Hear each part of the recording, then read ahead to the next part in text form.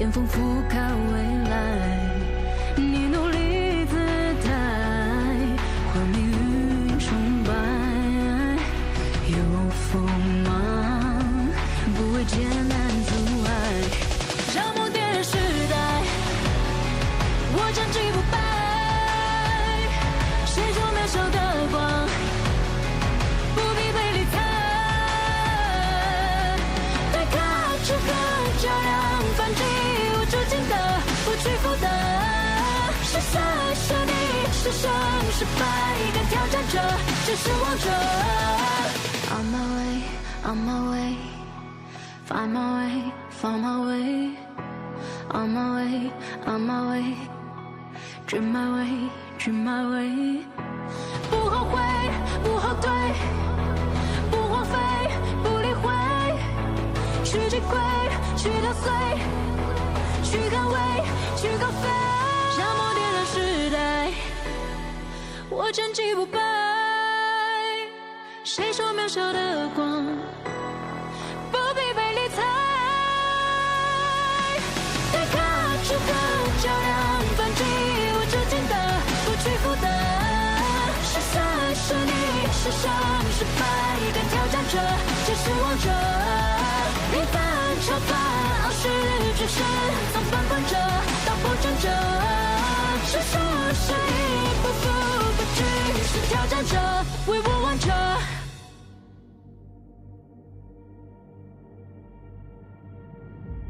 I feel it deep flowing through my blood. Rising up to become someone. And taking it all on my own. What a sweet victory. And taking all of my control. Awaken something deep in me.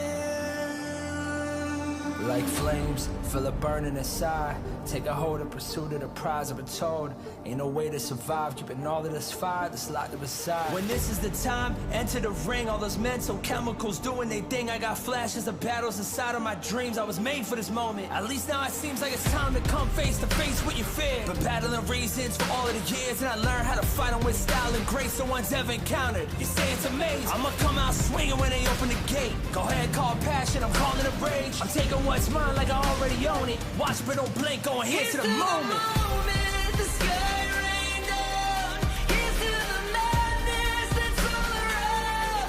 Go on, tell 'em who you are, you are, you are. Go on, tell 'em who you are, you are, you are, you are. Here's to the moment. The sky rained down. Here's to the madness that's all around. Go on, tell 'em who you are, you are, you are. Go on, tell 'em who you are, you are,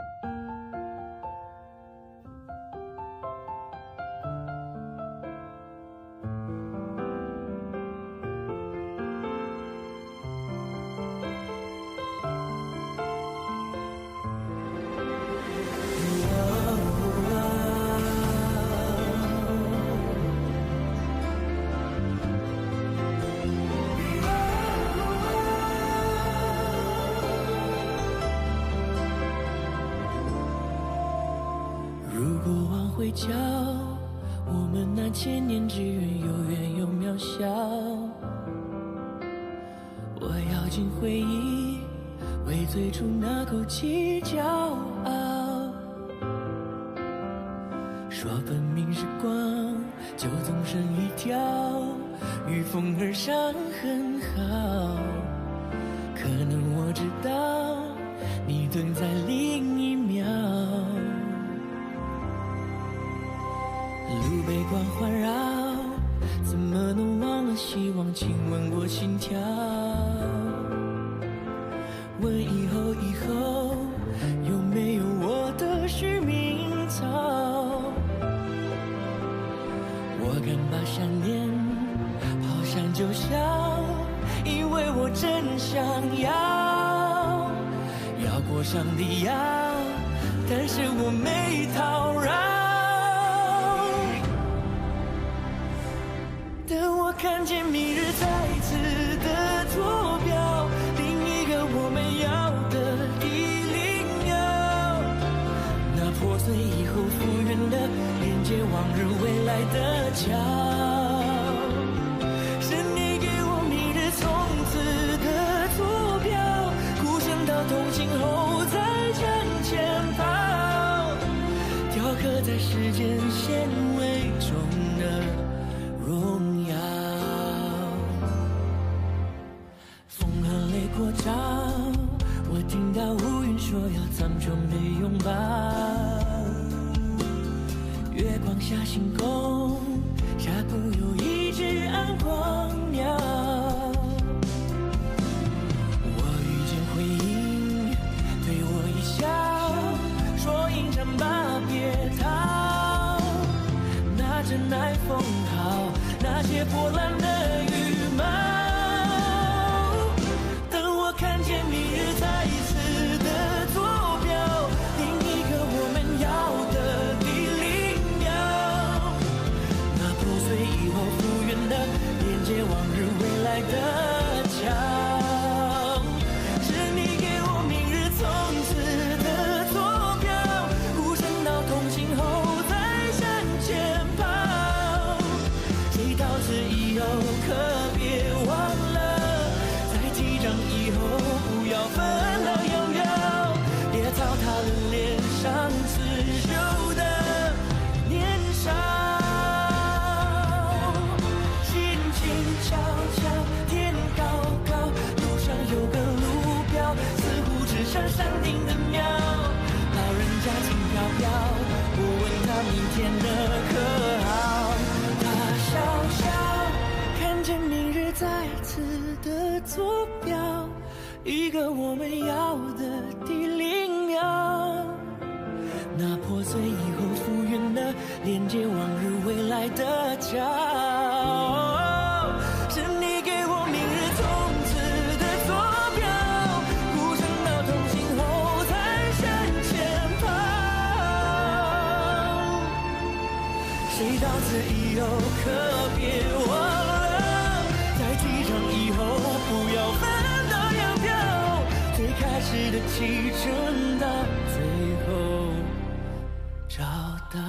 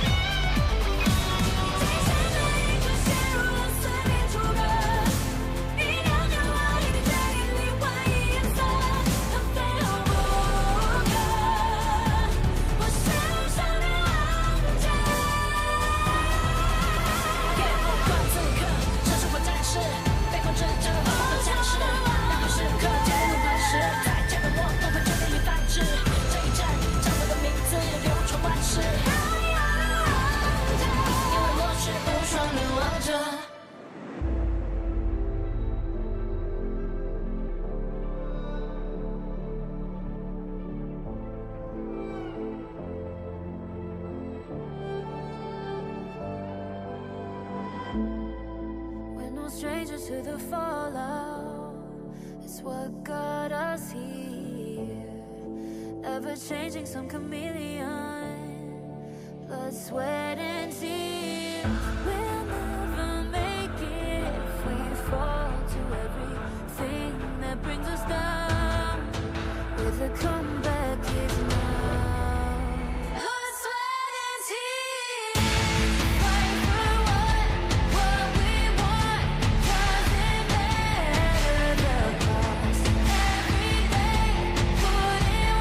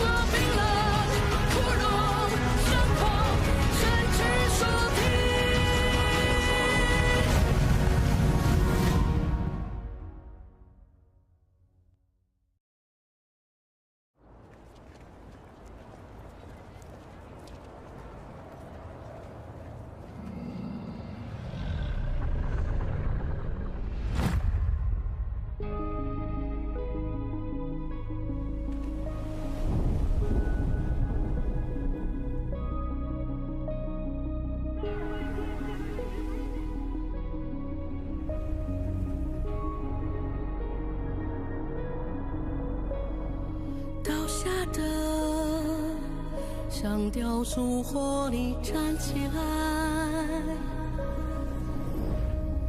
破碎的血肉它自己长回来，在慌张，像旅人从不常被爱，在距离，像迷路身于群海。活要活得我们懂彼此相同的疼，以护卫当营，跋涉过生死翻涌，有你我才完整。活要活得我们有相同渴望的城，以护卫背影，淬炼过冰冷枯荣伤口，骨骼才完整。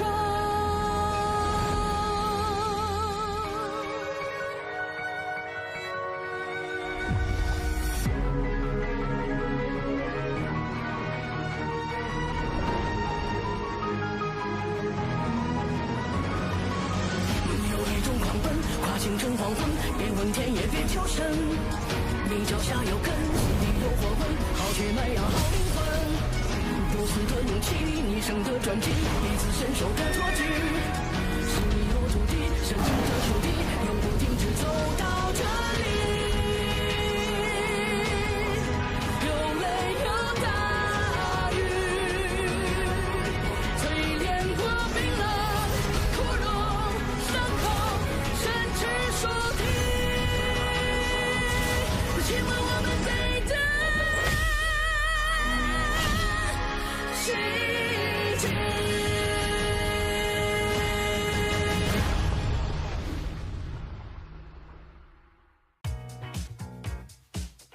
Ladies and gentlemen, welcome. This is the 2025 KPL Grand Finals lower bracket final. We're gonna bring you the match between Chongqing Wolves and Beijing WEIBO. I'm your host and caster for today, Isaac Peña. Hello to the world, I'm Sky. Good to be back one more time. So this will be the very last matches before the finals of our 2025 Grand Final. So who will be seizing that ticket to the bird's nest, becoming the opponents of AG? Today we'll be having our answer. Every single day we try to look for what is the story point for this exact game. And there's no more story points more than the ticket. The ticket to history, the ticket to that bird's nest match. It is going to be in 8 days that we're going to be celebrating in there the final in what could be the biggest live audience ever for an esports event worldwide. I think these two teams are very familiar with each other. In this year of 2025, these two teams have 2 best-of-7s, but the results are different. There's a very long story for that. We can walk you through step by step. So, in their history, actually, the Wolves and the WEIBO, they have 7 times of the best of 7. And out of 5 of the 7 times, like the Wolves win, but something's different for this year. This year, things are changing, I'm telling you. Right before we move into today's game, yesterday, we brought to you the ultimate battle between Wolves and Dragon Ranger Gaming, with Wolves taking a 4-3 victory after about 5 hours of game. I think yesterday's matches, we see a lot of different things, different compositions, different draft, different strategies. Like DRG really give us a lot of very new way to open the games, to distribute the goals, right? They're very creative. While I think the only thing surprising by the Wolves is for that Game 6 and Game 7. Yes. That's huge turnover in Game 6. The performance is right over there, right? Like, because you could say like, oh yeah, it was amazing that they turned things around and they were able to win. But why they were put in that position is something that they need to be thinking. Before we let them go, DRG, I would say, a sweet and sour taste in their mouths right now, because they came in thinking that they needed to participate. They made it all the way to top 4. But not being able to make it to the lower bracket final, for them, it's got to be really painful, I imagine. I think they are just one step away from that result they really want, from that final victory that is supposed to happen from their opinion. They're so close. They have over 5,000 or 6,000 goal lead in Game 6. But unfortunately, some mistakes happen, some misdecision happen, so resulting in a huge reverse in favor of the Wolves. And you can see the mentality are totally different in the ultimate battle. And the composition are really interesting as well. I think DNG and Dunshan pair is a great counter game against the Luban pair. I think it was a very well done decision making from the Chongqing Wolves. DRG just playing on the same story that they always have, having an advantage then losing it. And the Chongqing Wolves just bringing us back to the might of the Chongqing Wolves. Is this just their might just coming back, or is it going to be just an illusion? Today they're going to have to prove us right or wrong onto that one. I can still remember, like yesterday, 24 hours ago, we're watching their main heroes posters here. I think these are the 5 heroes that really brought a lot of victories to the side of Chongqing. Even like Wukong, the Kongming is not there because it's not the best answer in this current meta, but I believe it has a very strong hit and attachment to Zihuan.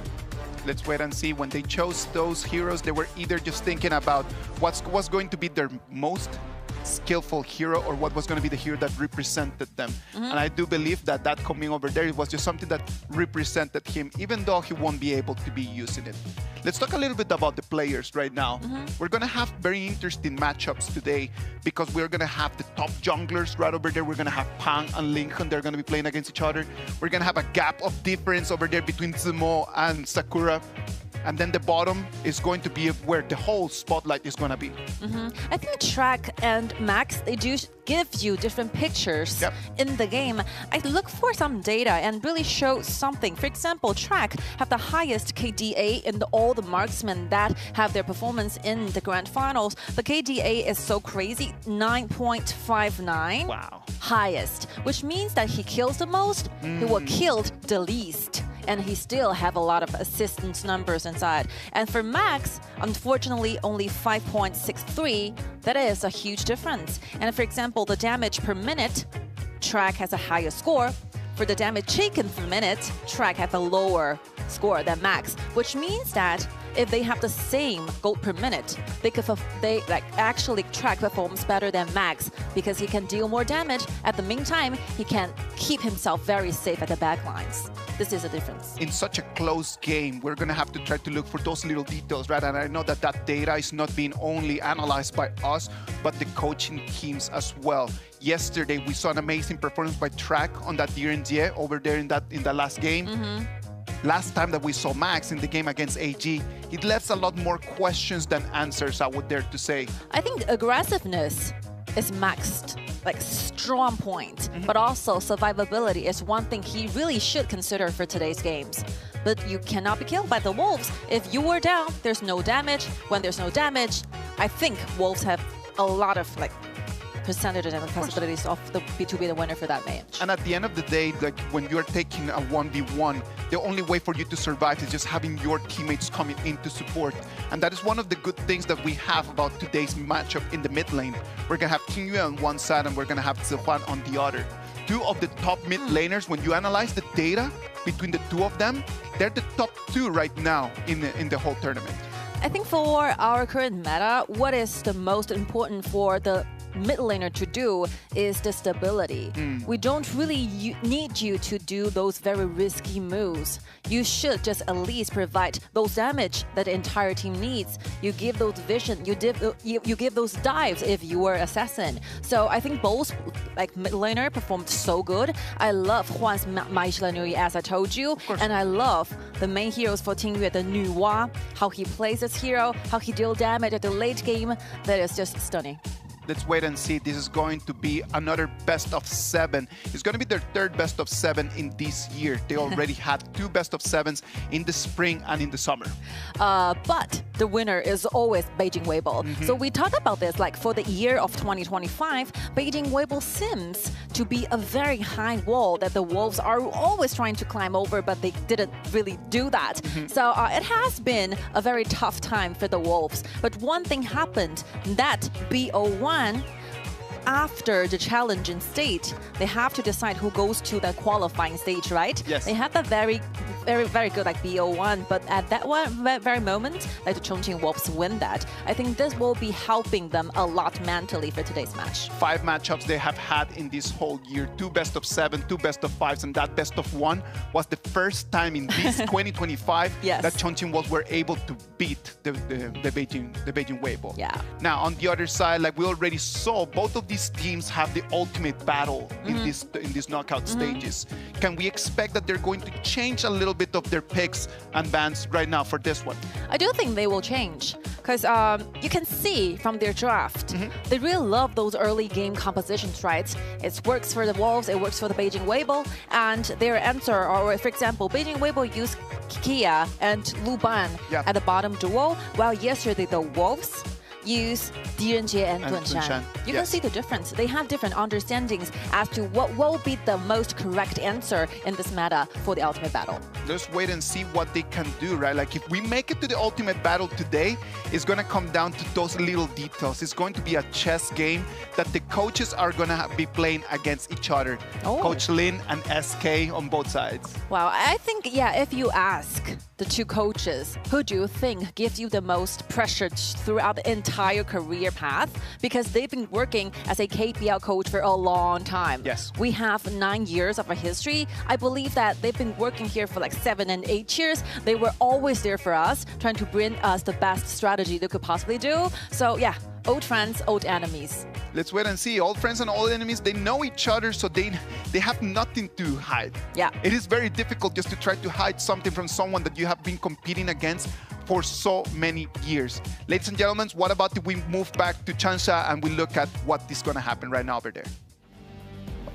各位好，欢迎来到2025年 KPL 年度总决赛淘汰赛的比赛现场，我是易凯 Welcome， 欢迎各位的到来。 This is 2025 KPL Grand Finals. 今天是败者 It's a 组 lower 的 bracket 决赛， finals. 两边要争夺的是 And today 最后一 the 个 winner 前往 marches 总 onto 决 the 赛的 bird's 名额。 nest, 一边 while the 是 loser's 奇迹之 journey 师 ends 北 from 京微 here. 博，另外一边 Well, 是 the 败 Wolves 者组战神重庆 riding 狼 the 队 peak.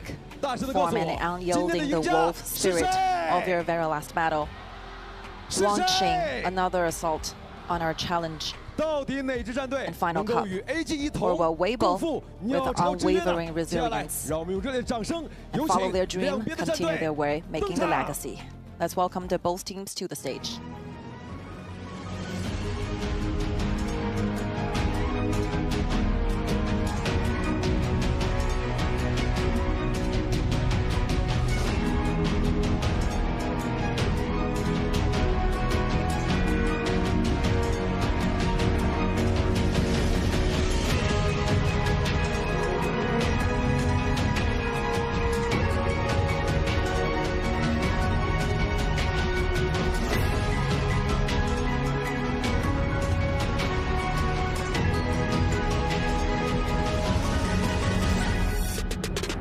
有一种狂奔，跨青春黄昏，别问天也别求神。你脚下有根，心底有火纹，好血脉让好灵魂。不死的勇气，一生的传奇，彼此身手的托举。心底有土地，深挚的属地，朝与暮已走到这里。有泪有大雨，淬炼过冰冷枯荣，伤口骨骼在清晰。不怕迟也不贪早，别变真理别计较，命运强拿了多少，我们就拿回多少。捧一颗心在这里，你不深亲吻的这里。我要活得我们懂彼此相同的痛，以护卫到底，跋涉过生死翻涌，有你我才完整。我要活得我们有相同渴望的城，以护卫背影，淬炼过冰冷枯荣伤口，骨骼才完整。我是你倒影，你是我背影，淬炼过冰冷枯荣伤口，骨骼更完整。有一种狂奔，跨青春黄昏，别问天也别求神。你脚下有根，心底有火纹，好血脉让好灵魂。不死的勇气，一生的传奇，彼此身手的托举。是你有土地，深挚的属地，永不停止走到这里。有泪有大雨，淬炼过冰冷枯荣伤口，深知属地。亲吻我们对的情景。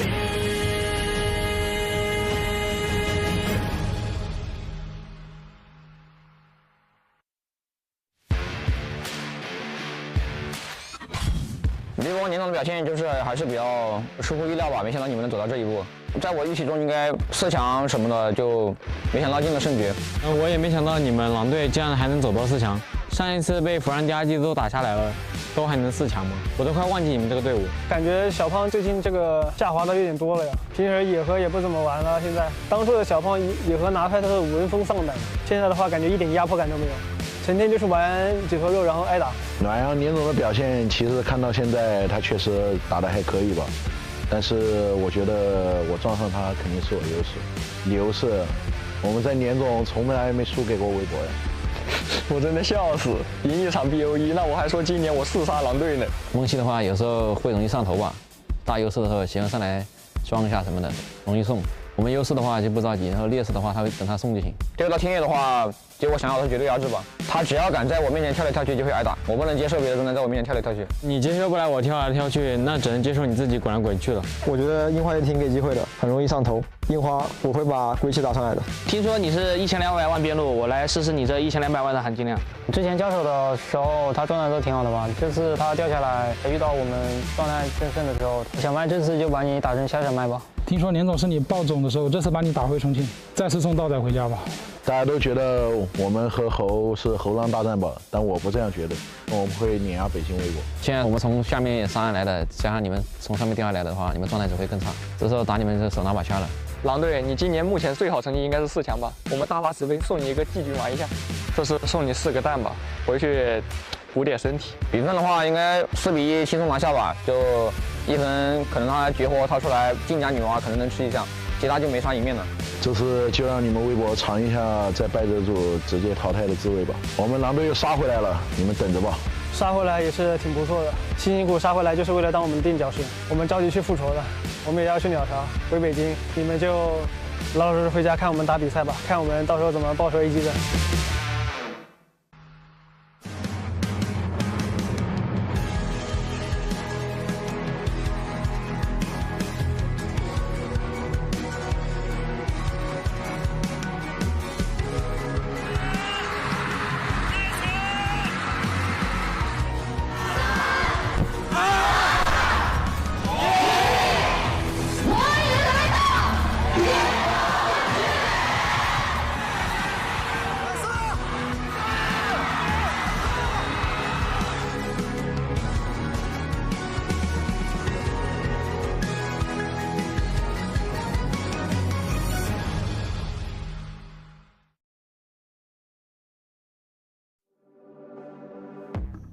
The stage is set. Chansha is going to be the witness today.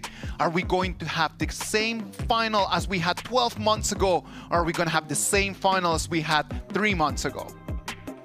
Like for Beijing WEIBO, if they manage to win in this best of 7, like just they do in the summer season, where they can get to the finals, going against the AG like they do in the summer, just 2 months ago, 1 month ago.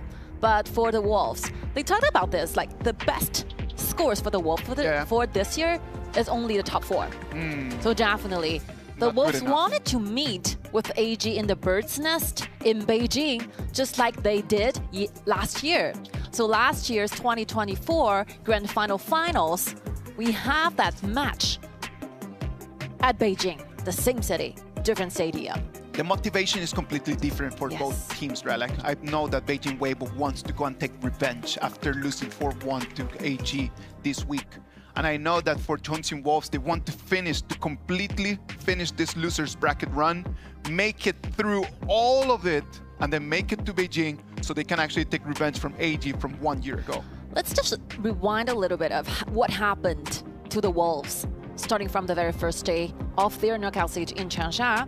So out of surprise, they were defeated by DRG with a 2-4. Yes. And like coming down from the upper bracket to the lower bracket, well, they changed their commentation.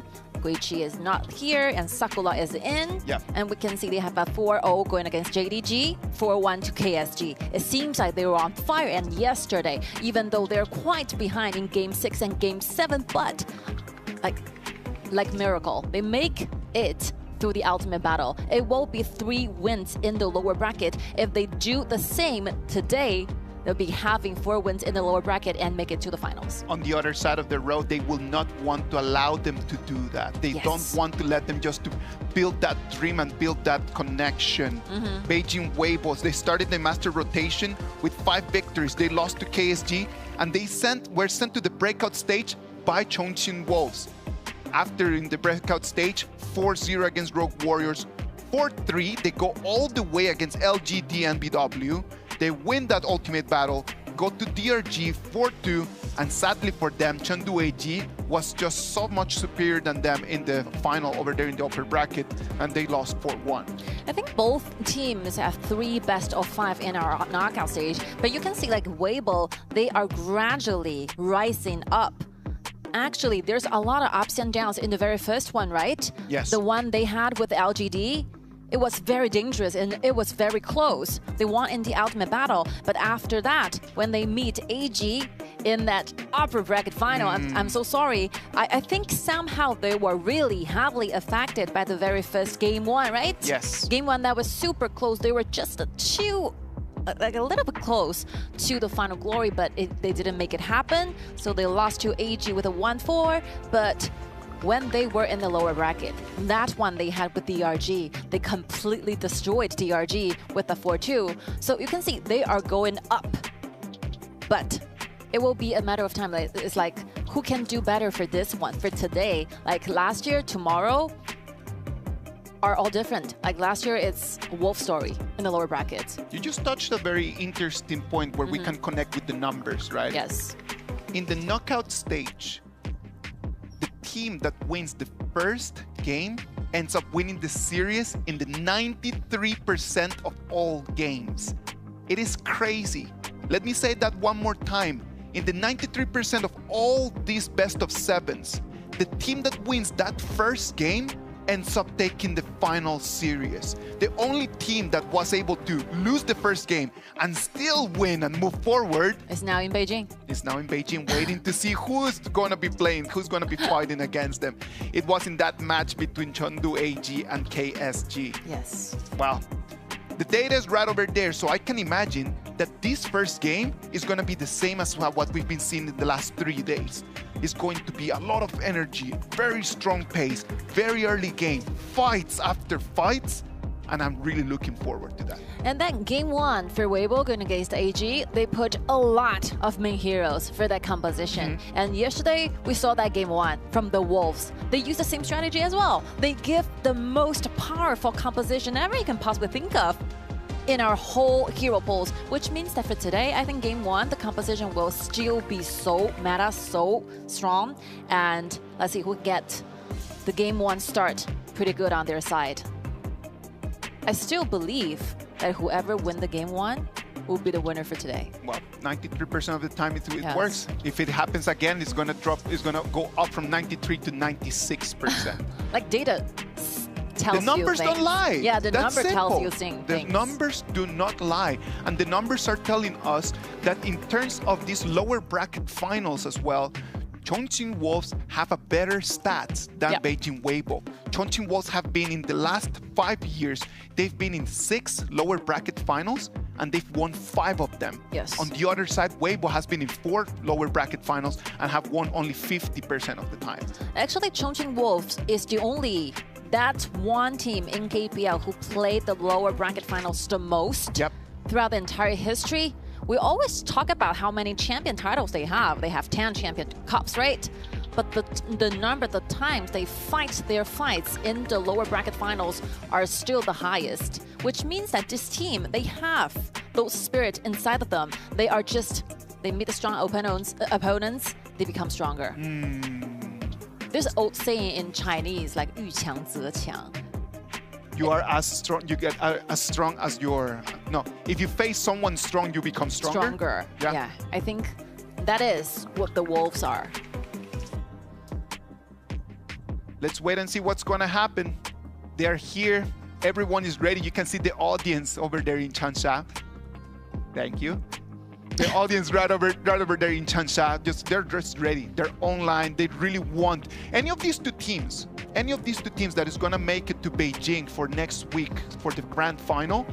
Any of these two teams is going to bring thousands of fans to the stadium to cheer for them. You know what's really interesting is these both teams have their own stadium in their own city. So the whole name for the Wolves are Chongqing Wolves. Yes. So they have their stadium in Chongqing, while the full name of WEIBO is Beijing WEIBO, which means that if WEIBO can make it to the finals, they can just go back home, enjoying their tournaments in the bird's nest. There is just one thing that we know. Regardless of the result of today, the boys from WEIBO are going back to Beijing. Now, are they going to go back to Beijing to get ready for the finals or just to go and watch them? It completely depends on them today. Yeah. What do you have in mind? What's your prediction of today? You know what? I don't really think we're going to be having an ultimate battle today. I have a strong feeling we're going to see it yesterday, and we did saw it. But for today, I don't think so. Okay. It is a match of team fights today. It is a match between very aggressive early game plays. So things will be happening very quickly. I don't think that each match is going to be last very long. Yes. Around 20 minutes, 30 minutes, I don't think so. I think it'll be quick as electricity, like boom, everything fails, boom, invasion, and that's it. 13, 12 minutes of the game for each one. Normally, when you have teams like this, that they come in, they fight really early, and they start losing, it's very difficult for their mentality. And it falls quickly too. Just for them to kind of like just change the chip, and then just try to come up with a different strategy. So you are completely right. If we're going to be having quick fights, we're going to have quick games. Yes. The team that starts losing might not have enough time for them just to change their mentality. Yes. Oh, these two coaches standing together. I remember so many times have I seen these two coaches on the left and on the right, on both sides. They have so many stories, and we'll be telling you guys as we goes by it. And as we goes into this game one between the two teams. Chongqing Wolves is going to be taking the blue side, WEIBO Gaming on the red. We know that these two teams have such a high win rate in both sides, on the blue and on the red side. So that does not make any difference in this game today. But what is going to make a difference is going to be on the BP. Is it going to be a little bit more of an aggressive strat, or is it going to be a little bit more of a calm strat? Let's wait and see. It's really interesting. Like for SK, he definitely wants to slow things down. The ban for Sulie says a lot. I think like Mengshi plays Sulie really, really well. How he initiates, how the CCs are connected from the side of WEIBO are there. And let's see, Lin ban away those two main heroes for the Wolves. Yeah, of course, like taking away the new rod that was vital yesterday in the comeback. That is crazy. And the Goya over there as well, that because Strax's main hero do not want to allow it. Fatih is gonna be the option on the other side, plus the Lady Sun. They're not allowing the Sheldon combo. Yeah, this happens. If you take Dunshan, then the Lady Sun and the Cao Cao will be taken away by your opponents. But Wolves Esports have something inside. They know this Lady Sun will not be their choices available. And since Kia is out, do they do the same, Dianjie, or otherwise it can save the marksman to later half of the BP? And that's correct. Byron and Cat Boom will be their choices when it comes to the lane advantages. These are the heroes who could possibly count down. On the other side, WEIBO Gaming has the Titan available for them to take on right now before we go into the second round of bans. Jinren is one good pick. Whether WEIBO Gaming is going to get it, or do they have something else ready? I think yes. If you don't have Dunshan, definitely Jinren will be the best option you could get. All right, let's see the second round of the bans. Begins on the side of WEIBO Gaming. Wolves already show their support. Roamer top laner and mid laner.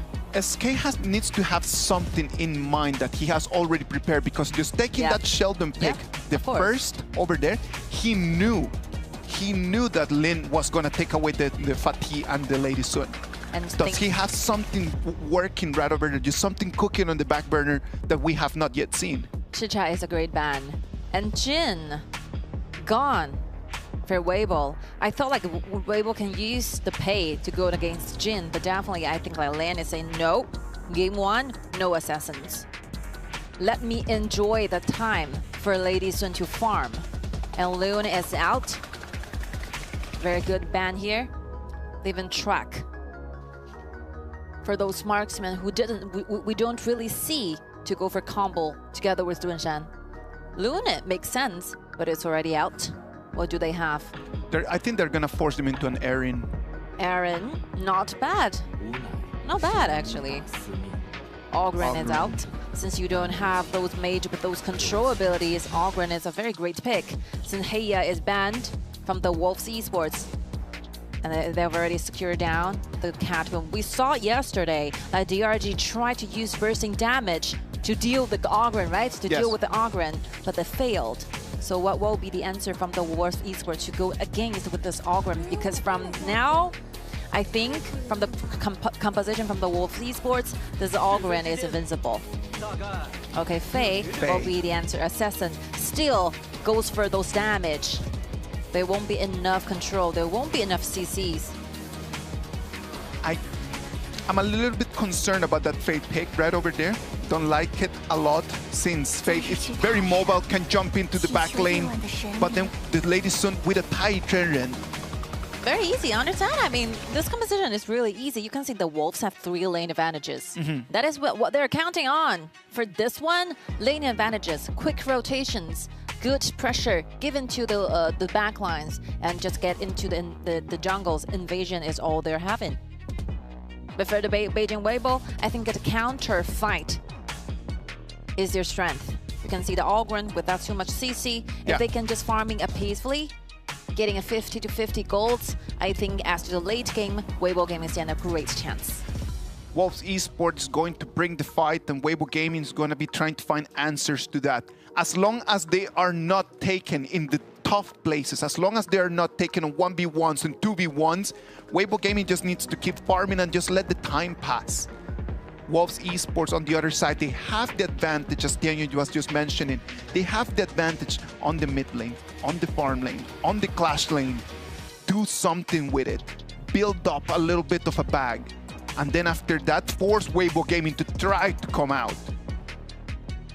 I think the Wolves Esports goes with a very easy composition, right, where everyone who knows the game understands their strength. So whether they can do this, can they make the laning advantages actually like averting some advantage into their real gold advantages? That will be the question. Because for WEIBO Gaming, just do peace farming up initially at the early game is not that hard. You can choose to go underneath the tower and that will be safe. And then just wait, right? But the thing is that in their minds, they understand the importance of this game 1. Yeah. In their minds, that little bug is gonna be right over there at the back of their head, just kind of just bugging them. Just like, you cannot just keep waiting. You cannot just keep waiting. And that might just force them into making mistakes. Fighting against themselves first is gonna be the most important thing for WEIBO. And I love the choice for Chang'e, right? Great counter pick against Chad Boom, and can be a very nice bodyguard when it comes to late game team fights. He will be always standing by the side of Lady Sun. Imagine Lady Sun was surrounded by Chang'e, is surrounded with, will be helped by Zhenren's ultimate. Everyone is bodyguard for this Lady Sun. The Chang'e, the Okran, the Tai Ren, the Fatih. Everyone is just around the Lady Sun, providing Max to take the spotlight. Now, Max is going to have to deliver in this game. We talked about it at the beginning of the stream. Survivability. Survivability. Are you going to be able to survive? You do not even need to go and try to find track. You need to survive yourself. Yes. I love it. It's about the team fights. It's about the attack and the counter-attacks, right? Yes. The attack from the side of Wolf Esports and the counter-attack strategies by Beijing Gaming. So, who will seize the very first victory in this best of 7? We know the game 1 victory says a lot to a team for the 5 players and the coach's team. So who can secure down that one score? That is the most important thing to do. All right, ladies and gentlemen, this is it. After today's matches, we will know who's going to be playing next week against Chengdu AG, right over there in the bird's nest. The last ticket. The battle is going to start right now. Let's go straight to Changsha. Let's go to the Gorge. On the left side, it's going to be Wolves Esports. On the right side, WEIBO Gaming. What about if we send it to the audience and let's hear their voices?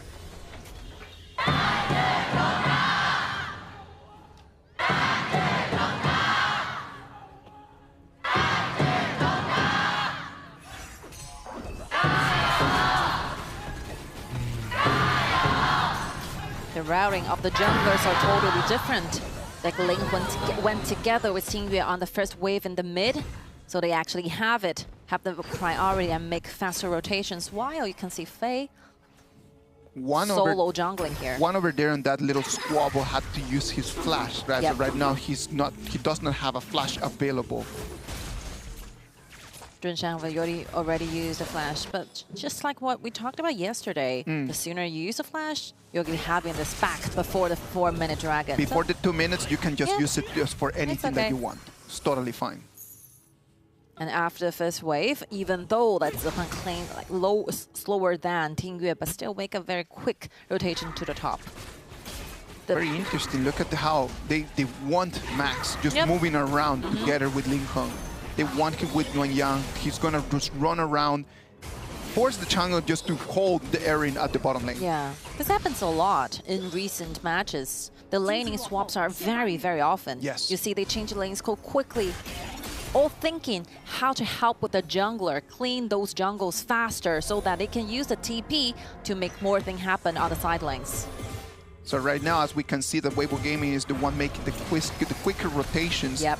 They might be able just to start building a little bit of an advantage first, right? You know, this is going to be a problem for Wolves Esports because we said this, the composition requires them to do great laning advantages, of course, so that they could build those The flash comes in, differences. Sheldon, the suppression is going to come down. It's going to be the first one. And to whom is it going to be? It's going to be to Max. Max is going to claim that first blood. Oh, everyone knows this Dun Shen does not have a flash.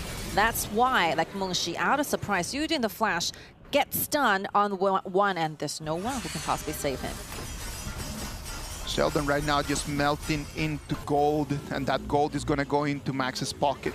The last person that you want to be collecting the gold right now is the person that he just funneled the gold into. Yeah, I really love the laning swaps by WEIBO Gaming. This Lady Shen engine together in the mid, clean the wave really fast and help Ogren do the jungles really fast as well. Chongqing Wolves really try to follow up, but I don't think they're succeeding.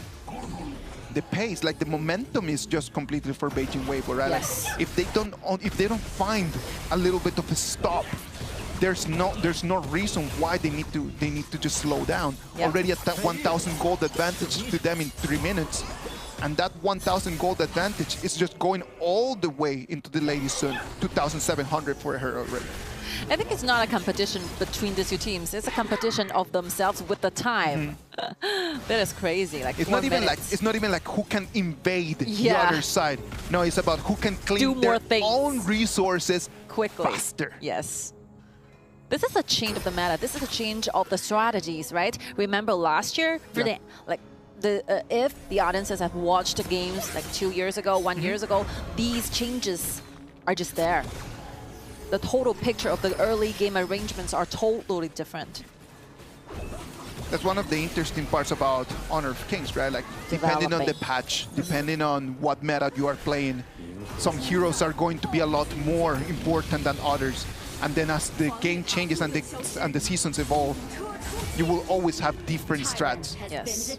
Tyrant is going to go for Ling Hong. Nguyen Yang is going to claim that one. It's going to solidify the advantage for Beijing WEIBO. First time Tyrant control, WEIBO have a great possibility of winning, over 60% winning rate when they have the first Tyrant.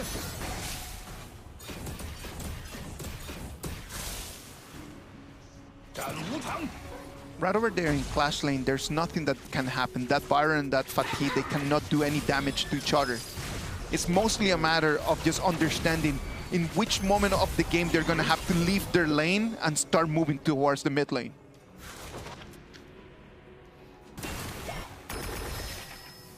Can WEIBO do this after this Tyrant? Gradually, look at the items. 4.2k for the Lady Sun, while 3.3k for Aaron. This doesn't seem well for the side of the Wolves. And Aaron, just with the Sparkforged Dagger, is going to be a completely different kind of damage, right? On the other side, the Lady Sun with Eternity Blade is just, it's going to be more about the burst damage. And Max is having the red buff on his shoulder as well. We have a very strong and powerful state at this very second. The bursting damage is going to be there if there's going to be a team fight. Look at the jungle. Has eyes already on the turret. The TP is going to bring Byron down. The red buff is going to spawn at the same time, and we're going to have 9 members of both teams over here on the bottom side of this map. Farming, farming, farming. The Team Eternal can always help Beijing WEIBO if they really wanted to initiate. You know, it's all depending on how they make the movements. If like Chongqing Wolves just simply clean the waves faster than WEIBO, so WEIBO have to clean it in the mid wave, like Chongqing Wolves still have more time. to do more things for Pound. Right now, WEIBO, they know they have an advantage. They're going to jump in. They know that the blue buff is going to spawn in any second. Look the at Conductor this. Soul send them back. Sakura has eyes on them. He wants to protect his resources. Look at Nothing this. he can do. Lincoln Nuanyang is going to start poking on the buff. On the other side, Tingyue is just going to have to use his flash to go around and save his life. That blue buff is going to be defended by Pang. Not bad. You can actually see how like this Ogren has been so aggressive 1v2, healing all the time. There's nothing that the Wolves can do because their mages does not have those control abilities we talked about all the time. But like I think that the arrival of One and Track really helped Wolves Esports to secure their blue. Good communication from Wolves Esports, Yes. right? Because the movement from the Ogren was very fast. It was very sudden pressure that they put over there on the blue buff. And they had to just react to that extremely quickly. Yeah, I love the angle that the bottom one duo from the Wolves choose, trying to get like Beijing WEIBO out of their blue side. If you're coming from the front, I don't think that the WEIBO will be afraid, but they choose to go directly for their backline, which means that WEIBO can only choose to retreat. If they keep going, their like Max will be dangerous, and Tingyue will be dangerous. 30 seconds for that Tyrant fight one more time as we're coming into the 8 minutes mark. WEIBO might have the gold advantage, but they don't seem to have right now a very big priority over the neutral objectives. Maybe for the Wolves, the strategy definitely have to change because nothing happened during the laning, even though they're far behind the goal right now. Oh, look at that. They're Beijing going to WEIBO. be pushed against their turret. The last person in there is going to be Sakura. No one presses onto him. Still, even though there are not so many kills by now, but you can see how Beijing WEIBO is dominating the entire map at This is this very going to be the second. cue. Look at that. He wants to come in for the blue buff. Is going to be taken by Lincoln. Lincoln is going to claim on that one. The Conductor Soul sending everyone back.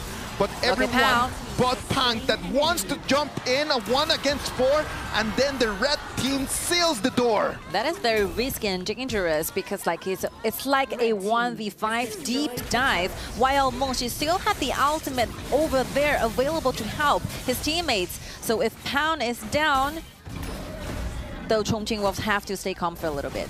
Wait for it later comes. I don't understand that. Pang initiates on the Overlord, then halfway through it decides just to let it go. Puts himself in a position where he's again a 1v4. Look at this one more time. Lincoln goes really, really deep, while Mengshi gets Sakura out of the picture. The flash in there coming in from the fatigue. Even if Pam would have been successful, there would have been a 1-to-1 trade over there with junglers. But I think, yeah, the response of the rest of the team from Chongqing Wolves is good. So even though Pan didn't make that kill, finish and finish off, but still, like he himself got Beijing WEIBO really low. So the rest of the team rushed to the Tyrant and get the Tyrant on their hands. Very quick response. It's a matter of the decisions that they make right now. We know that right now in 15 seconds, as we're going to have the Shadow Overlord and the Dark Tyrant, then right now Beijing WEIBO has full control not only of the waves, but they have full control over the blue buff from the side of Chongqing Wolves. That is very fatal, especially for Pound. Fei is a hero. Assassins junglers always need blue buff to do things, have a better cooldown. 5-member all around. Howling Emblem. Oh, stealing push the in dragon. for the Overlord. Smart. They come in. Pang is going to smite that Overlord away. Byron is going to be focus fired on. He's going to have to run as well. Yeah, you always love to see, like, if you go for the lane advantages composition and didn't work out, you have to figure out things, you know, in other way, trying to keep things over there. And Chongqing Wolves are doing great. They're not engaging. They're not looking for the dives. They're just leading the dragons. The third hand is going to find the Tunshan is not going to be enough. He's going to find nothing out of that one. Fei already on the wall, trying to jump in. The Tyrant is going to re-aggro one more time. Sakura jumps. He knows the Tyrant does not have his ulti. Byron taking extremely low. Fati is going to claim onto that one. Chang'e 1v1 against the Fei. The Fei is going to fall because Max is going to claim that one as well. The team fight still goes on. Teamfight still goes on, and right now it's going to be Nguyen, the one that is going to be pushing them all the way until the red buff. Max comes in, the rolling rate is not going to be enough, and the ultimate shield is not going to find the killer. You almost thought like the Wolves Gaming are winning in this team fight, but unfortunately, if you look at how Linhen controls his HP bar, yes, it's perfect. Like, he seems so low, but there's no damage enough to kill Linhen. Healing back using the item he had. He takes up almost all of the damage in this team fight. At least right now, Chongqing Wolves control again their blue buff. So right now it's going to be a little bit less of pressure in there as the blue buff is going to be onto them. But the gold difference right Still now lies there. It is 4,500, a 10,000 goal Lady Sun right now. No one in the front line of Chongqing Wolves can take on that first damage. I mean, from now on, it's not about how many damage like WEIBO have, right? It's about how many damage that the Wolves Gaming can actually give it to Linhen. This Allgren is invincible, just like yesterday that Kaiser we saw in the match. You can never take this hero down and keep it away, which means that the river control, the vision will all belong to the side of WEIBO Gaming. The front line is too tanky right now. For one rotation, they're gonna hold in Amblo coming in. Fate knows that he's the target and he's gonna start to jump through the walls. Well, 3 lives, like the Max already bought the Sage's Sentry on himself. That is what the gold can do to you, right? Yeah. He starts thinking about just going in and just falling off. Look at that. Sakura comes in, force field suppression keeps him alive. That's insane, this Allgren. Did you see, like, that was a Byron? Yeah. It was a Byron. 2 seconds, it was 80% of his HP bar away, already gone. One more time, look at that. The fatigue procs his ulti, pushes them out of sight. The minions come in, they're gonna be cleaned up by Chongqing Wolves. It's going to be very difficult for Wolves trying to find opportunities. Since there is a frontliner, they cannot think of a way to get that out of the picture. While Max, look at the item, Sage's Sentry already with the ultimate, with the help of Mengshi's Zhenren, 3 lives. The damage is just not enough. That's the thing, right? Like, if everyone just starts just focusing fire onto the Lady Sun, that's gonna allow Zimo and his fatigue just to come in from the flank. Yes. And deal just damage as crazy. The Wolves really tries to protect their tier 1 because they know if the tier 1 is going down, all the jungles, all the buffs are not there for them. The Overlord still belong to the side of Beijing WEIBO. I don't see anything does possible. not have a path. Yes. That is the issue right over here. The path is invisible and they cannot actually see it. Sakura been taking so much of the damage. Faye trying to jump in from the wall, trying to find the target. He's unable to see anyone from WEIBO open. There's no AoE. Hey, look at that. The initiation one more time, but he's going to fall. He thought he was the hunter and then he became the hunted. Actually, Pan cannot just simply go into the dive by himself. He should not be doing that. Look at that. The third hand comes in, finds 3 members. Zimo dealing damage from the side. We talk about this, the build of Faye, this hero is about to get in when the backlines are really low. You look forward to finish the kills, but not to initiate. And he was in the brush, just waiting for a 1v4. Yeah, that is a great angle. The question is whether your teammates can help you chip those very important HP away for you, trying to collect those kills. But that happened, that situation, we get the answer is no.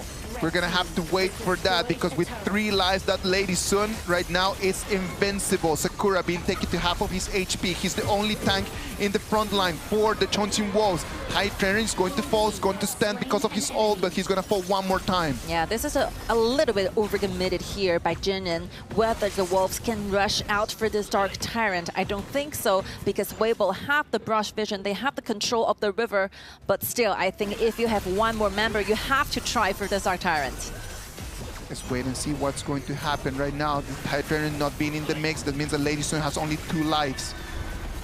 Can they find Lady Sun? Max is being spotted. He rolling rates his way out of the fight. And look at Faye when Cao Cao get the dragon so quickly. Very decisive move. Fate is going to claim the Tyrant, but look at that. Zemo is taking so much damage. He cannot take the last Laurel Bloom coming in from the side of Chongqing Wolves. Yeah, very beautiful execution. They let Sakura and Trek and Juan literally by pounds time to solo kill the Stark Tyrant. Very nice trade. That might be the answer that Chongqing Wolves is going to be looking for right now. 6,000 gold advantage for WEIBO Gaming. They know that they have 2 minutes to finish this game. They don't want to send it to the Tempest Dragon where everything is going to be equal for both sides. But that is so sad for the WEIBO Gaming because they tried really hard to get onto the high ground tower, but because of that misbehave by Jinren, they does not even have one high ground tower for the Wolves Esports, which means that the waves are still equal. Calling Emblem comes in, finds Yuanyang. Yuanyang been taken extremely low. He's not the target. They need to try to find where Max is. Max is still in a very lovely position. Pei is going to come and take Yuanyang down. He's going to fall one time, he's going to fall twice. Right now, who's going to be the next target? They already came in, they got the kill, they need to push back. Sakura does not want to leave, takes a Lunar Smash, is stunned down to the ground. Look how long that Wolves Esports have to invest trying to take Linhen away. Two lives. It's too long time. At least with that, they took away the Tyrant's ultimate. Yes. That is going to allow them just a little bit more hope to find that Lady Sun that has not yet used the Sage's Might, the Sage's Sanctuary. Has destroyed a turret. Tier 1 down. Wolves Esports choose to gather around with a 5-0. Use the most damage they have in their composition, trying to take away Linhen out at the very side. I think from this moment, Linhen can all do what he can do in for just now. Yeah. If they wanted to make sure this Ogryn stay alive for longer times, their backlines have to stand out. If you have enough damage, you put it onto the front lines or even make some threats towards Trek, your frontliner will be much safer. It's not about absorbing the damage. The backliner actually have to use your damage to protect the frontliner. It works in pairs. We need to see some teamwork happening from the side of Beijing Weibo, or otherwise, there's nothing that Linhen can do.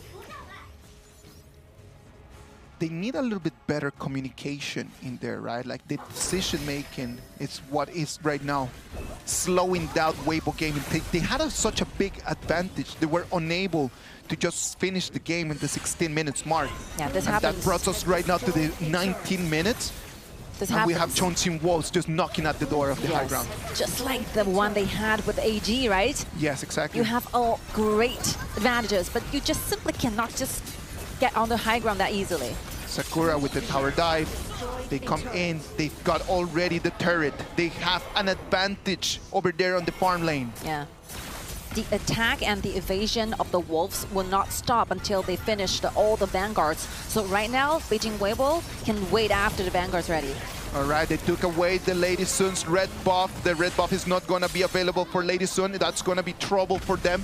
As right now, the fights are going to come all the way to the high ground. Yeah.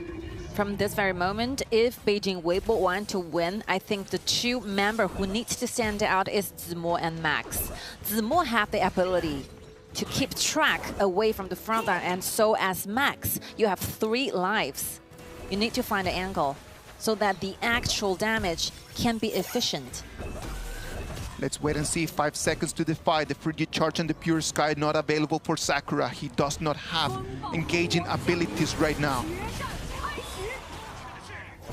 Oh, Sakura's Byron is so tanky. All the items are there, building the tankiness, trying to shoulder those upcoming damage for the entire team. While Faye are cornering outside. Let's wait and see. It's going to come down to the macro right now. Can Chongqing Wolves take advantage of the super minions coming in from the farm lane? They need to be able to find that. Pang was over there on the top left corner of the map, trying to get on 1v1. Decided just to come back. Junshin has a very good vision there. He can know the idea where Zemo is, where Mengxi is. Those possible threats are completely spotted. So that's the reason why Trek and Juan have so deep of a positioning. They know exactly what happened. Comes in. They want to spot Max. They could not get him. They got Mengxi instead. Zemo. Look at that. Zemo comes in from the side. He's dealing damage. He's trying to get someone. It's not going to be enough. Sakura runs away with his life over there, coming to the clash lane. Yeah, very nice retreat with the flash. Track can help himself make sure that he stays till the very last second. The Tempest Dragon is ready. 22 minutes for game 1. The both teams are still trying. They tried so hard to get the game 1 victory because they know they need this victory to bring themselves more confidence in the later on best of sevens. Right now, the Sage's Sanctuary only on Lincoln and Max. No one from Chongqing Wolves had decided to go for the Sage's Sanctuary. They will not have revive if they decide to go jump in for the fight. Cao Cao have a great positioning here. He shows himself. If they go head first... No one dare to start on this Tempest Dragon. Not at all. No one. If they go in head first, it's gonna be for Chongqing Wolves. Yeah, they're fighting Beijing for the WEIBO needs right to now. try to find the flank. Oh, the ultimate is point out. This is not a great news for the side of Beijing WEIBO. Ogren does not have the ultimate. Chongqing Wolves can deal more pressure to Beijing WEIBO Gaming. Pang already starts the Tempest Dragon. The Howling Ambulance is going to be Sheldon, the one that's going to come in, trying to find Max. He can only find Mengxi in this game. Max has such a great angle. Gotta be careful with him. Sakura being taken extremely low. They're trying to take on the Tyrant. The Tempest Dragon is going to fall. It's going to be Max, the one that is going to claim it. And right now, he not only wants to claim the Tempest Dragon, he wants to claim some more kills. He gets a double. Daozai is going to answer back with the same. Now Tingyue is going to be the last person coming in from them, and he's going to fall. They took the Tempest Dragon, but to what cost? It costed them their lives. It's going to cost them game 1, and it's going to be Chongqing Wolves, the ones they're going to take a 1-0 lead in this best of 7. The positioning of this Aaron track is just crazy. I deeply believe that we're going to be seeing those plays after the analysts, after the data boards. But still, I think we can see how resilient the Wolves are. They are really, really behind in the early game. They are not supposed to be like this if they have this kind of composition, but they make things work. They change so quickly on site in the game.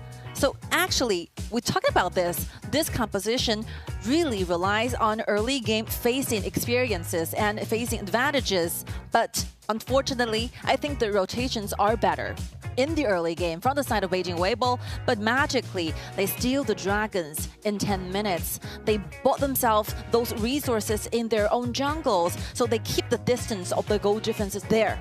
And at the late game, you can see how crazy that the Aaron is doing damages. And I think the member who forced out Lincoln's ultimate will be the MVP for this. Without the ultimate, the Tempest Dragon fight, it was just too difficult for Beijing WEIBO. I'm telling you, I think that Beijing WEIBO played amazing first 7 minutes of the match. The first 7 minutes, that's amazing. They did not have the lane advantage. And I think that that's super important for everyone at home to know.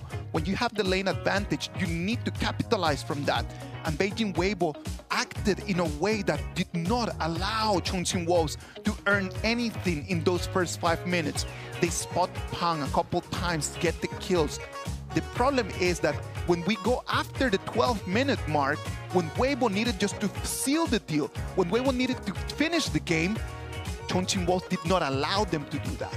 I mean, Chongqing Wolves react really quickly when they're losing some things, right? Remember the blue buff team fight where like Faye got too deep. He went down actually, but he got the 5 members from Beijing WEIBO really low. And let's see how quickly the other 4 members just rush to that Tyrant and gets it. I think Sakura did have a very great like teamwork together with other team members at the very last team fight. He had the solo fight with Lady Sun. He actually stole Lady Sun for a long time so that Aaron can find a perfect environment to deal those damage to Zimo, to kill Lincoln, to take away those threats in the actual game. We're always talking about how they needed to try to find the Lady Sun. And sometimes it's not even a matter of just trying to find the Lady Sun for the kill. Yep. It's just to have the Lady Sun to focus the damage in whoever that you want to be receiving the damage. Yes. And that person needed to be the Byron, that person needed to be Sakura. So it allowed Track to be on the airing, find the angles, and deal hell over there. I think even though today it's WEIBO and the Wolves, but you have some deja vus in your brain when you're watching this game. You think about that game 1 for WEIBO. You think about those games they have going against AG. They're so leading the entire game in the process, but ending up with a loss at the very end. This is painful. Yes. I'm telling you, it's very, very painful because the ghost of the past losses are going to start haunting Beijing WEIBO right now. I'm so sorry to say this, but remember that time when all their members are trying their best to get to the high ground, but Mengxi was there, overcommitted so that they lost Mengxi, and that will be the time and second where Chongqing Wolves fight back. There was a moment where the bottom, where the farm lane high ground turret for Chongqing was this one slither of health right over there, just 2 more pokes away, and then just allowing the Sheldon, allowing the Tunshan to come in and to just completely recover the HP of the turret. The super minions were a very difficult thing for them to work on as well. Look at the KDA for the backlines of the Wolves Esports, like Juan and Track. Deal those damage, adding together almost like over 70% of the damage, but they were not killed once. This double backliners. So that is something missing from WEIBO Gaming. When you're leading, you need to actually deal threats to the backlines of your enemy, Look or at the gold otherwise. at 1530. Yes. Or otherwise, the frontliner, I talk about this, in the game, the frontliner are just simply getting hit by those damage by the backlines. Yes. There's nothing Lincoln can do. The item he built is fully for the tankiness, right? So the backlines, the backfire need to put out there so that Aaron and Bombercat won't having those memories, won't having those great times, chunking out the HP from Lincoln. Over there, they needed to finish the game at 14-15 minutes when there were 5,000 gold advantage, when the Chongqing Wolves did not have the items yet to withstand all of the damage that it was going to be coming from WEIBO Gaming. Yeah, you can see the team fight damage. Like Aaron, it's much more than Lady Sun. I think the damage is very crucial. So the backlines really have to fight better in next rounds. Definitely. I think, yeah, I will be furious if the MVP is not Track. Crazy. I think the Aaron moves reminds me a lot of yesterday's channel. You remember that very big, huge fight in the late game? Yes, and then the channel comes in and takes the triple. And everyone's down, and channel stays alive. Track, 火力全开. Totally fired up. Yeah. Even for game 1. Imagine if you are like this in game 1, what will happen in later in games?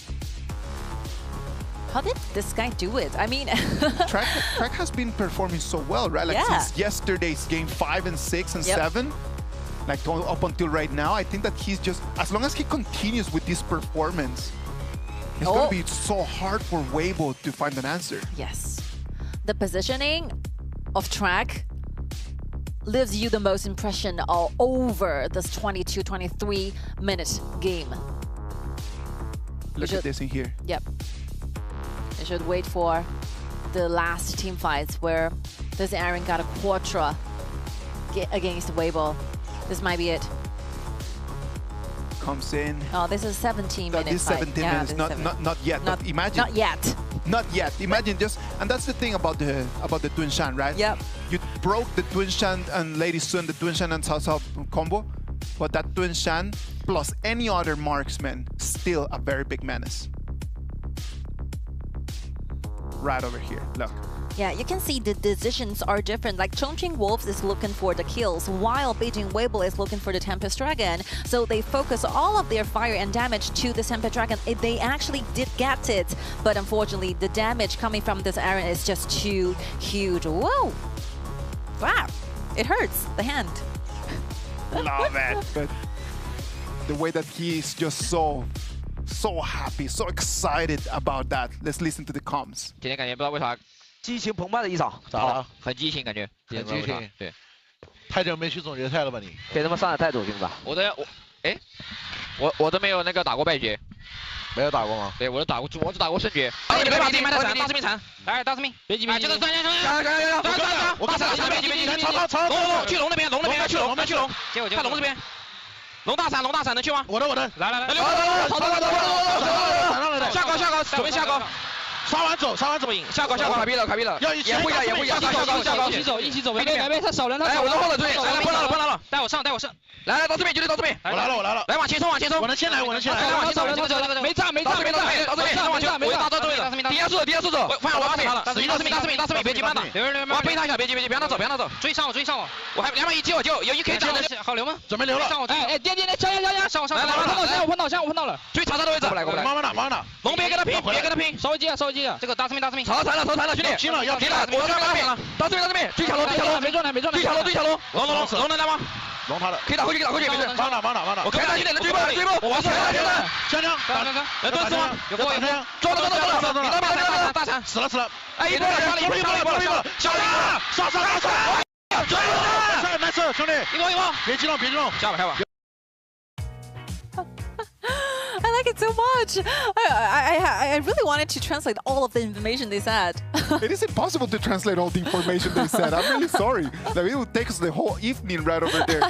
But there are some very interesting details of what they said. Like, it was Zihuan, the one that said, like, yep. I'm a little bit stressed because this is going to be my first lower bracket final. And they're like, really? And they're like, yeah, I've only played upper bracket finals. This is classic. Yeah, Zihuan was in TTG and was in Hero. He had a very good performance and he transferred to the Wolves this year. But I think the synergy is all okay. And you can see the energy of Zihuan is just 100% good. All right, ladies and gentlemen, that was an amazing first game. Game 1 is gone. Game 2 is on its way. What about we take a little break and we'll be back.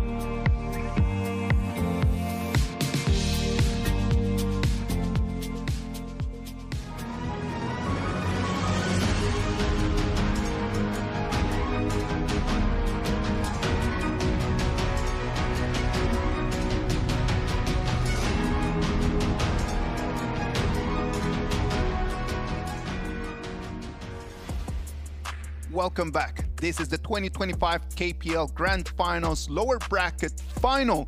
Right now, Chongqing Wolves have 1-0 advantage on top of Beijing WEIBO.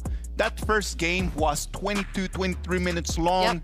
It was the exact same rhythm as we've been seeing on all of game ones. It's just fight after fight after fight, very long games. If we follow the trend, could we say that Chongqing Wolves have it on the bag? I think the Chongqing Wolves hold the momentum after yesterday's ultimate battle quite there, right? Even though it is 24 hours ago, but after a night, after the sleep, after the reset, they still have their tempo, they still have their energy over there. While for Beijing WEIBO, I understand perfectly. They know how to do it as to arrangement, as to how to control the waves and do those gold distribution. I think it's perfect. It's perfect 7 minutes early game, right? But when it comes to late game or mid game exchanges of the dragons and neutral objectives, I really think that they should be relying on the neutral objectives because both dragons is going to be helping them a lot with the waves and into the team fights. So yeah, I think the very last team fights, they have different approach, they have different goals, and that's the reason why they focus on the Tempest Dragon while Aaron feels so comfortable flying around dealing those damage. They were able just to find the right moment to engage into the fight, right? Yes. I love to hear Pang in the fight for the neutral objectives. Like he jumps in and he's like, mine, and then he's like, no, actually it's his. Sorry. But I think some strategy of Pang today is really interesting. He is willing to sacrifice himself for the team, for greater outcomes. That is how like the Wolves are getting together as a team.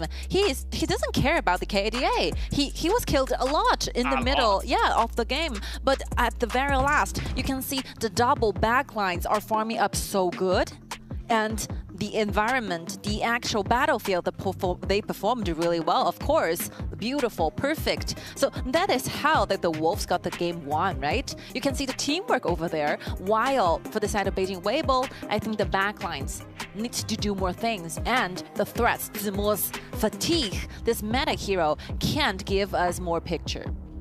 I think that when you mentioned that Pang was okay with not working on his KDA, just is totally fine just to die, as long as the backliners are actually doing their job. I think that works because they have the Cat Boom and they have the Erin, that they have long range, they are mobile. You have the Sheldon, they have the Twin Shan coming in that can provide shield. With a different kind of hero, wouldn't that be a little bit better? Instead of having the assassin in there with a little bit more of a warrior, a little bit tankier of a jungle. Would that work a little bit better? No. Exactly. If you look at the heroes that SK chose for Pound, not much of assassin like we expected in the grand finals. There are so many tanks there. Even though before the match we see we watch the trash talk, right? Like Lincoln was talking about, you don't use that assassin much. Of course. Less than me. I think, the main coaches for you is to give you the tank, shoulder up those damage, initiate, and you toss the ball to the backlines. I think the strategy works for the Wolves. Let's wait and see what's going to happen. Max on the Lady Sun, his very best, his main hero, was unable just to carry the whole Beijing WEIBO. Yeah, I won't say the Lady Sun just now is bad. No, it was not. It's not just good enough. If imagine that this would be an exam, he got a 99, but he actually needed 100 to pass. Yes. So a 99 might be a lovely score in a different context, but in this exact lower bracket final 99, not good enough. Thank you for explaining that. Perfect explanation. I don't want to sound, very strict or something, but it is what you have to bring to the battlefield today, because this will be the lower bracket finals. You win, you go to Bird's Nest. You lost, you go home. That's it. It's just that real. That's how high the stakes are right now. Chongqing Wolves is going to be on the blue sides. They decide to take the blue one more time. The Hei and the Master Lupin are going to be the first two bans, and on the other side, they will not allow the Ogren. They will not allow the Goya. Yeah, the choice of the red side for WEIBO is comfortable enough because we all know in this current meta, like if you are on the red side, you do have a higher winning rate when it comes to doing the draft, when it comes to actual gaming plays. So let's see, early will be the first priority for the Wolves Esports. Why not? Because since we see the track is on fire, why not toss a ball to track the early? Let's just build around him. Let's just build around him. Let's wait and see how WEIBO Gaming is going to answer back. We've seen the channel being the most common pick as a counter for that early. But thinking about what Wolves Esports could do, they could be thinking about an Arlie with a Diadea and a Kaiser. Those might be the first 3 picks that they can have there. Oh, WEIBO Gaming go for the Sully. I thought it's going to be Diadea. And let's see if that is a Sully with that much of a range of CC. Those initiations are there. Is Diadea going to be the choice? Or the Chongqing Wolves are thinking or consider other possible choices. Adolia and Yang Jian pair? Adolia and Yang Jian. This never happened. They have had a very high win rate. Yep. So what about that? If it is available, let's just take that. No need to burn the other comps. But if that is Arlie and Adolia, I think Arlie, they can switch the lanes like we always see. For AG, for Wolves, for DRG, and for WEIBO, the top 4. They're excelling at this changing of the lanings. So, Nuwa, lock down. They better take that Nuwa, because if they allow the Nuwa for the Wolves comp, that will be a double ulti option for the Yanjin, a double ulti option for the Nuwa.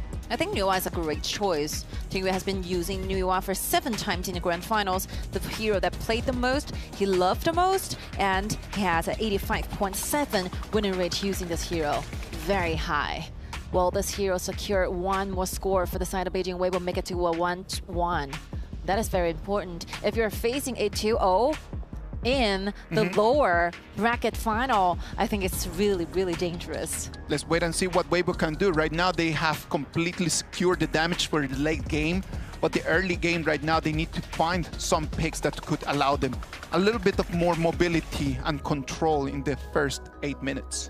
Wolves are taking Jin and Narcolulu out, leaving only Pei as a early game assassin. But you can see the backlines are really scaling heroes, Nuwa and Channel. So if they really picked this Pei, there's not much collaborations together. Pei can keep the pace out there, making sure that the Wolves can do less things in early game.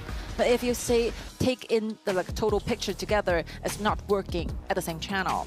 So Charlotte, why not? Double the main hero. Yes. Double main hero right now from the WEIBO gaming composition, right? Like the Charlotte and the Nuwa, the 2 main heroes for their players. It is good, item dependent. I don't like that much about the heroes when they are very dependent on the items. They are very gold dependent. The options on the front is going to be the Lady Zhen and the Sekun Zhen. Yes, wow, Sekun Zhen. Great choice on the top lane. Those 1v1 is going to be making Charlotte really miserable during the laning phase. What's the jungler from the side of Beijing WEIBO? If they wanted to make a very stable, the Flowborn tank, 2 tanks, 2 frontliners, 2 backlines with long range attack, and 1 warrior, 1 soldier standing by sides to deal, to manage the wave and to find those very efficient, those very important dive to the backlines of the Wolves. Well, not bad. It's a very well-rounded composition, I will say.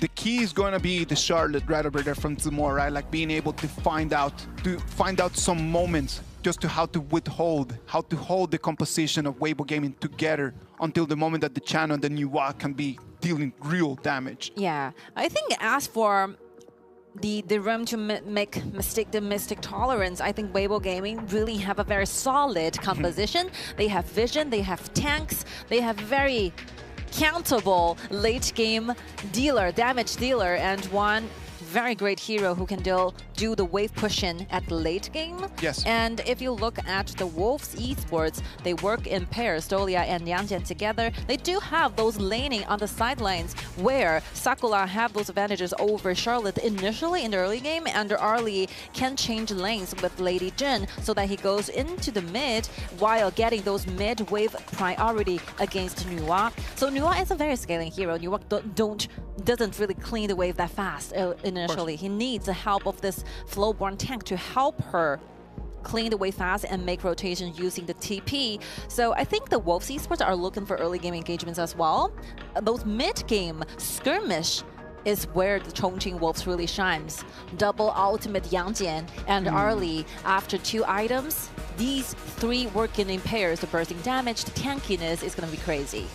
Let us wait and see. Let's see if Chongqing Wolves can try to find their power spike and be able just to get us into a 2-0. Can they get us into a 2-0? Let's wait and see. Personally, I think as to stability of WEIBO's composition, it's really good. Yeah. There's no weakness, you know, if you look at this 5 years taken together, right? But there's no weakness in their composition. Yes. What they need to do is just to be a lot more dominant in the right moments. Exactly. Like if you know that you're going to be dominant, if you see a little bit of an advantage, go for it. Just really extend your hand and try to take the win. It cannot be that they have an advantage for a long time and they have nothing. They have done nothing with it. I think Coach Lin did his best in Game 2. Yeah, I agree. What will happen? It all depends on the player's performance.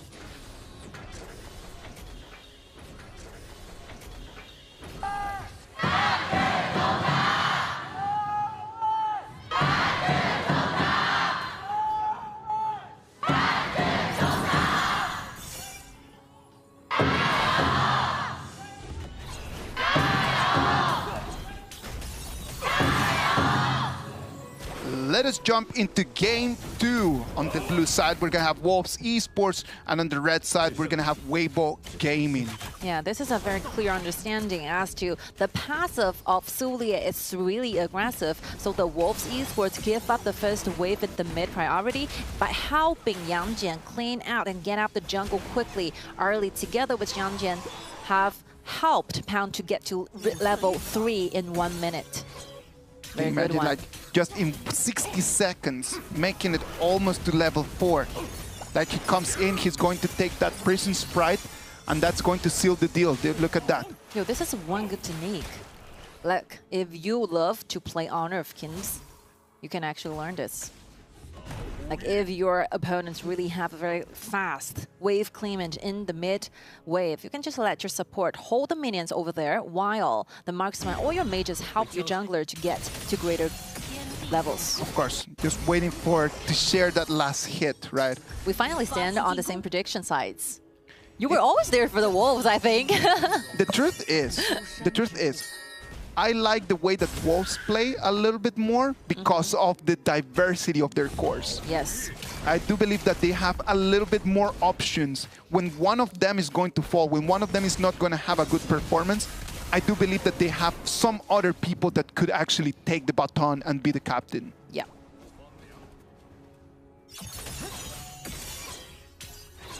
I think Game 1, the result are quite affecting. Of course, you have to admit this, right? Yeah. In this kind of tournament, in this kind of match, He if you comes in lost previously.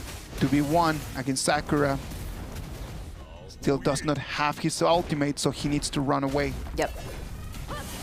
And you can see, we can see the heartbeat rate by each players on their sides.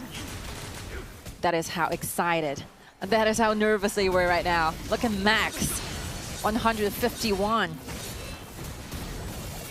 Hope this excitement can help with his performance better.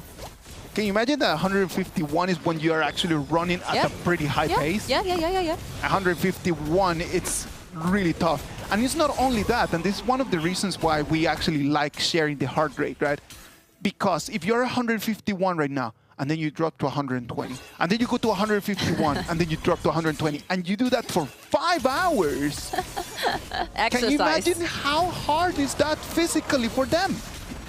Let's wait and see. Look at that. Pang being taken extremely low. Site of origin is not going to regenerate enough, and he's going to be selling that first blood to WEIBO Gaming. Yeah, good gathering. It's a 4-3 in the mid, while you can see Mengxi shows no hesitation, using the ultimate together with the flash, just get their hands on Pound. So even the one use the healing, use the double ultimate, but still not able to bring Pound back to the picture, back to life. Sad for him. We were talking a little bit about how difficult it is physically for them. And it's very difficult physically for that Yang Jian because he tried all his way to regenerate and he was unable to do that either. Oh, comes in. goes in. Oh, that is really close. That was very close. Out of origin one more time. Oh, regenerates. It's double not ulti. going to be that. No, it's still going to fall. Wow, being killed for 2 times initially for Pound. I think Yanjin is losing a lot of early game advantages if the KDA, if the kills are like this. Like game 1, Beijing WEIBO gets those early game advantages as well. And at the same time, the same as in game 1, Pang dying again and again and again. But you know, what's crazy is that even though Yanjin is killed by 2 times, look at the gold.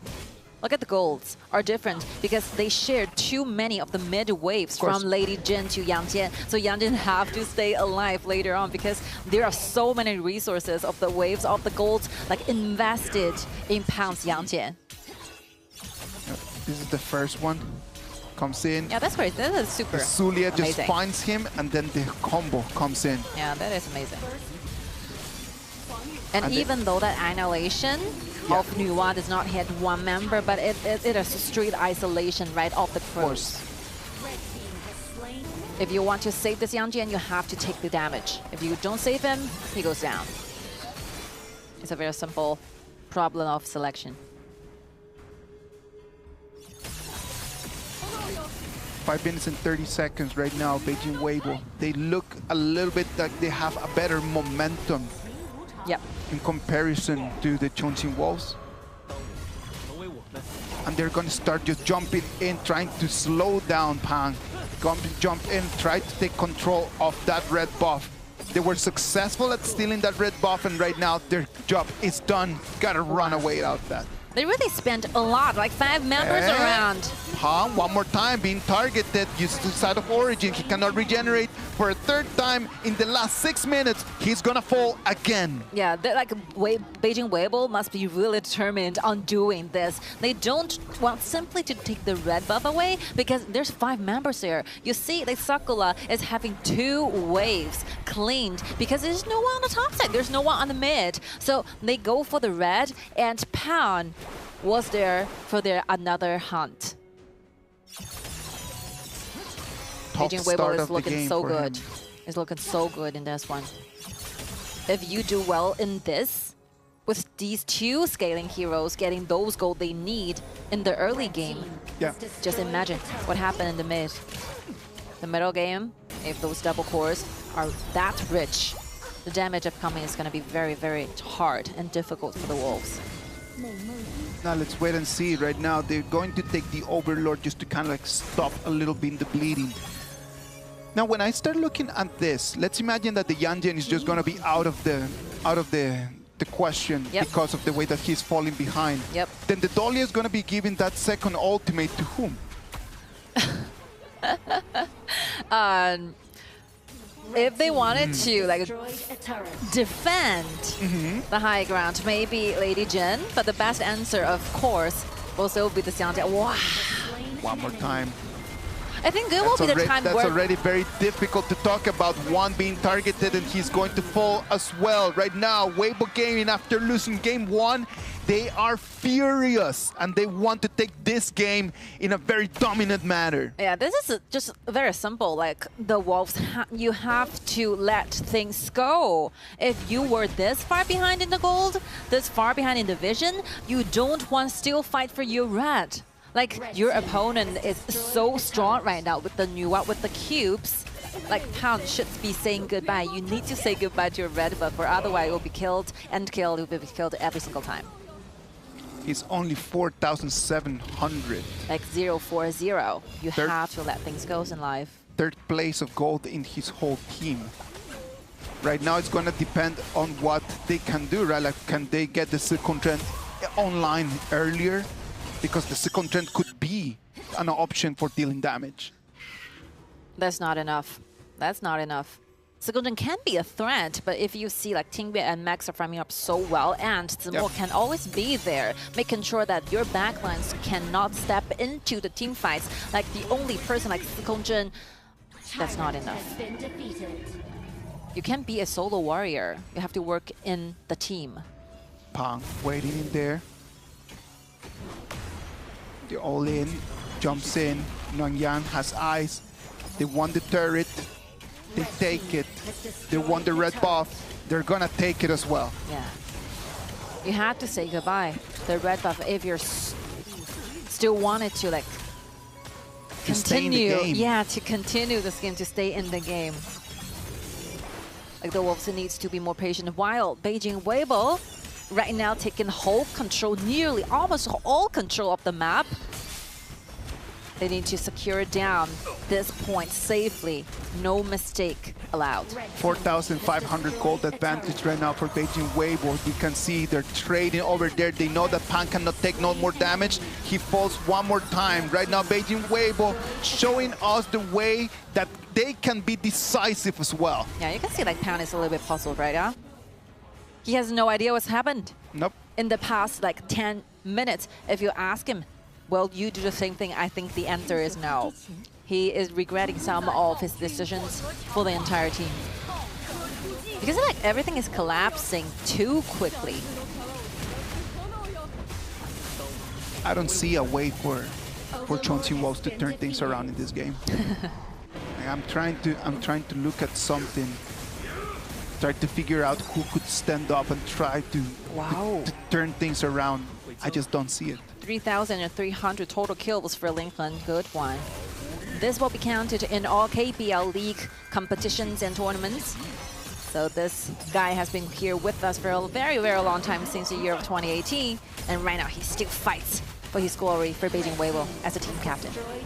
They take one turret. They won't be able to take a second one. But there's already an opening right over there in the mid lane. They were looking extremely good for this one. The full-born tank, given vision they all need. And while the Chongqing Wolves still suffers to have those gold they need to build those items. 4 different vanguards coming in already to the high ground. The destructive deluge is not going to deal enough damage. It's going to be a double one. It's not going to be enough. Mengxi taken down. He's going to proc his passive and he's going to come back. Yeah. The Dragon's already at the crystal. They won't try to push. They will take all of the high ground turrets and just push back. So the Overlord, the Dark Overlord at around 11 minutes is that much tanky. So all they got will be the high ground tower. It will be impossible for Beijing WEIBO trying to finish the game using this type of vanguards. So next round is going to be having those old Dark Tyrants and just having those damage boost to their backlines and trying to lure Wolves out. And they do those engagements and team fights in the jungles, that will be easier for WEIBO to win. With a double ultimate from the Lady Jen, they're gonna have to be careful, right? Yep. They do not want to jump in too quickly. They do not want to jump in all of them close to each other. It could end up just being chaos for them. That might be the option to turn things around for Chongqing Wolves. That might be their last hope.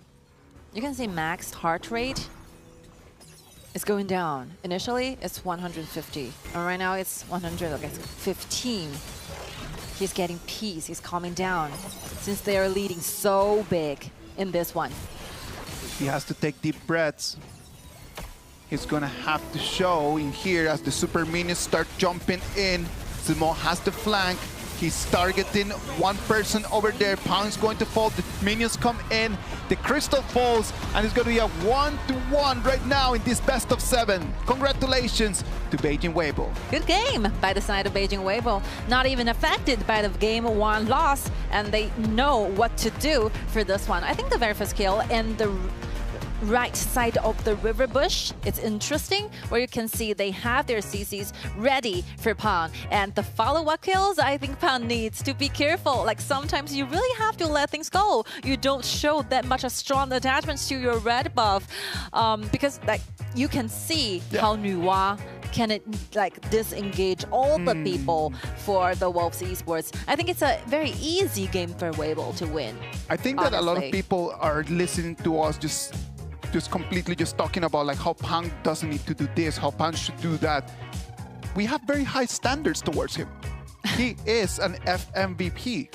We have very high standards towards him. We expect a lot from him. We want him to carry a little bit more.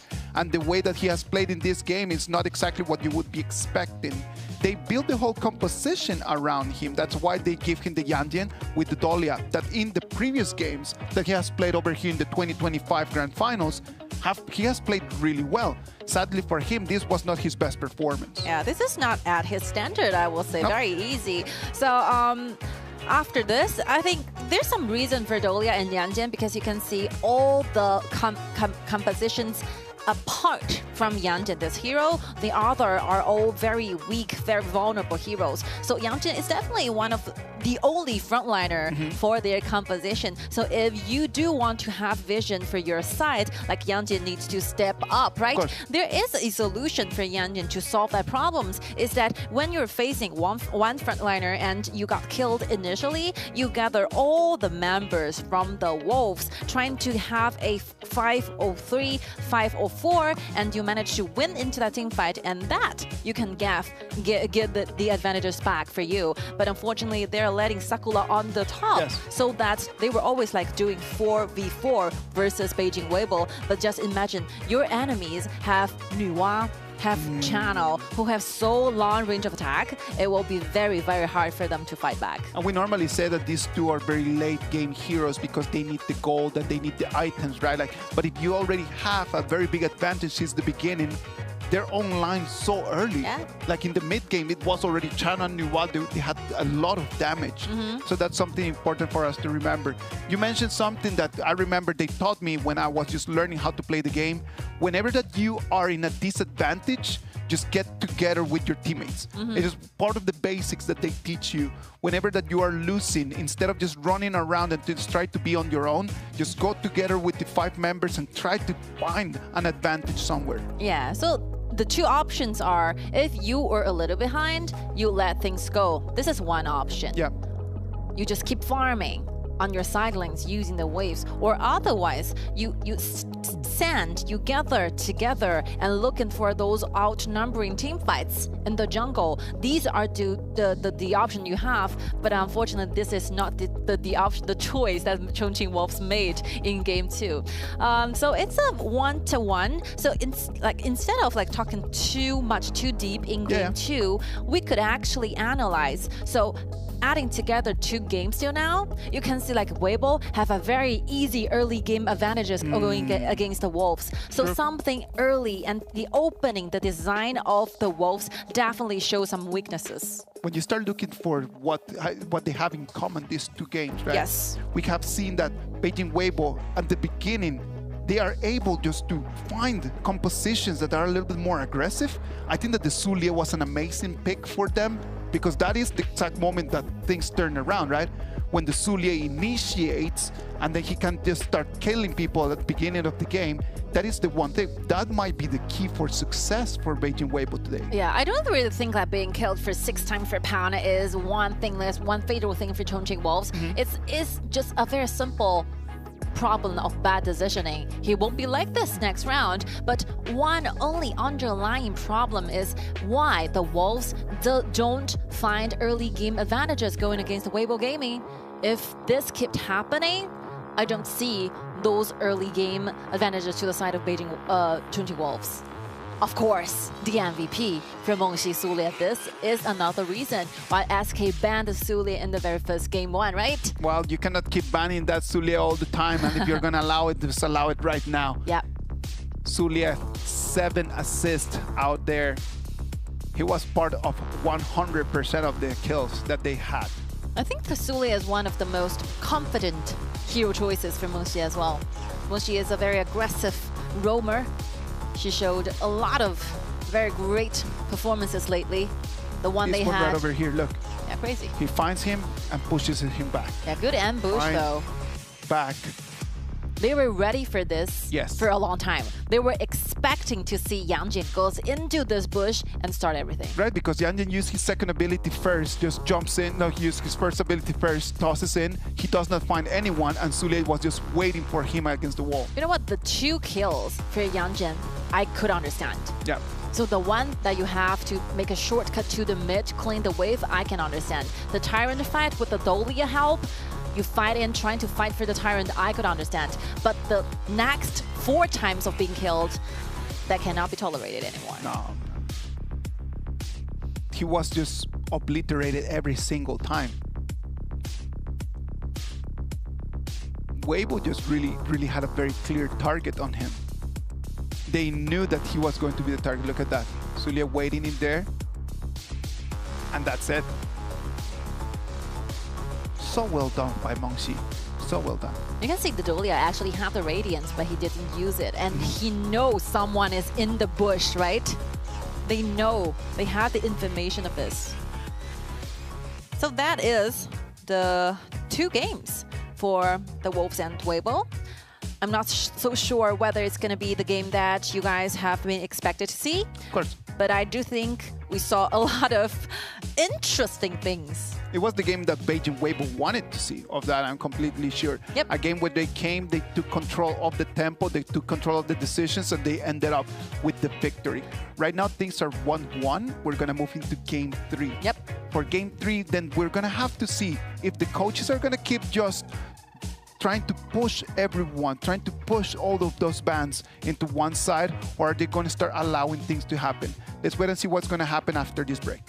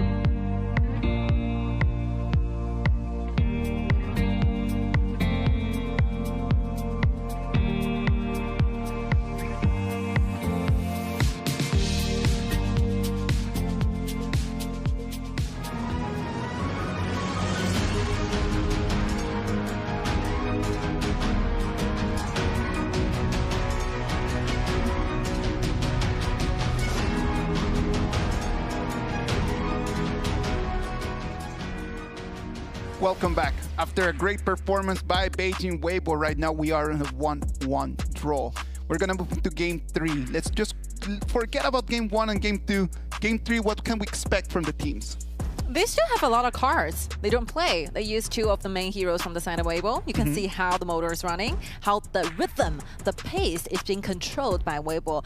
The 2 games are like all look the same. I think the gaming building, the initial building of the game are really where WEIBO shines, right? Of course. I really love how they send different heroes to different positions in order to have bigger goals to the entire team. Yes. I love it. So yeah, I think I don't worry about their early game arrangements from the side of WEIBO, but you do see a lot of ups and downs for Wolves, right? The game 1, they lose a lot initially, but one thing happened, miracle happens. Come back. Yeah, in those team fights. But you have to give us like more early game pictures. It's very obvious, like WEIBO have more things prepared in early game. Let's wait and see. I know that Beijing WEIBO is going to try to keep emphasizing on what they have been doing really well, which is going to be just to be aggressive and start fights early. for Chongqing Wolves, the way that they have been playing, they might want to start thinking, who do we want to be taking as the main core for the next compositions? Yep. Do we want to really build around Track that has been having such an amazing performance in the last 24 hours, maybe? Yes, I think Track's personal like rhythm and momentums are there. Maybe his highest in Chongqing Wolves right now. I think Pound needs to take a little step back, think more, reset. do less. Right, a quick reset is hugely needed, and I do have my faith in Pound to do that because he is very experienced. He has so many past achievements. He went to so many finals and have a lot of titles. So yeah, just to calm himself a little bit won't be a problem. I don't worry about that.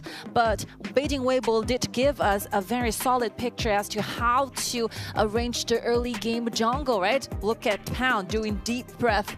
The camera's looking at him right now. They focus on it. The directors know that it is going to be him. The world want to see him. The pressure on his shoulders right now is going to be gigantic. Yes. Because I can imagine that after these two games, the internet and the fans, they've got to be right now having a lot of thoughts about what his performance has been today. But on the contrary, you can say Beijing Weibo, they're very stable. They made a little bit mistake in the game 1, but nothing is affected from their game 2 performance.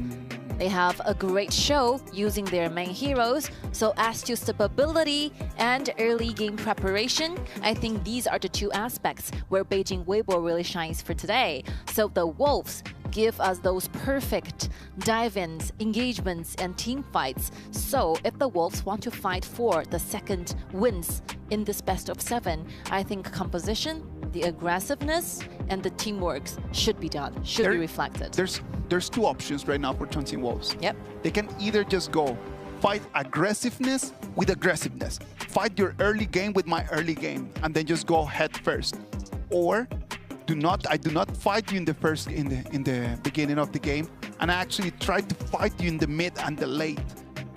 Which of those two is going to be a better options right now for them? I know that the coaches are thinking about that, and right now, as we will see that Beijing Weibo is going to be taking the red side, Chongqing Wolves will be able to answer back to whatever that they've been tossed on. Yeah, this is the first time for the Wolves to be on the red side for this best of 7 series. And on the red side, it suits SK more because SK tends to have like better performance in the draft when he is in the red side. So, pay is out. Very clear choices because 100 winning rate of the pay is crazy, and this is the very last day of the knockouts. Master and Lupin is available out there as every well. stage is finished. We only have 2 more days to go. One is today, and the other will be the finals. What are you going to do, Weibo Gaming? Do you want to take that Master Lupin? You know what? Lupin is not a pair that Beijing Weibo loved the most. We could think of a lot of teams, they have great winning rate using this pair, for example AG, for example TTG, but not Weibo. And the way they play this Lupin is different. They don't usually pair this Lupin with the number 7. They pair it with Chicha or other type of the marksman that can survive alone, and they use this Lupin as simple an initiation skill. Let's wait and see, because if Chongqing Wolves allowed them to put that, allowed the Master Lupin right over there, it was just for Beijing Weibo just to take it. So they're forcing Beijing Weibo to not only to take the Master Lupin right now, but as well to put it on the bands after this. Loon has been selected and taken away from Weibo. This is a very deep understanding of your opponents. Weibo love to play a Lupin together with a lone Chicha, like we talked about. Very great pick. I don't think it's a Sweeney choice. I do think it will be played by Max in the bottom lane. Okay. This is very typical Weibo style. Who says you can only pair this Lupin with Lupin number 7? It's not fixed. No, it isn't fixed. And I think that as the meta has been changing, like we've been seeing Master Lupin with a lot of other options, right? Like at the beginning, I remember it was the Master Lupin with Lupin number 7 all the time. But as the meta has been changing, there are other options in there. The idea is that Lupin number 7 has such a high burst damage but without the foot. But it doesn't have any ways to run away. All right. So the Wolves still think it has a possibility of being swingy. So the Luban Never 7 is definitely going to be slicked out. And Angela. Cool. Another way to protect the Flowborn tank. Flowborn tank, very short-handed. If it was aimed with the fireballs and the bursting damage, it's going to be a problem. WEIBO Gaming, Suli and Yuwa, Heya. Good one. Biting away those choices who will given their battlefield, the positioning a problem, taken away. They want to put Sejuan in a very difficult hero, right? Yep. They don't want to allow him to have anything out there. Probably, well, the Xiao Qiao. Xiao Qiao. Juan is one of the players who play Xiao Qiao in our KPL the earliest. When Zihuan is still in Hero. Yep. Like 3 years ago, like Xiao Qiao, he is the first player using this hero in KPL. So definitely one of the best Xiao Qiao in the league. When you talk about burst damage, Xiao Qiao has a very high burst damage, right? And in the late game, it has a lot, like it scales up really well. So, and it cleans wave fairly quick as well. Oh, this is really interesting. They swing to Chicha to the top side while using Agudo as a marksman to the bottom sides, which means that this Luban will be very free. They're giving like Mengxi a lot room to initiate, because no one ever in WEIBO's composition needs to be protected. The second ability, the chain for Luban Master, can be really swinging and flexible. All right, that is a great surprise. We don't expect to see this kind of competition out, because Agudo as a jungler is very powerful, very meta, and they use it on the marksman on the bottom side. It's quite rare.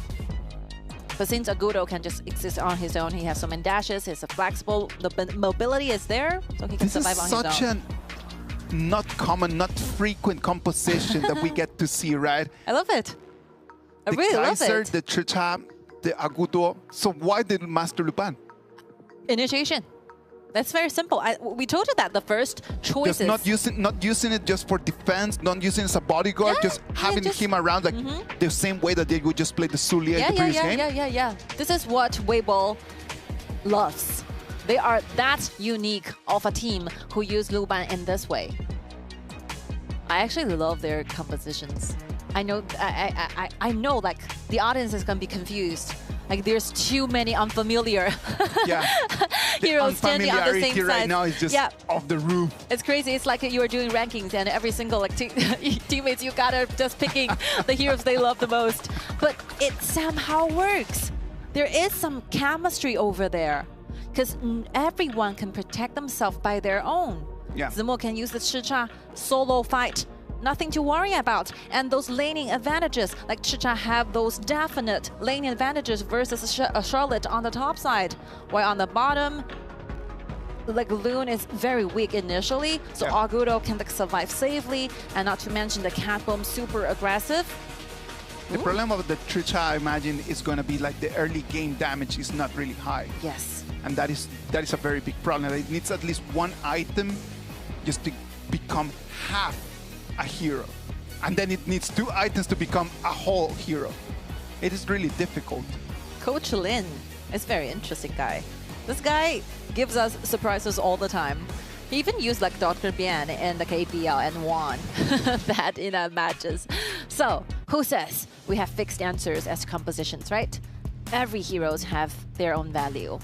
And this is going to be their opportunity to be able to make it or break it. But the Wolves Esports, this composition is not bad. Of course, it's a very traditional like middle game scaling composition where they have Charlotte on the top side, changing the waves and the a little bit more tank. of a classic approach to the BP that we would imagine, right? Yeah, very classic. Not bad. Using the Kong Kong R for the vision control. Yeah. That is gonna be their option, just to try to find where that Mengxi's Master Luban is going to be. Well, ladies and gentlemen, we're gonna jump into game 3. Right now, it's gonna be WEIBO Gaming on the blue side, and it's gonna be Chongqing Wolves on the red.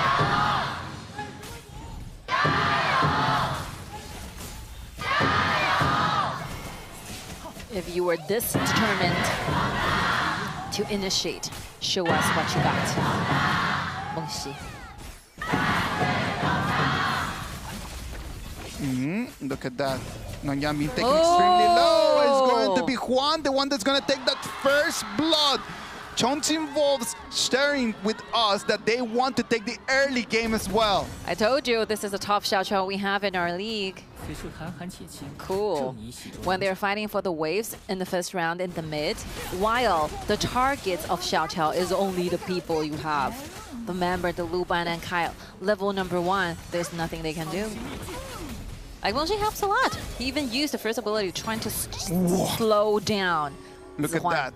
Zihuan knows that he needs to be the big boss in this fight, forcing the Trichas flash away. It reminds me of the dialogue they have early on before everything started. It's like, I never played the lower bracket finals. I only played the upper bracket finals. You guys have been here, right?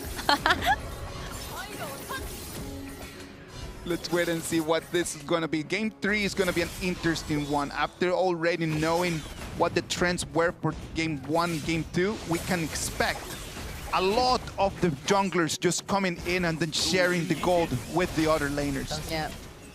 What Xiaoqiao is doing is waiting for these two waves to gather around, waiting for the tank, Xiaopang, to arrive and share this gold together. I want to ask a question about what your opinion is right over there in the Agudo against Long matchup in there. Who do you think has a little bit more of an advantage in that one, on a 1v1? 1v1? Yeah. Level 4, Agudo. Like level 2, definitely low. Yeah, definitely low. Okay, let's wait and see. The tower dive come in. It's going to be 2 members from Chongqing Wolves, the ones that they're going to come in and take that Agudo down. But then it's going to be Beijing WEIBO, the one that's going to answer back. One cannot run away. It's going to be a 1-to-1 trade. Yeah, definitely. Agudo needs to get to level 4. With the ultimate, the dashes he will be provided, the Qiuqiu is going to be helping Agudo a lot. So without the ultimate, the damage skill will be hugely insufficient. Wow, almost there. The explosion, the kitty bombs just dealing so much damage. Zihuan was almost killed in there by that. I mean, Zihuan is a star for this one. Like, everything happened because of Zihuan. He's everywhere. The first blood, the top line resistance, and just now. Rotations one more time. Everyone's going to expect that Pound right now is going to get the gold, it's going to get the items, and it's going to be the clear initiation. They have so much initiation coming in from Wolves, right? They have the initiation from the Kong Kong art. They have the initiation coming in as well from the all-in coming in from Pound. Sakura can be from the side just pushing in and try to initiate and take on a 1v1 from the flank. Different angles that they could actually use. It's very clear that Chongqing Wolves need to put the most pressure to the farm lane, where Agudo will definitely be the target. But after getting to level 4, the survivability of Agudo will rise to a large extent. Tyrant's fight. Charlotte. I think no one can use a teleportation up there. Not right now. Look at that. The Tyrant.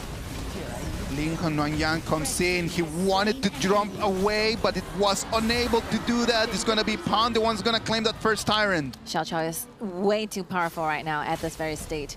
It's easy to understand. You have Luban, right? You have the chain available. So you will send your jungler into the hole and trying to use a might to steal the dragon and pull him back one more time. But it will be stopped by Zihuan's beautiful, beautiful initiation. I think that he jumped in a little bit too early, so it was not able just to come back. Like, he was just taking in so much damage that when Mengxi wanted to pull him back, he was already dead. Yep.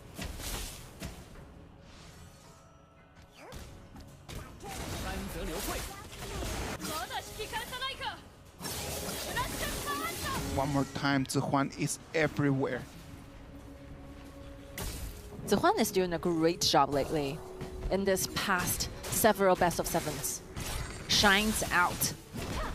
Yeah, when we talked about the analysis at the beginning of the stream, right? Like, we were talking about how for Zihuan and Tingyue, they were like top 3 of the mid laners in this whole tournament. When you look at their stats, Like they're doing their job. It's not even a matter of like, okay, how much damage they do or how many assists they take.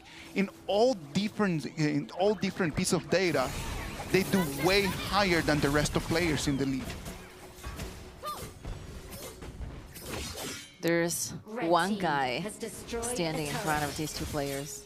It's Zhang from AG. Yes, exactly. Like Zhang is the MVP last year, so definitely we can see those contributions that we really need a mage to do. Yeah, of course. Yeah, crazy. Well, they can share top 3 with him.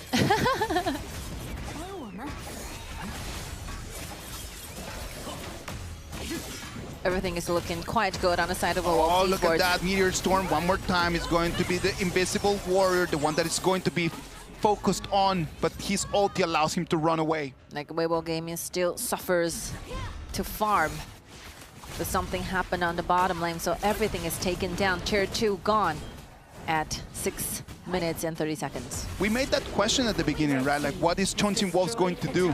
Is it going to fight early game against early game, or is it going to fight early game against mid and late? And they have decided just to become really aggressive, and they just go head in first. I think the bottom pressure is kind of expected when you're using Max as a Gudo on the bottom side. The thing missing is that like Ling Hen and Meng Xi pair, this pair doesn't work out together with the Cat Boom. So like the weakness is over there down bottom, but the strength they want to focus in for this game fails as well. So that's why they're collapsing so quickly.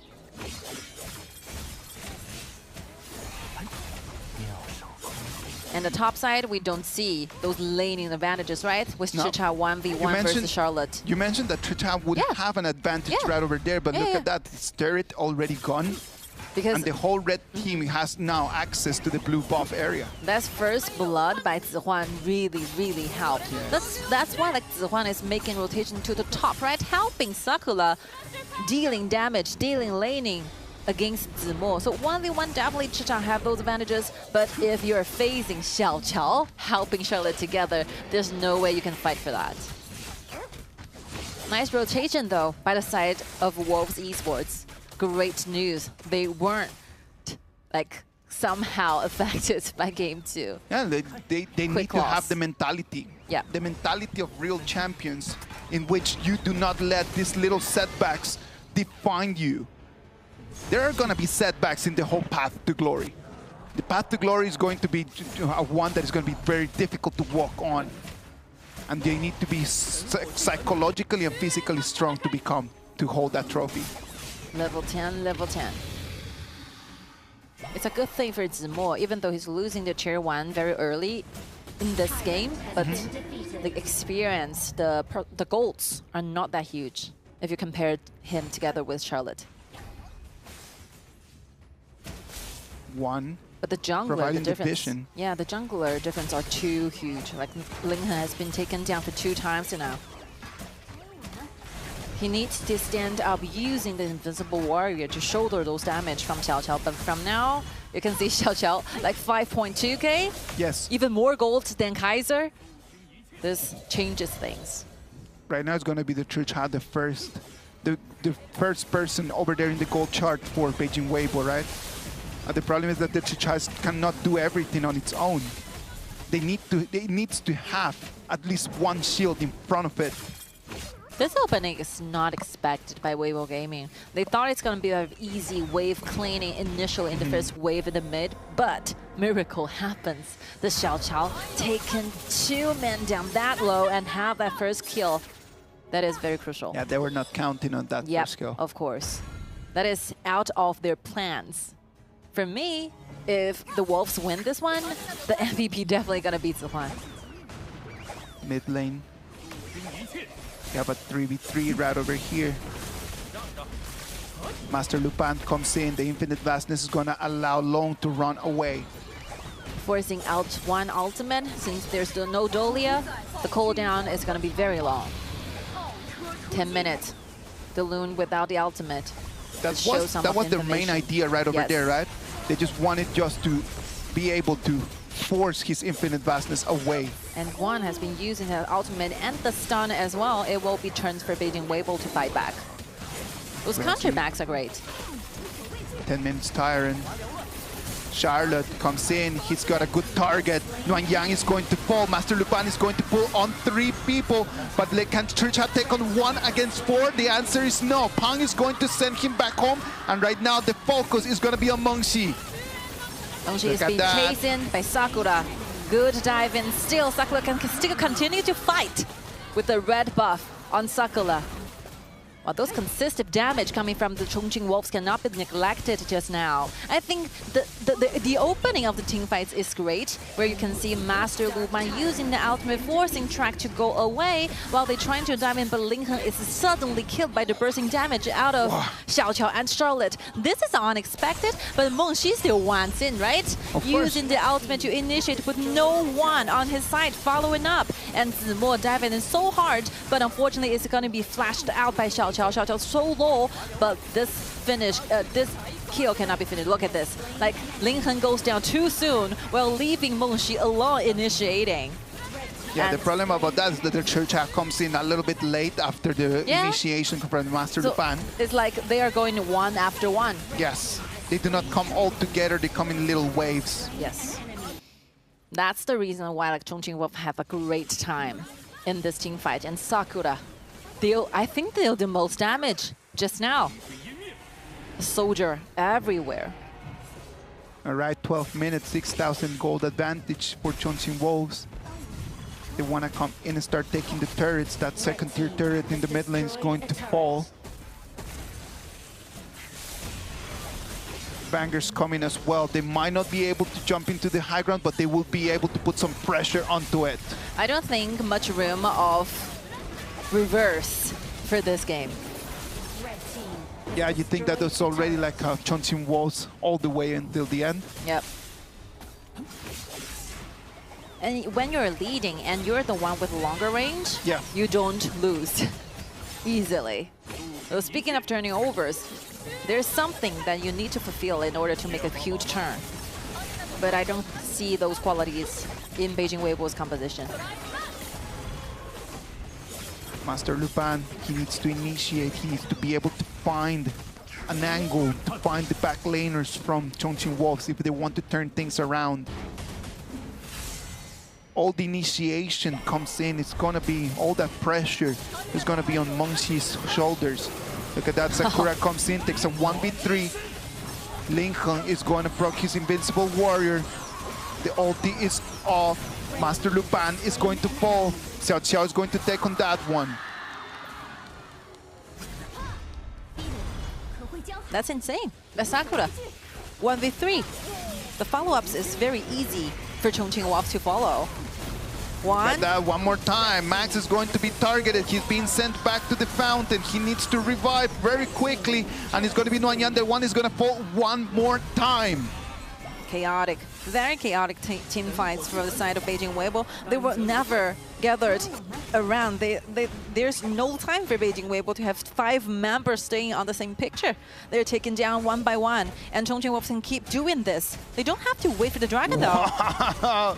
Did you see the way that Pan just took it, the 1v1? The minions are coming in. They're already, it started into the crystal. Congratulations to Chongqing Wolves, a 2-1 advantage in this best of 7. I think everything is doomed after the first blood. Yeah. That kind of opening is unacceptable for Weibo. So this composition, as we talked about, they have a top lane advantages. They should be having those equal contestants in the middle, and so that they can accept the fact that they have to wait for a few minutes for the bottom lane. But since the mid wave battle fails, falls apart, so everything just falls. That they lost the control of the game very early into it, right? And then one of the main cores just fell so early, not only because of the fact that he died, it's just because then his whole jungle pathing is going to be slowed down so much that it just allows that gap just to start rolling very big. Just having to come back after just dying in that first 1 minute, and then coming back out and then just trying to pick up the pace, it's a very difficult challenge. Yeah, Weibo needs those 2 frontliners to stand over there so that they can give their backlines room to deal damage. Yes. You can see Zimo wanted to dive in, but their frontliner just went down so quickly, like vanished from the map. And that team fight really tells you something. Well, let's analyze the composition. We said that they had a very unorthodox composition right over there with different heroes in positions that we don't see them a lot. Do you think that the experiment worked well? Experiment? Upon watching the whole game, of course. Yeah.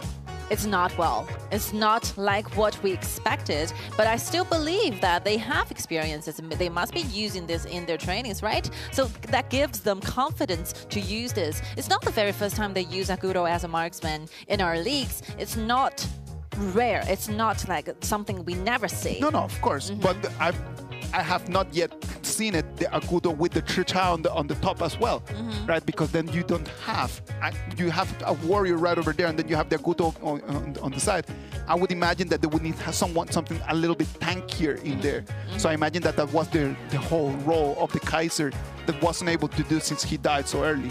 Yeah. So in Beijing WEIBO's design, top lane must get 1v1 advantages. Bottom lane, you suffers. It's obvious you have to suffer before level 4. And they wanted to make sure that Mengxi is there helping Aguro do the laning. But since Mengxi is way too busy dying together with Kaiser, so that time that plan fails and everything just falls apart.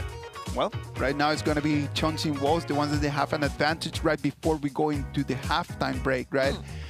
Right now with a 2-1, can we see that a little bit of the pressure that was building on top of the junglers has a little bit alleviate? Yeah, sure. I think so too. I can imagine that right now for Pang at least, after this game in which like he did not suffer that much. I hope that that's going to allow him just to relax a little bit more. I think the superstar of this game is there's one member. We have to talk about Zihuan, right? Yes. This Xiao Qiao did a lot in the early game. Like the way that Xiao Qiao just, at the early game, allowing them just not only to take that kill on the Kaiser, but then the movement to the clash lane as well, then when he just came in for the 2-against-1 against the Tricha. Yeah. Putting the pressure on the Tricha, knowing that Tricha had an advantage on top of the Charlotte. Yes. That is actually important for it. Yeah, there's a underlying basic knowledge of Honor of Kings. When you are a mage, when you clean out your wave, you have 2 routes that you can choose to help. So the basic logic is you are always helping, like, some place where they needed to be helped. If it is not a 50-50 on the top, you go for the top and help and Charlotte deal the laning, and you can see the results really works well because bottom lane, they don't really need Xiao Qiao's help. They're doing extremely well with the 2v1. Like, and the 2v1 at the bottom lane that they didn't need to make it a 3. Yeah. And Charlotte is having a good time with the help of Xiao Qiao, with the teleportation there. After helping Charlotte getting the lane advantages, you can see quickly rotated back to the mid, help Pound enjoying the waves. Like Huan does everything just now. There was no answer from Beijing WEIBO ever, right? Yeah. Look at that, like the gold just started since minute 1 all the way until 14. Constant, the very sustained growth. It's to one side. Like game 2 and game 3, it's practically the same for both teams, huh? A very easy win for both A very teams. easy win. The only thing is that it was the different winners at the end, right? The way that they targeted right now here, Lin Heng in this game just reminded us the game 2 Pang situation as well. So how the jungler performed today, I think really matters, right? It's like which jungler have a higher gold, have a higher performance, have a better performance, tend to bring the victory to their teams. These are the 2 core players for both teams. Let's wait and see who's going to be the MVP. I think I'm going to stand with you in terms that it's got to be Xiao Qiao's Zihuan. Like one initiated pretty well. Like yesterday, the Kong Kong he uses so well, right? Initiating. Oh, hi, Pound. Hey. Hey. Haven't seen you in a while, buddy. Good to see you. Good seeing you. Welcome back, Aiku MVP. Pang on that MVP, a 304 KDA for him. You can see all of the achievements and all of the glory right over there. Yeah, that's right crazy. below his name. So many champions, FMVP, MVP, skins. 2 times KPL MVP. Crazy.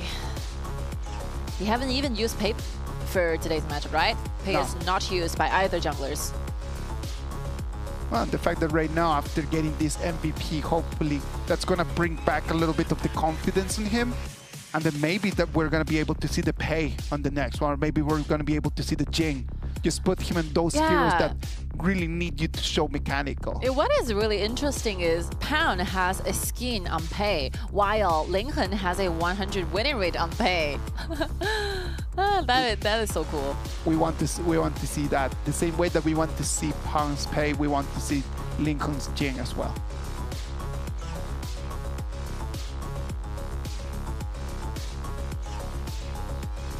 This Trichard right over here, unable to take on that one before. Yeah, he really tried. In this moment right over here was when the game just completely finished. There was no coming back after just losing 3 members in there and then losing the Dark Tyrant. Look at the way that the Charlotte just pushes everyone back.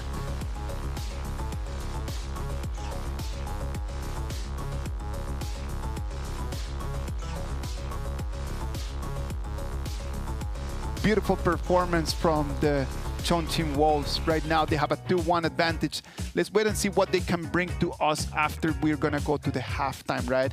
Right now for WEIBO on the other side, they cannot allow a 3-1. Yep. Coming back from a 3-1 is going to be extremely difficult for them. So the next games, as we move forward, the pressure and the importance of these games are going to keep growing bigger and bigger and bigger. And I don't think hero polls will be a question to both teams. So the draft, I think it's they still have so many meta heroes who they didn't pick. I think the assassin jungler as a system is what we can see in the next round of our best of 7. So let's take a little bit break and we will be back for game 4.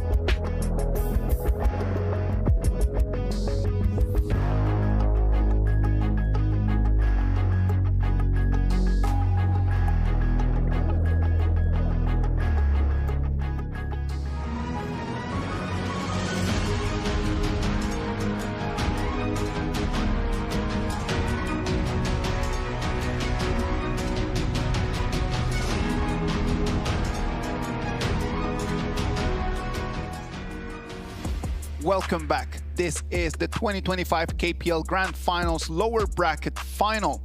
Chongqing Wolves right now at a 2-1 advantage on top of Beijing WEIBO. After that performance right over there and this halftime, what do you think the coaches have been talking to with the players? That is a very interesting question. I asked the coaches what might be the possible things they talk to the players during the game. Yeah. So the best of 7 is going to be a very, very long journey, right? You have like 7 games at most. So they don't usually say what they did wrong before. So there's nothing that useful to discuss their mistakes. Yes. It's all about the momentum changes. They're telling their players what they have in their pocket, what they have advantages in their draft in the following up games, so that he's basically giving confidence to the players, even though they're quite lost in the scores, or even though they're far behind, even though they're leading the series. So what the coaches are doing for the players is that giving them confidence is all they need, because they are professional players. Actually, they know what to do, what not to do in the game. But sometimes when you are sitting in the stadium, when you're wearing your headphones, when you're holding your cell phones, you started to forget things, right? Yeah, of course. Everything's not like what they prepared and exercised. When you're nervous, when you're really in tension, you might tend to forget things and make mistakes. So confidence is what really matters now. It's a very interesting point, right? Because I remember, you know, that my background is in football. I remember when you go to coaching college, like they teach you, you do not want to say too many things to your players, and you need to actually believe that the player knows what to do best. Yeah. Like your job is not to flood them with information. In the moment that you start giving them too much information, then that's going to be an issue. Look at that cat. Cat. Love having cat around. Cat has a very perfect career path. Actually, from his own streaming, he was told he told the fans and audiences he was thinking about becoming a coach for Wouldn't that be future fun? teams. Of course. Can you imagine just seeing Kat as a coach? That would be a lot of fun. I know that a lot of the global server fans, they love Kat. He goes around, like he's one of the ambassadors of our game around the world. So that's actually really nice just to see how he has evolved from being over there on stage and then just being the player holding the phone and just sharing with us his abilities, to right now being an analyst, and hopefully one day we'll see Coach Kat just raise a trophy. From my own perspective, I think he has a very successful career, right? When he was a player, he won those champions, he had those accomplishments, he have great transfer, he was and is in a great club in Beijing, and he represents a lot of honor and be a team captain for the teams as well. So let's hope that the two teams, the 10 players right now, the two coaches included, are ready for what's going to be happening in the next few rounds of the games. Let's wait and see. Wolves is going to come back to the blue side, and WEIBO Gaming is going to be on the red. Now, for WEIBO Gaming right now, these first 2 rounds of bans, like these first 2 picks for the ban, are going to be so hard. The Master Lupan is going to have to be one of them. Do they allow the Goya out? That will be the question. That will be the main hero for Track, as we all see how Track is dominating the entire map and the game in game 1. So let's see. That early, I think game 2, that is not a very good game for Track as well, because everything is collapsing so soon, so you don't see early giving us those pictures we wanted to see. Nothing happened to the early in that game. I think that in that game, no one did anything. Literally, the only people playing in that game, it was WEIBO Gaming and Pang. Let's be realistic. That's exactly what happened in that game. But you know what? That is already of the past, and the present is showing us that after his MVP in the last game, right now, he knows that he needs to shine, and he's gonna take the pace. Oh, this is gonna be the best game ever in this best of 7 because we are seeing those very powerful heroes and Mengtian as well. I believe that WEIBO Gaming is going for this Jin. The reason they pick Haya before is simply because the Wolves Esports has already secured down his jungler, so there's no need to rush into anything. The third pick is definitely gonna be Jin for Linghen. 2 FMVPs using their own skin of this hero to compete in this battlefield, fighting for the very last ticket to the bird's nest. What a story, what a moment. Good one, good one. Not bad when dealing the lanings and extremely powerful in the late game. Trying to disengage, trying to help the course of Wolves' backline. There we go. Wow. The Pei and the Jin, like we expected, 2 FMVPs with their own skin who can bring this very important scores to their team depending on their performance. The script was set for this. I'm telling you, the script was written for this, just for us to have these 2 amazing junglers on both of their FMVP skins. Jing on one side, Pei on the other side. Now, what are we gonna build around them? We know that both of them are gonna depend on the items, both of them are gonna depend on the gold, they're gonna depend on the pace. What can their teammates do in order to put them in a good position? Like right now, I think early game phases, they really need a good laning pairs, right? Like both teams are not picking out their bottom lane duel. And since that, like Beijing WEIBO have a counter pick on the 5th selection because they are on the red side. So which means that Wolves Esports, they have to think more because they will be countered by Beijing WEIBO at the very last pick. And Kia is taken out. Like, I think Kia is one common hero pools that both marksmen feel extremely confident about. Like, Max have a very high winning rate, over 70% of the winning rate in the grand finals, while not to mention Trek using this Kia, saving so many times of the Wolves Esports life, but it's no longer there. Let's see who will be Trek's choice. Channel. Not bad, not bad. But you're seeing that the 2 side lanes are quite weak, right? Initially, they don't have those laning priorities. They finish the lane, they clean the lane really slowly comparing with WEIBO Gaming. WEIBO Gaming have 2 side lanes, way priority, while Chongqing Wolves choose to switch lanes. I don't think they will switch because there's no way they can possibly have using the 3 heroes in 3 lanes that can possibly bring them a way priority. They have to face the fact that they need to farm closely in the early game, step a little bit back, and wait for the mid. I like the way that we have clear initiation and clear counterattack. Yes. That you have clear initiation, the Lian Po with the Tremor Smash. You have clear initiation on the other side with Tran and the Unbridled Outburst.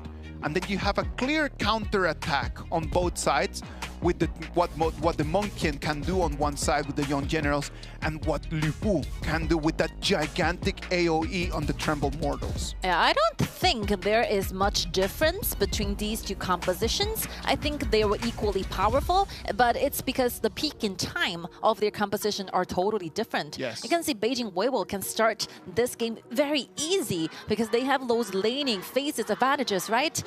No matter it's a Max and Mengxi, it's Kia and Lianpo, and on the top side, Zimo's Mengtian versus Lu Bu, they all have those laning advantages, so which means that Linghen will be having like better times and environments in the early game to switch lanes, to enjoy economy and the golds. And for the Wolves, they have to be patient. I think that patience is one thing missing from the Wolves today. Yes, and that's going to be difficult for them, right? Because Chano and Lu Bu are going to be very late game heroes that they're going to have like a very big presence in the late game. So it's going to depend only on what the Pei can do in the early and the mid game. If that Pei is to fall in the first 6-7 minutes, that's going to put the whole Chongqing Wolves in such a difficult corner to try to turn things around, because the whole early and mid game completely depends on what the Pei can do. Yeah. I mean, the pick of the pay is there trying to balance out because the double laners are very late game heroes, so they need someone who can thrive at the early game, trying to balance things out. Or otherwise, like Beijing WEIBO have the laning advantages, will definitely looking for and seek for those opportunities where they can shine in the early games. So, let's see. Game 4, whether it's going to be a 2-2 or it's going to be a 3-1 in favor of the Wolves Esports. Let's wait and see. From what I saw already from the previous games from WEIBO Gaming, when Lincoln, when Nuanyang is on that Jing, miracles can happen. Yeah. And a lot of the Heya pick, you can see like Heya can be there searching for the chances to initiate. Let's see how they performed in Game 4. All right, ladies and gentlemen, let's go. Wolves Esports on the blue, WEIBO Gaming on the red. Let's hear the audience.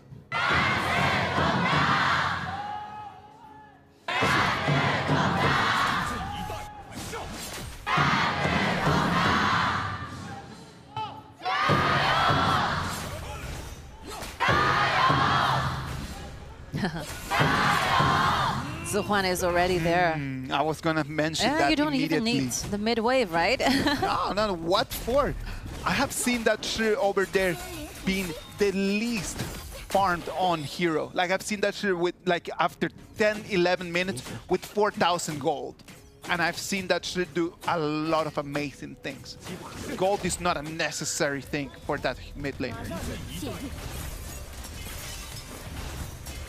But Zimo is doing a great job after seeing Shisha on the top, like safely retreat back. It's gonna be a Formula 1 racing here. Yeah. We're gonna have like both of the junglers just at full speed, cleaning off the waves, cleaning up the jungle, trying to make that marginal advantage. You know what? I don't really have any idea as for how many games you're going to be having tonight, but I believe this is going to be the best one. You don't think so. You don't usually have these chances to see like two junglers using their own skin. Yes, exactly. Right? And at the same time, in the same game, right? Yeah. Ladies and gentlemen, we're up for 3. Let's wait and see. Good laning swaps, getting more advantages during the laning phases. Like Tingyue is very useful. I think this word is very like suits Tingyue so well. You can always put like Tingyue into those very uncomfortable lanes, and he's there, always taking care of the wave that there's no one like from WEIBO wanted to go. So that's cool. That's always good, right? Like just when you have someone that is willing to do the job that maybe other people might not want to do. Talking about little marginals, the pay has a 300 and a little bit more advantage on top of what the Jing has right now. Yeah, since Heya has already reached level 4 with the ultimate, it will be a problem for Pound, so it's very hard for Pound to clean that mid wave that fast. He won't be taking that risk of being pulled out by Haiyue's ultimate. Yeah, no need for any of that. Look at that. 3v2 over here in the top lane. They come in. Sakura wanted to have that Prison Sprite, but needed to let that one go.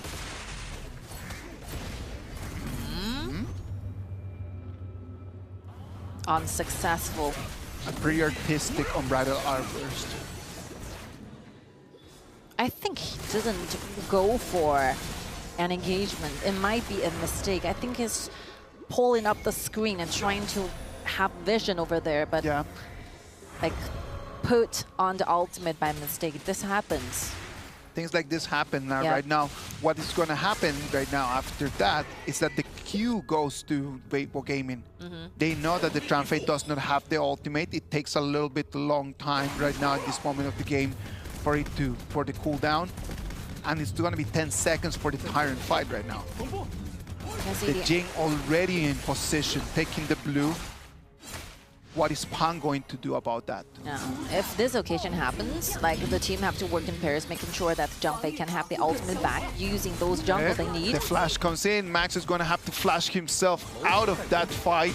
TP down, Longdian's online. Small Monkey comes in, Pong receiving 2 hits, taking 70% of his HP bar away. The Tyrant is going to be for Nuangyan. Lincoln is going to claim that one. The TP is very quick, as we talked about during the toppling 1v1. Definitely, like Zmo Mengtian is going to be having those wave priority versus Sokolos Lubu, so there's nothing that Lubu can do about it. They tried to initiate Max on that side, right? But on that Goya, the movement speed is good, and then the flash expanded. Difficult to go with the Tiger leap on it. I mean, the TP tunnel really helps a lot in early game. It helps like the front laners to come to the battlefield so quickly. The ultimate already being used. Don't want to be chipped out that easily. The Tremble Mortals is going to have to be expanded. Another ultimate that takes a long time on cooldown. Pure Sky, the first option for Sakura. Sakura is a very teamwork guy, huh? It works for the team. He sacrificed a lot. He knows that his job is just going to be to hold the line over there. There's nothing else that he can do right now in the first 10-12 minutes. His job is just going to have to be just to hold the wave, try to share it with the pay. Yep. And if not, just clean the wave and protect the turret. That's it. It's very difficult for him to do lanings, either with Mengtian or Kia. You don't have any priority on cleaning the wave there. You're just simply waiting and waiting for the gold he needs to buy those items. The Siege Breaker, the Pure Sky.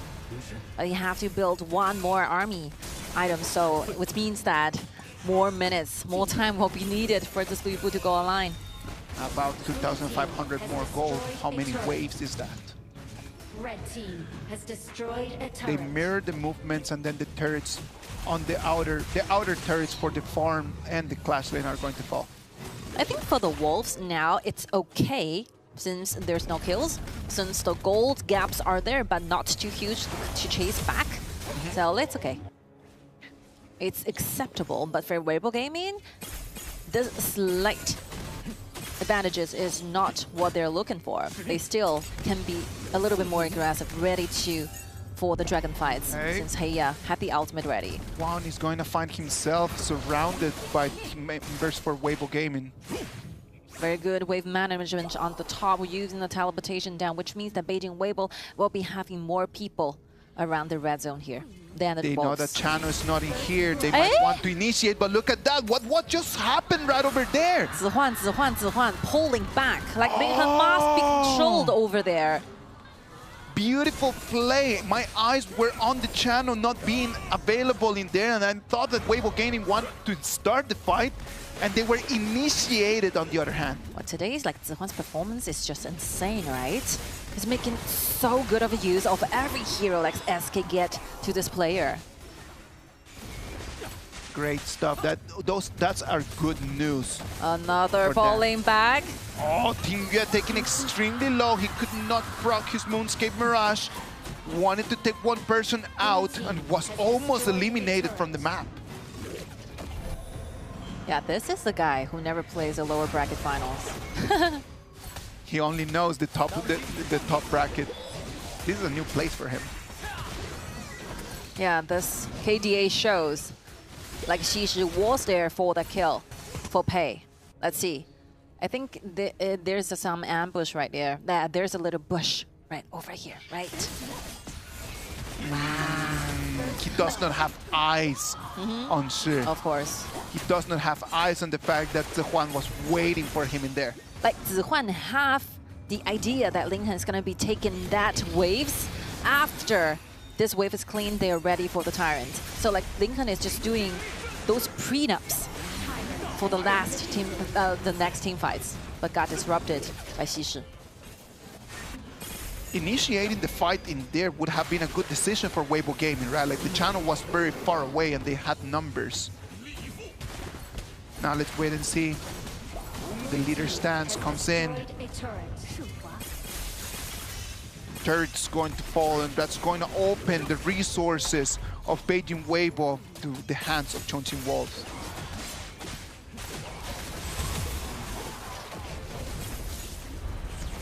Oh, look at that. Kia comes in. Pan taking extremely low. He's still alive. He wants to run away.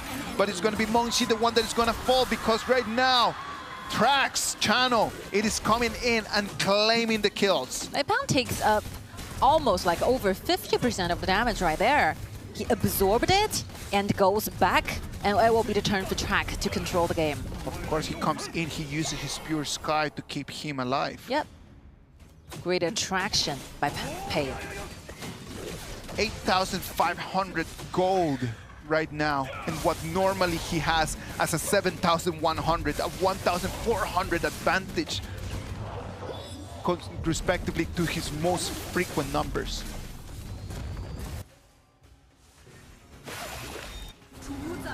And right now, everything is getting better for Chongqing Wolves. The late game composition might be coming to its finale. Oh, the Silk Imprint finds Mengxi taking extremely low right now. He does not have the tankiness necessary to support over here on this Dark Tyrant battle. 30,000, the Dark Tyrant is being... It's gonna re-aggro if they keep fighting against it. It goes back, and then that's gonna send us back to start. 25, 20, 15. Look at that, it comes in. The Unbridled Outburst is not going to find anyone. Trembled Mortals is going to jump in, and it's going to be Mengxi, the first one that is going to fall. Right now it's going to be Zmo, the one that is going to be focused fired on. Not enough. Tingyue comes back out of the Moonscape Mirage, but look at that, Lincoln comes in, is going to clean house. Takes one, and it's going to be a double kill for Max as well. I almost thought that the Wolves Esports are winning this totally, but like Lincoln is waiting patiently, like a hunter, searching for the right moment, diving with the ultimate, the mirror domain. That damage is insane and closely followed by Xiaomai. He was waiting for the moment that everyone was going to focus on Tingyue. He was waiting for the Wolves just to wait for Tingyue to come out of the Moonscape Mirage. As they focus fire onto him, he procced his ulti and started getting kills. Both MVPs were on fire for today, this match. Let's see, like everything seems very good, right? On the side of Chongqing Wolves, the ultimate being pulled out. Heiya takes one member down, and Channel gets the kill together with Xixi, taking Mengxi away from the picture. Everything seems so peacefully, but by the very second, like Heiya went out, and that won't be the time where Lincoln goes in with the mirror domain. Yang waiting over there, mirror domain is being procced. Pang is gonna have to leap out of that fight. He cannot take all of that damage right now. It's so top quality match for this one. You have no idea who is gonna be the winner for this match. Their total rich pay have nearly like 10,000 gold, while Jin is chasing up with 9,000 gold in his pocket. Right before that previous fight, it was almost a 2,500 gold advantage, right? And right now it's not even 1,000 no more. It's chasing back. And Channel, not to mention, look at the goals here. Channel is super rich, and like Max is the same. So like the double cores are there. They have the potential and the damage to clean out the battlefield. The question comes down to one: who can win in that battlefield? Who gets to destroy the other? Oh, look at that. One more time. It's going to be the Unbridled Outburst that is going to come in. No one can find on Lincoln. Mike has such a great position. The Trembled Mortals comes in, but he's only going to find the support. He wanted to take Max. He could not find it. Now Pei is going to take on the Overlord. They need to go back and clean the waves. Do you have any idea of how difficult for Xixi trying to pull back Jing while he is flying around using the shadow? Like, God, I don't have words for that. That's insane. That's inhuman. This kind of performances is so hard. This is top level, right? Like right before that fight started, I wanted to highlight when the cores are already online, it's gonna come down to those secondary characters to see if they can really support on their teams, right? Exactly. Like it's gonna come down to the utility mages, to the utility, to the tanks. What can they do to set up their cores in the best positions? Like we thought, like Xixi is gonna be helping his teammates to disengage their enemy. We don't think that Xixi will have so accurate of attach, like aiming at Jin every single time. He was there in the bush finding Jin. He was there in the front line, in the battlefield, taking Jin back so that Channel can deal those damage on the jungler, on the assassin. They want to come in, they want to take on this fight. Jin is a very good position, can come in from the flank. But Wait for Nanyang. They're waiting for Mengtian to... The arrival of Mengtian. Can he find a way to break through? But it's fully crowded and protected by Chongqing Wolves 5 members. They're circling up as a whole group. Too many people right over there, right? Like it was too difficult just to jump into that turret and try to take that. It was too risky. Yeah. Now the Dark Tyrant is gonna go for Chongqing Wolves. They're going to claim that one for free. And they're gonna come in and have a little bit of a damage buff as well for a while.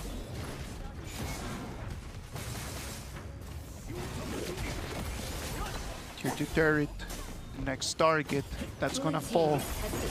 Now Pei, right now, without those turrets in there, Pei's gonna have full access to the jungle. That's gonna be bad news for Linheng.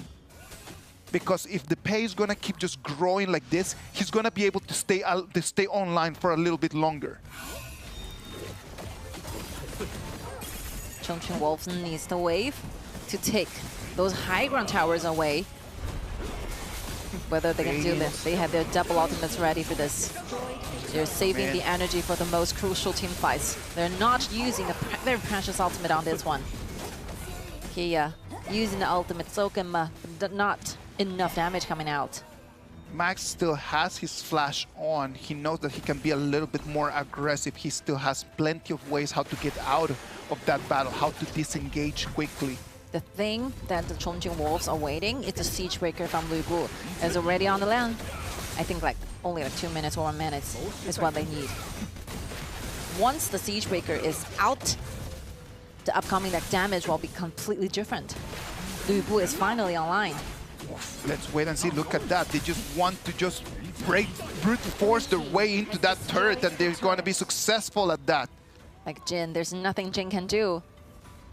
So he goes out, taking care of the lanes, which means that they have to make sure, at least one lane goes out. Ah, Mengxi, focus fire onto him. And that Lian Po is not gonna look like a tank at all. Super squeezy against the power of Trax Channel. This Zihuan is literally like giving the food, using the spoon, feed it to the cores. Here we go, go in back, and what Channel needs to do? Just damage. That's very simple. As we talked about, the siege breaker is ready for Lu Bu. Let's see the next round of the games. All right, Lu Bu fully on. He knows he can use his ulti and jump straight into the back lanes. Super minions come in. Do they want to finish the fight right now? They're gonna try to deal some damage. They do not have healthy enough waves. What do they want to do? The Silk Imprint comes into Mengtian. It's gonna be Lu Bu, the one that is gonna come in from behind. It's going to deal the damage. Look at Jin going in, but unfortunately missed a target. Himself got stunned there. No! Denied by Peng's Pei, and it's gonna be Chongqing Wolves. They want that they're gonna come in and make it a 3-1 advantage. Yeah, this one I think that is the best play that the Chongqing Wolves have in this best of 7, even though they won 3 scores within 5 matches. But you see the connections, the synergy, the decisiveness, and their performance are all top level. Look at Xiaopeng getting handshakes, you know, shaking the shoulders. Sakura did a great job holding those up-laning pressures of it up there, right? And not to mention, I think Zihuan is so insane for this one.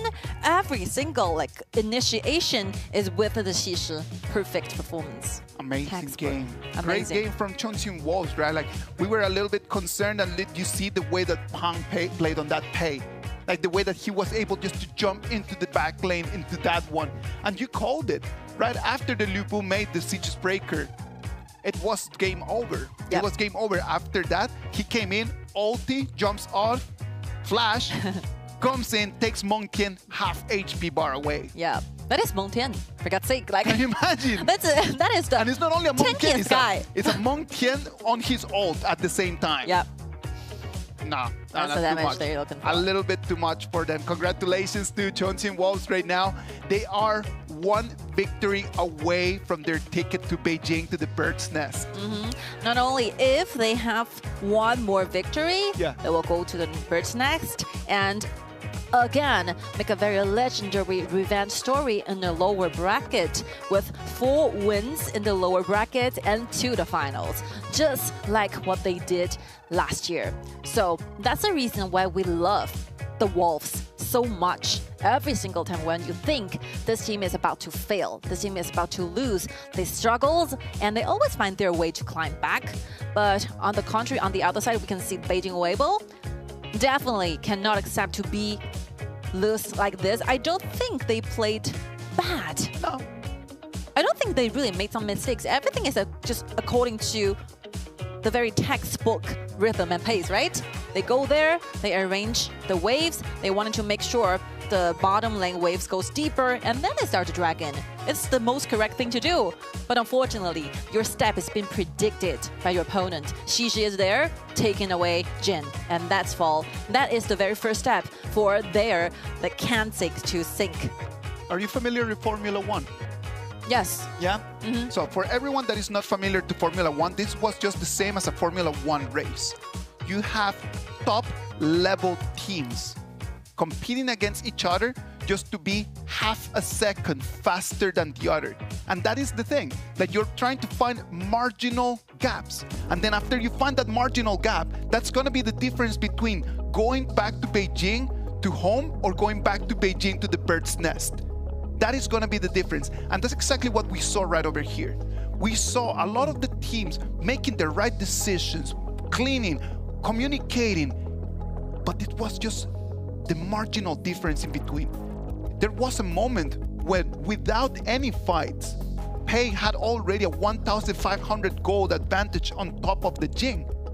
And it was that difference that allows them that when the fight comes in, they can take it head on first.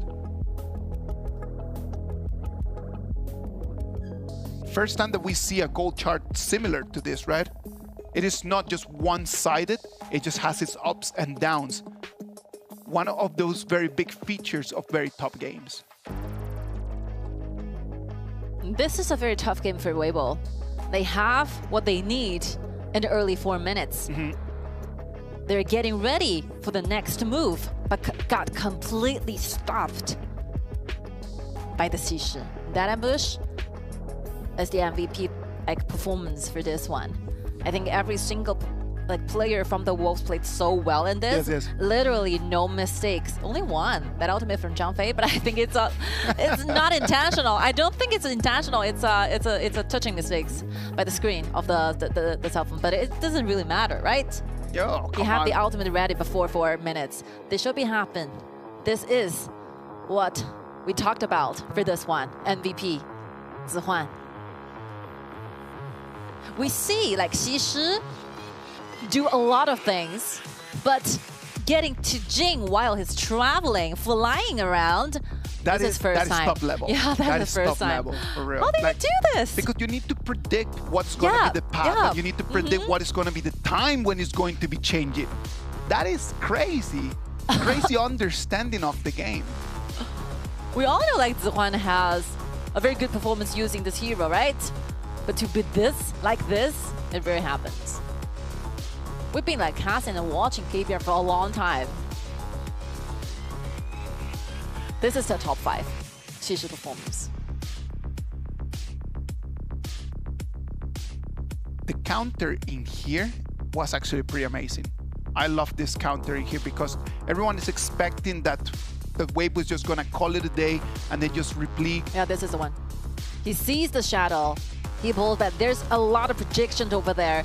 He was at the right angle, right moment, just before Nuanyang wanted to make a move. Is getting pulled back and pulled knock back one more time by Zhang Fei's ultimate. And that's the end of the story. Yeah, that was it. That was done. Yeah, that was done. One more time. That's a Lianpo, you know? And look at this, look at the Mongqian. It's just like a magic trick. Look at that. You half see of him, HP bomb like, gone. You see him, and now you don't see him. It's here. No, it's not. Yeah. Just like that. This is the best game ever for the Chongqing Wolves, I would say. 0 mistakes, perfect synergy. This is the quality that we expect to see when you're fighting for the ticket to the finals for the 2025 Grand Finals, right? Exactly. Like if you want a ticket into the big stage, you need to be performing like this. Right now, it's going to be Beijing WEIBO, the ones that they have both feet at the edge of the fall. Yep. Is it going to be Chongqing Wolves that are going to give them that last push and then just send them back home for them to watch the finals from home? Let's wait and see what's going to happen. I know that right now, for all the players, different ideas, different thoughts are going through their minds. They try to stay positive because negativity is not going to get them anywhere. They need to let go of all the mistakes and take this as what it is. It's just a game. It's a sport that you're going to have to face one game at a time. Yeah, I'm so sorry to see those faces from Weibo, right? Very upset. Very upset, very disappointed on themselves. Very emotional, yes, I would say. To be delivering us this kind of game that they think, I think they have the confidence to say that they should have done better at this. But there's no turning backs, there's no pause in time. You have to just have a very quick adjustments and get ready for the next round. Will they have enough time to adjust? We will see that after the break.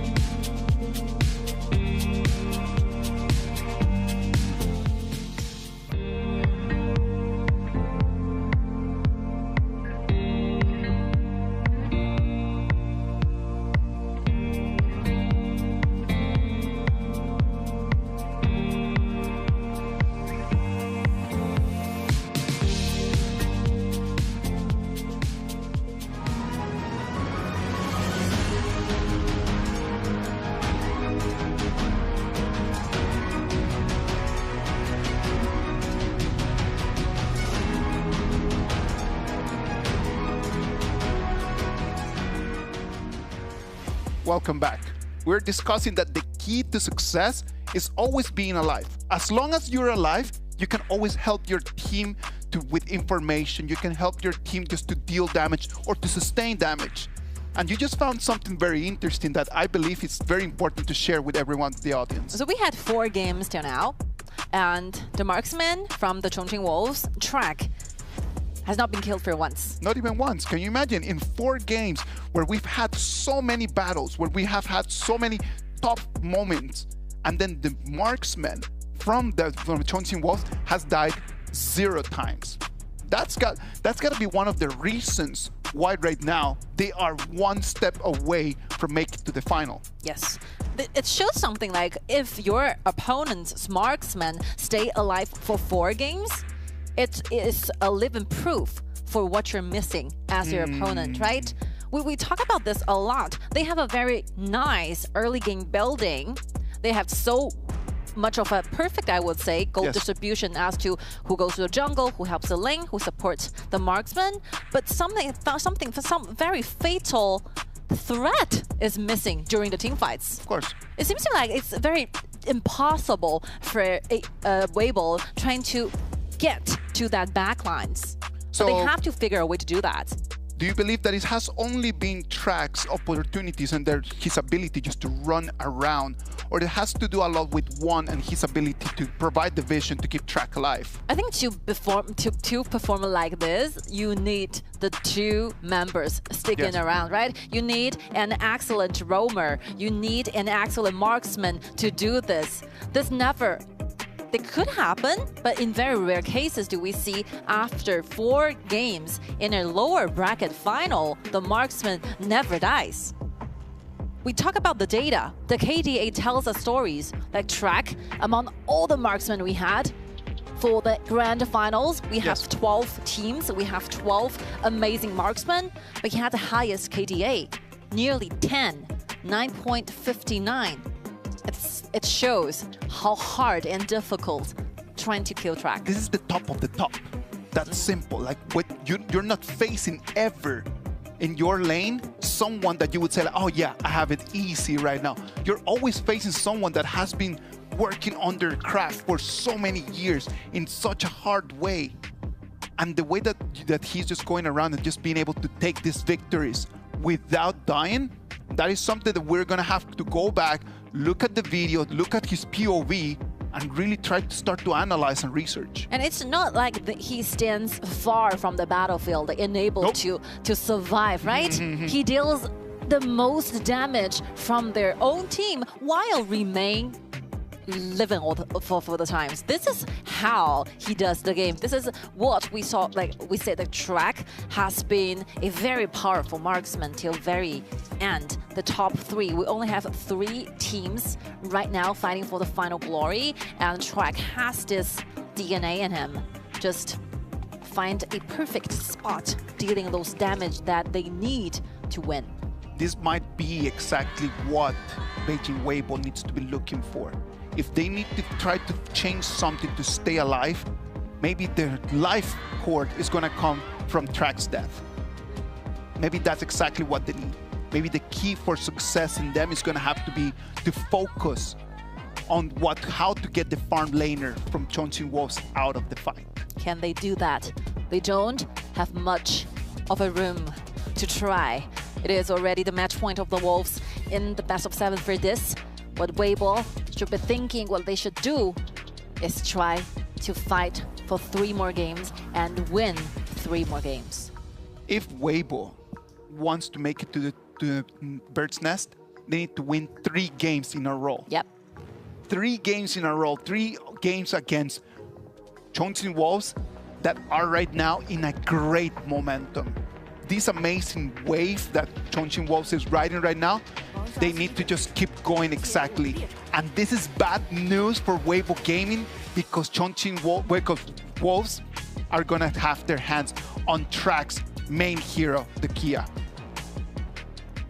I think we don't really have to analyze why he picked Kia. His performance tells everything, right?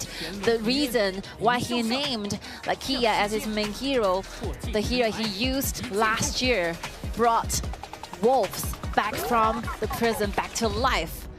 There's so many miraculous performances by this Kia, and right now at this game point, the Wolves Esports choose to believe, have faith in Track's Kia.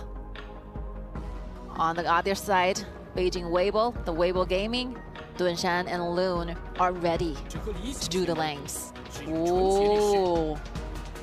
They want to finish the game. They want to finish. They want to finish. They don't want to go to game 6. It's all in. They're coming all in. Look at that. The Su Lian. The Ma Chao after yesterday's performance. Wow. They're taking this seriously, like very, very seriously. Yeah, it's all in. It's so easy. It's so obvious. Like Wolves don't want to have another game other than this. This will be their final game in this best of 7. And not to mention, Ma Chao is a very perfect counter towards Loon, right? Whenever like Ma Chao shows experience in the team fight, Loon have to use the ultimate classic counter. What else does Beijing WEIBO have? 司空震. They trust Zimo's performance. Very nice 司空震 player in the league. Can he bring one more game to his team? Zimo and Lincoln, as we talked about, they have been representing WEIBO for over 1,000 years. These guys are standing side by side together, fighting as teammates. They were in the finals for a lot of times. Beijing WEIBO, can we see some miracle? Can we see some revenge? They want to make it to the finals, right? Of course. Zimo has been to so many seasons with us. Top performances, being a top player in KPL. He's one of those players that when you talk to the other members of KPL, they know that he's one of the top clash laners that we have ever had. And the fact that he has not yet won a trophy, it's something that right now still gotta be bugging him in his head. In his professional career, Zimo has been into the final for 4 times, but none of the 4 times ended up with a trophy back. While Lincoln, he has a trophy, but still, when he was holding a trophy, the name of the club is TS. They wanted to make the first champion title back as the team, as Beijing WEIBO Gaming. Can they do this? As the draft is about to finish, the very last 2 picks from the Wolves Esports are Aguro and Heino. Heino with a very long range of attack. Can he do the trick? What? Is it gonna be a lock? I have no idea. It is a lock. Ah. So many frontliners, Sulie, Aguro. But as to the range of attack, like Diaochen does not stand a chance going against Heino. I think the answer lies in the WEIBO's gaming. Is this going to be the first Diaochen we have seen in this whole Grand Finals? Yes.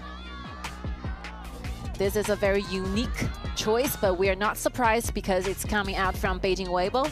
WEIBO is a very typical team where during very important matchups, the coach teams tend to trust their own player. Yeah. So I think that the idea must be coming from Ting Yue.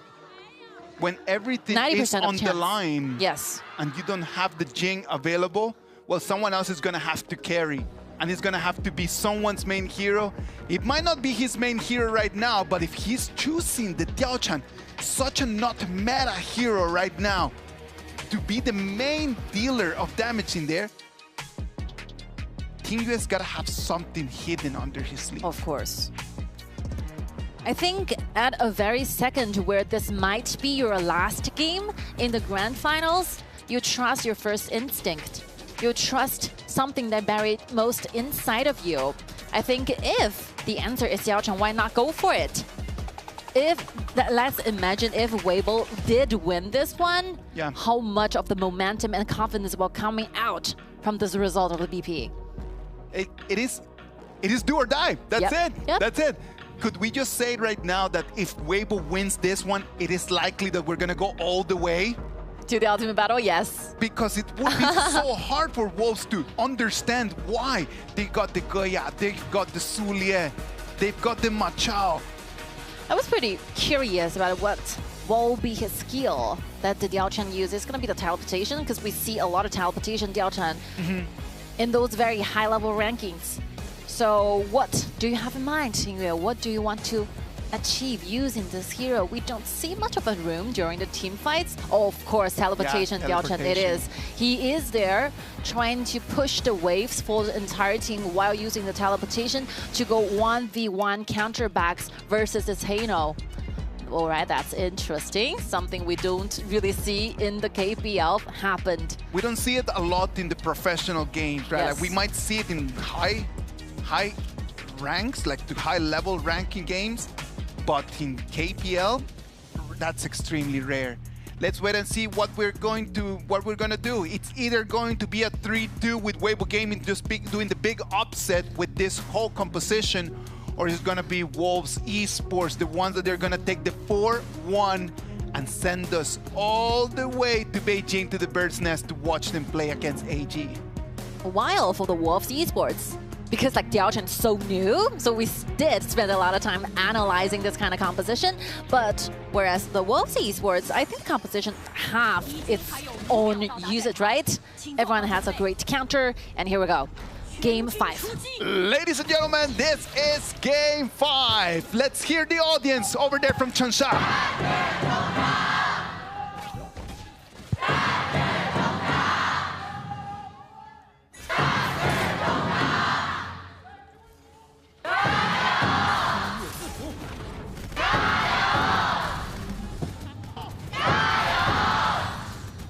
Of course, laning swaps is gonna be there since you have Kia and you have a Hano with such long range of attack. You can use it, put it on to the bottom lane to deal the laning with the marksman, while this Kia and the passive of Sulia is gonna be helping Chongqing Wolves do a lot of rotations. Very efficient rotations. I think what really matters for Chongqing Wolves is that making sure Sakura have enough gold. We see how dominating this matchup could be like yesterday. Like if the Machao can be online, then Chongqing Wolves is gonna have multiple entry points. I think if sorry. No, go ahead. If WEIBO wanted to win this, they don't count on team fights.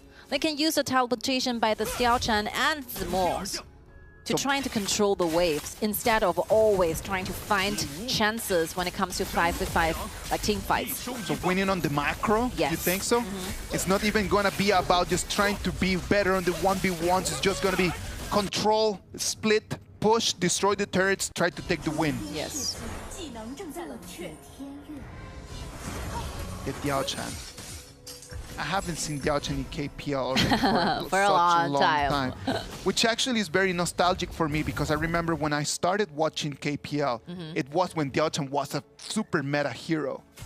And it was the moment where Kat was just showing us his best Diaochan. So seeing the Diaochan back on stage, for me, it's something, it brings me happiness. It does draw a smile on my face. If I remember correctly, I think the last time we had Diaochan is from KSG, where Liu Dang is using Diaochan, and the other time is for Sakura, when he's not in the Wolves Esports, he used Diaochan on the top lane, do the laning. But 2 times, 2 loss. Let's wait and see if it is going to be WEIBO Gaming turning that around. The Dunshan Ata combo. Can you imagine that? Love that. 3v3 over there in the mid lane. Not much that they can do against each other. Now, speaking of tankiness like this Ata, can be quite invincible initially if like Track and Sakura don't have enough burst damage, don't have enough items. Look at this. Track's Kia have played 9 times and 8 of the 9 he win. He has a KDA with 35, which is the #1 in the league using this hero. 35. How do you even get that? Crazy. That's the charm of the main hero. 30 seconds till the first tyrant of this game. I don't think that we're going to be seeing a lot of fights. Yeah. But those clear neutral objectives, those are going to be the cues that none of the 2 teams is going to want to let go. For these 4 minutes first fight, who's going to have the advantage right now due to their composition?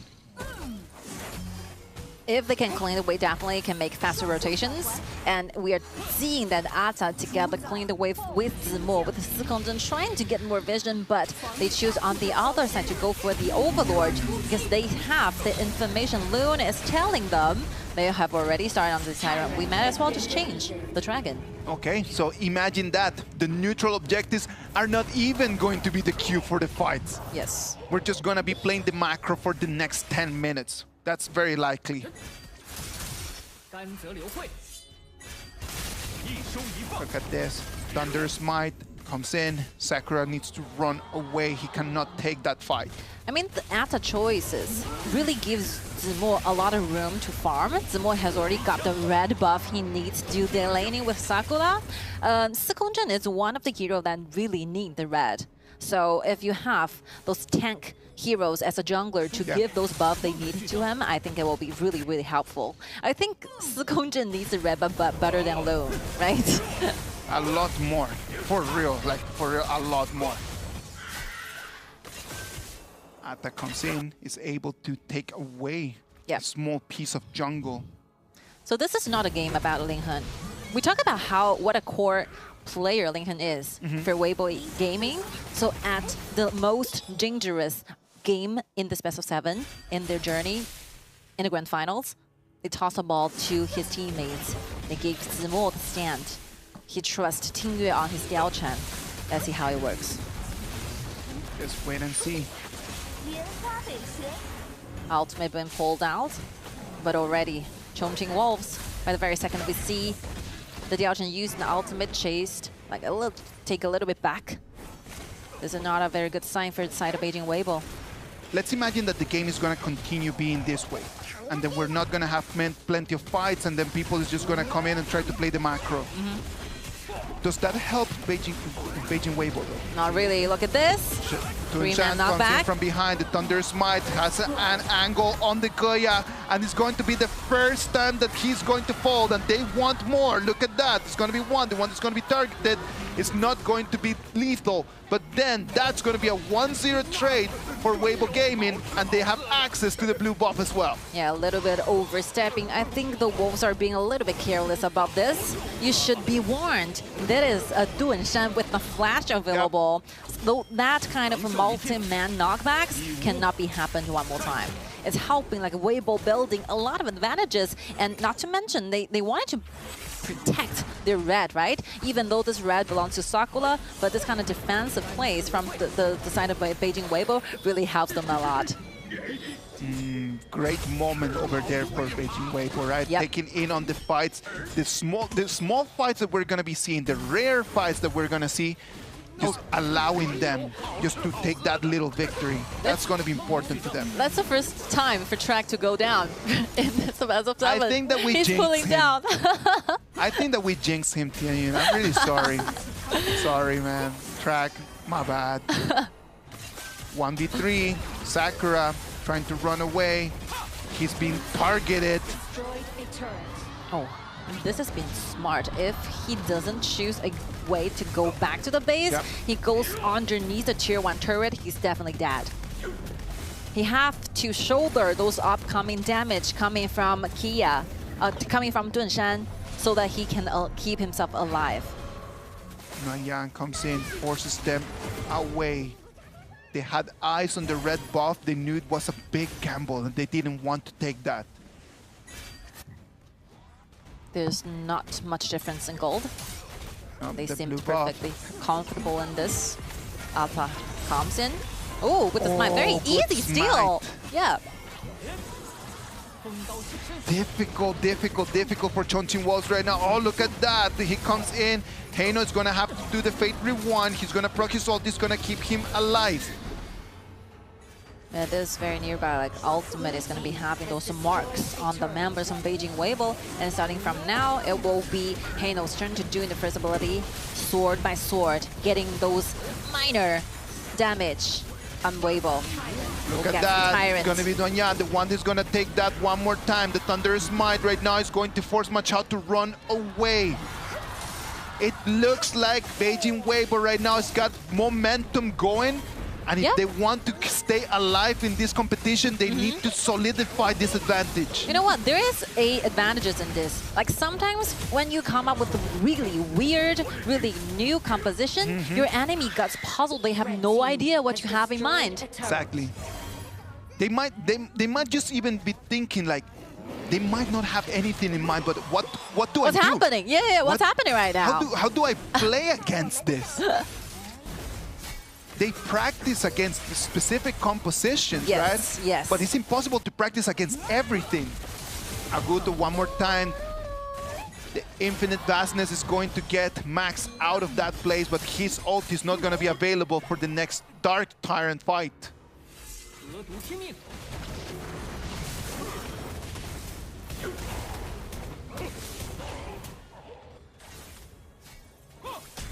Zimo runs #1 in the gold ranking. This is the first time we see this in the best of 7 till now. This is the 5th game. Zimo is going very high with the 6.8 thousand gold in his pocket. While right now, Ma Chao is looking so good. 7,000. Let's see. Look at that, Ting Yue being targeted. The Dun Shan comes in, it's gonna take him away. The moving mountain allows him to stay alive. The Dark Tyrant is already initiated, but Zimo has eyes on them. He's not gonna let that one go. Track is not very healthy. Now the Hain is gonna have to proc his ulti. He's gonna try to run away. Zimo being extremely low, and he's gonna fall. It's gonna be the Thunder Smite coming in from Zimo. He is gigantic at the moment, and he does not want to let Chongqing Wolves to go straight to Beijing. Look at Diao Chen getting close to Ma Chao, but Ma Chao still remain in a quite healthy state right now. Can they follow up? The Tyrant's still up there, not de-aggroed. Look at that, Long is trying to come in from behind. Going from the behind. Look at Max, he's coming in from behind. He has access to the back lane. Track still completely untouchable. He's dealing damage. He's not going to survive into this one. Yes, he is. Look at that. He comes in and takes a triple kill. Sakura still alive. This is what we're talking about. Track always find the perfect positioning, dealing damage, at the same time watching what happens to the battlefield. At the very first second, we almost think that Beijing WEIBO is about to win because Zihuan is in a very bad position to use the ultimate, unable to stay alive, hold the battlefield, but Track stands out, dealing those damage that Chongqing Wolves really need. Incredible right now, the damage coming in from Max. Crazy. Just a full-on combo almost sends Track back to the fountain. Like, even though like Zihuan goes down, but the crucial member from the crowd of Chongqing Wolves stay alive. The double laners, Track and Sakura. Even though brought so low, Zimo goes in. Look at that, Thunder Smack. Zimo is going to force him back. Track is being taken extremely low. He's going to fall. It is going to be a great trade for them because it's just going to be their Clash laner that's going to fall around. Of course. A Clash laner for a farm laner, I'll take that every single day. They're counting, fighting backs consistently, looking so good for the side of Beijing WEIBO. This miracle composition really, really works. Right now, there's no backlines. They don't have to worry about much for this. So they are using the ultimate, trying to aim for Diao Chen, but since Diao Chen have a very short cooldown for the second ability, dashes in, dashes out, dancing everywhere, so flexible. That is one of the things about the Diao Chen, right? It is just so flexible. That's one of the reasons why in the past we've seen Diao Chen come out with Purify. Yep. Just because of the mobility that it allows it with the Purify is almost untouchable. You begin to understand the logic underneath this kind of composition. Like, everyone is a soldier. It's like a 5-warrior composition. There's not much of a backlines here. So the Chongqing Wolf suffers a lot because they have to spend a long time trying to take one member down from Beijing WEIBO. Lone, even though it's a marksman, but have that untouchable ultimates ready. Very hard to take down in the seconds. And this Zimo Sikong Zhen, you cannot just simply neglect this choice of hero. Well, like we talked about it, right? Like, this is going to be the first time that he's going to be top on the goal. Look at that, the Hain of the Fate Rewind is still going to keep him alive. The Ghost Ship comes in from the Ata, blocking in the team from Chongqing Wolves. Look at this. Even though there's not enough members here, but Beijing WEIBO is doing perfectly, like 4 versus 5 team fights. Because they're tanky enough, while can do those consistent damage towards the Wolves. And with the teleportation of the Diao Chen, they can manage these waves really, really smoothly. Zimo can do the laning arrangement, Diao Chen can do the laning pushing, and Linghen is everywhere, giving vision to the team. 1-3-1 formation. Perfect execution. Mid lane turret is going to fall. Tier 1 and T2 are going to fall at the same exact moment. Nothing that Chongqing Wolves can do right now. The tanking S from WEIBO Gaming is just too high. 2,000 gold lead #1 in the rankings here for Diaochan. 10,000 gold. 10,000 for WEIBO.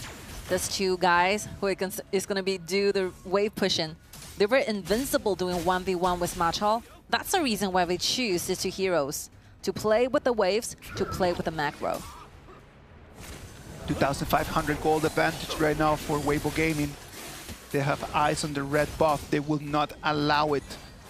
Track is going to have to find his way around without a red buff.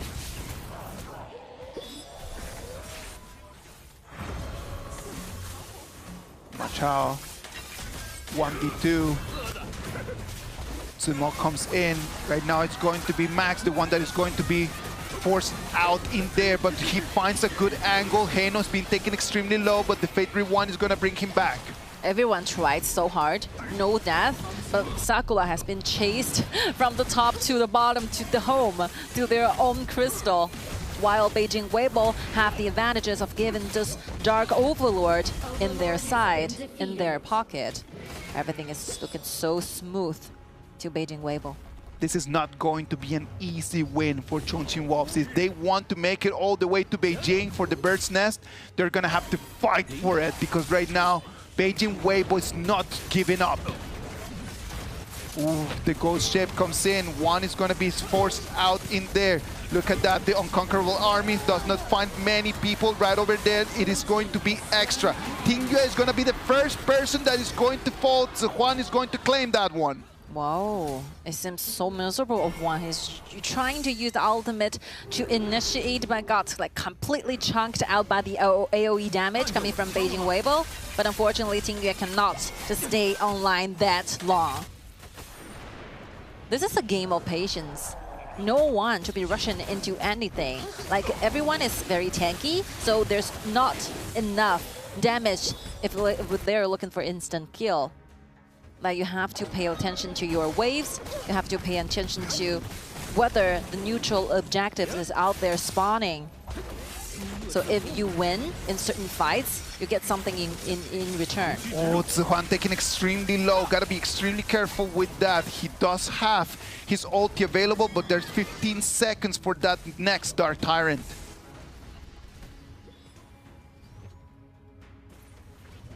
Who's there to the front lane, to the top lane for that wave? No one is showing vision. Yishin, one have to find out full team. The left bush is very dangerous. They have no options right over there. Look at that. Zemo comes in, checks on the flank. Ma Chao is going to be spotted. The Dark Tyrant is going to be initiated. Sheldon's going to take Xiaopang, is going to be lethal. Track is being taken down. It's going to be Zemo, the one that's going to be taken. That one is going to be 2 kills right now for WEIBO Gaming. Look at that. Can they make it 3? Yes, they can. The ghost ship comes in, takes one. One's going to proc his passive. Can he come back? No. It's going to be only Sakura. It is not going to be enough people because there are multiple waves coming in. You counted out WEIBO Gaming, I'm telling you. Right now, Ma Chao is the last man standing. Can he clean this? Can he do that? No. It's going to be WEIBO Gaming sending us to Game 6. Just by the very second, we thought it's going to be the game for the Wolves. Beijing WEIBO, the fan standing together, denied our predictions. Great, great execution. So brave of our choices when it comes to Diaochan, using the teleportation, arrange that waves so nicely, giving and leading those resources from their own team to Zemo. Let Zemo control the game. You can see with the red buff, Sakura suffers. Track suffers. Everyone suffers from the side of Chongqing Wolves. This is a selection and choice that need bravery, and they really did it. I feel very, very pleased watching Beijing WEIBO giving us such an amazing play and such an innovative composition. It is lovely just to see Zemo just being the warrior that he can be, right? Like we were discussing how he has not been given enough gold in all these different games. And this time that he was just given all the resources, all of the gold, he answered back and he replied back with a very solid victory. This will be the time that we discussed Imagine if they win with this kind of composition, how much confidence it is offering to the players, right? Trust their first instinct, and they really did it. And this time, you can see the pressure change sides. Of course. The momentums are being reversed back to the side of Chongqing Wolves. Nobody was expecting this to be a victory for WEIBO Gaming more than the WEIBO Gaming fans and the players, right? I am really happy to see their performance. I'm really happy to see good top-level competition, and that is always really good. There were some moments on the decisions from the Chongqing Wolves that allowed WEIBO Gaming just to become a little bit bigger. There was a moment where they initiated the Overlord, they were unable to finish it, and then they just gave it out to the other side. And I think that those little moments, those little mistakes are the reason why right now we're going all the way into Game 6. You know, when you were watching and casting this game, you could get some ideas that you think that the Wolves are, they're not so sure what to do. Yeah. On set on the game, right? They were wondering how the entire composition would be going from the side of Beijing WEIBO. Yes. And I would say this is a very great and strategic move when you put yourself in such an dangerous spot and you use something you have been prepared for a long time. And the reason for that is they failed once using that Aguro as a marksman before. Yes. In previous matches. So yeah, it really requires a lot of room of like confidence and like mutual trust to do the same one more time. Well, ladies and gentlemen, we're gonna move into Game 6. We were not expecting this, and right now here we are. There were two main heroes chosen from the side of Chongqing Wolves. We thought that they had it in the bag because of their performances in the past. But WEIBO Gaming just showed us that it's not a matter of what you have done in the past, it's a matter of what you can do in the present. I think the rest of the hero pools are still available for both teams, but if you count this one into our all-round BP, like WEIBO really saves a lot of heroes, right? Yes. For the next round, because the only two heroes that is quite meta is Sikongzhen and Dunshan, and the other one, Ata, Diaochan, not really a cost. A lot of very weird peaks, right? When I say weird, I'm just saying like not very It's a weird frequent. in a good way, like. Of course, yeah, it's weird in a good way win. because look at that. Like we got to see the Diaochan on the KPL Grand Finals, and that is amazing for everyone to see. And that is another reason why people need to go and try to practice all of the different heroes. And you need to practice the different heroes so you always have that in your toolbox. So in the moment that you need to actually come up with something new, to come up with a surprise, you have something over there in your pocket. Yes. For the Chongqing Wolves, there's so many things left, and for WEIBO, at the same time, they still have so many heroes and combos in their pocket, and we're seeing the MVP for this game. Some more. I love the pose. Yes, exactly. Louder. Give me more noise.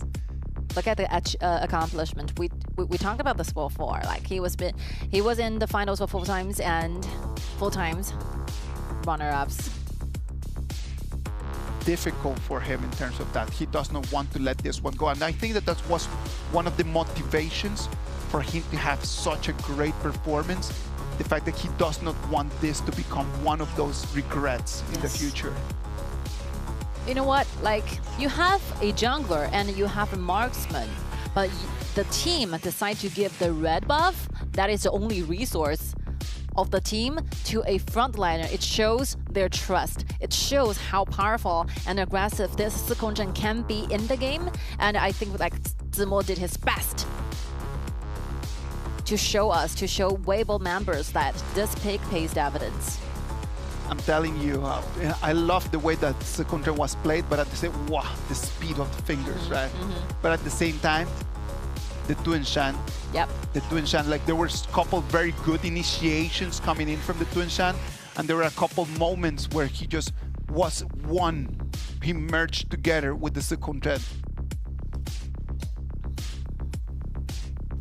Always love to see those moments where what we think is not about to happen happens. We love to be surprised. Yeah. That is one of the things that we love about our job.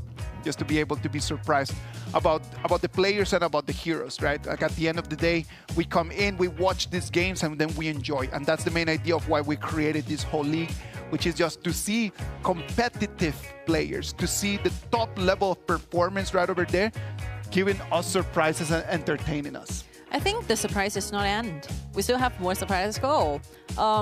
I still don't know how many games we're gonna have. Is it gonna be a 4-2 or is it gonna be a 3-3? So I take a look at the rest of the heroes, and we'll be talk a little bit more about that after the break.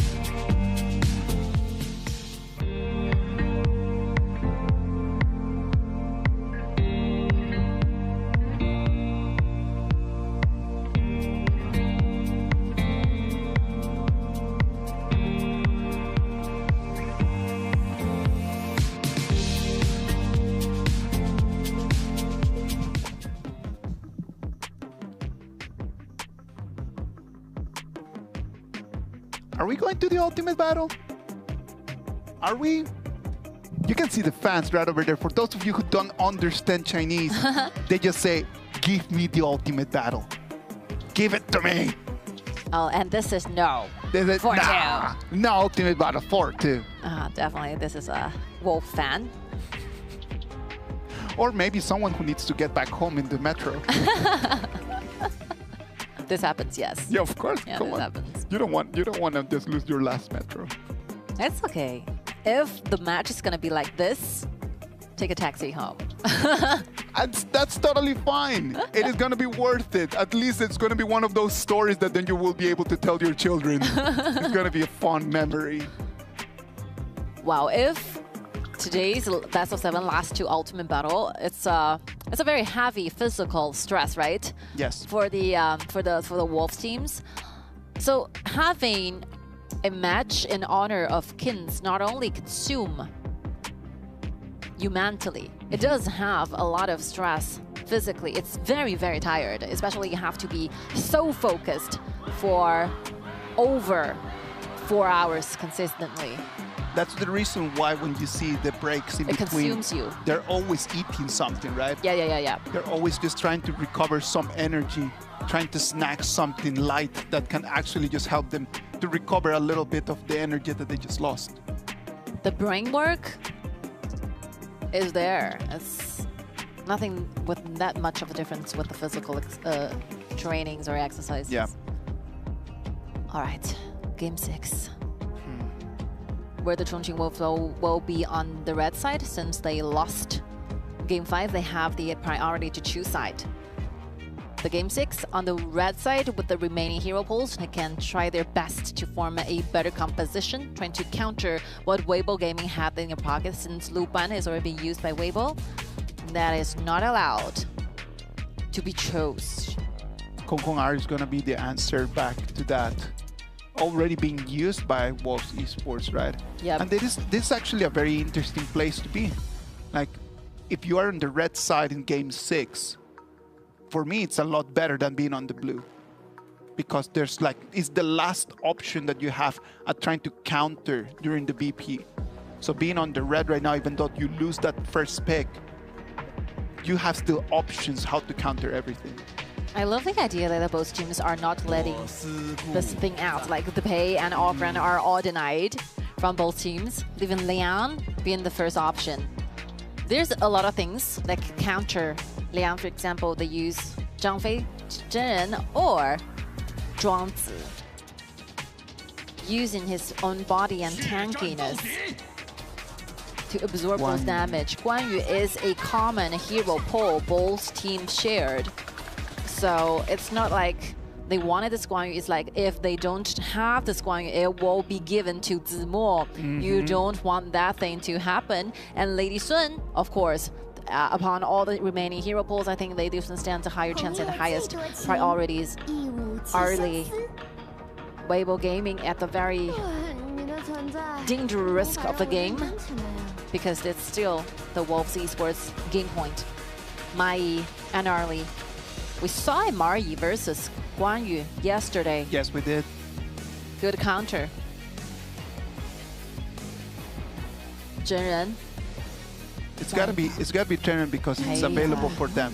Hey, yeah, they have something else to protect Lady Sun with this kind of very good movement and positioning ability to track. I think he can survive even without Zhen Ren. Hey, yeah, it's so important. A way to lock down Lin Hen.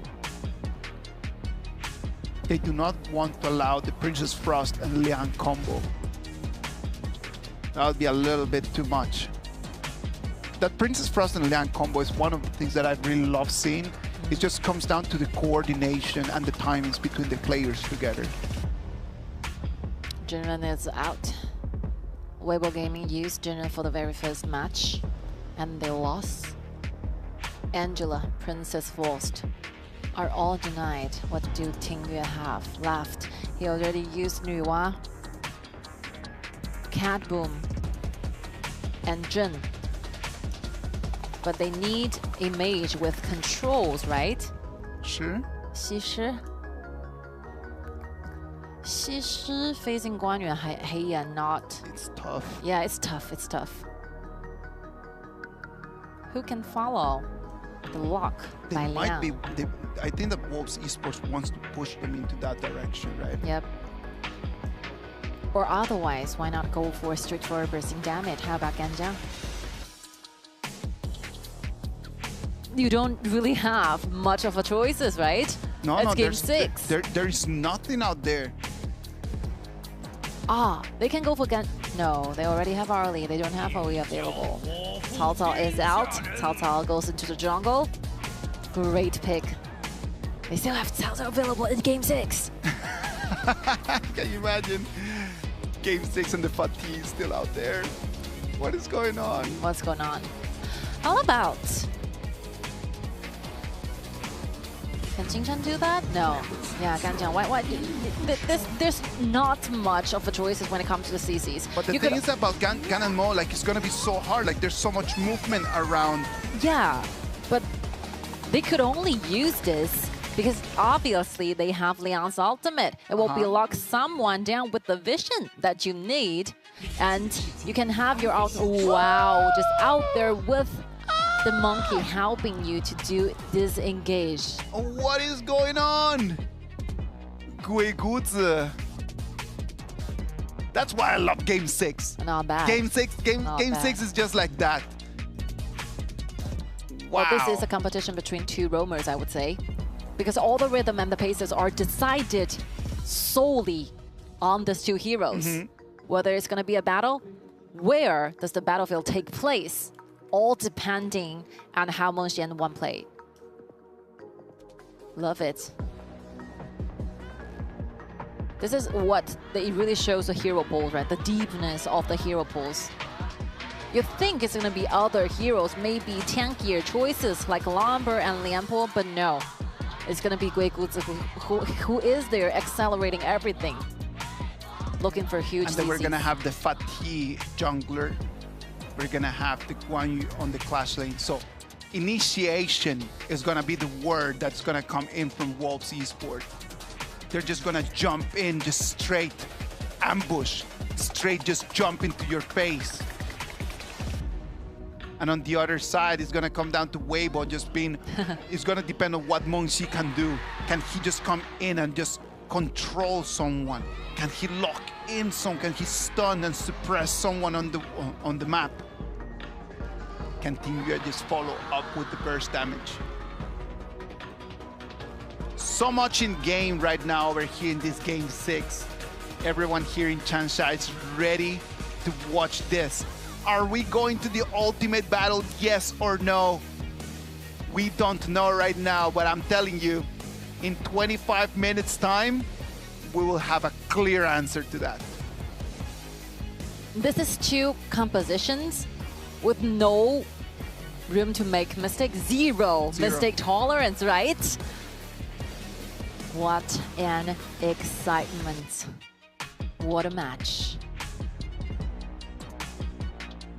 Oh, I can't believe like how stressful they are right now, especially for the Wolves because they were here yesterday.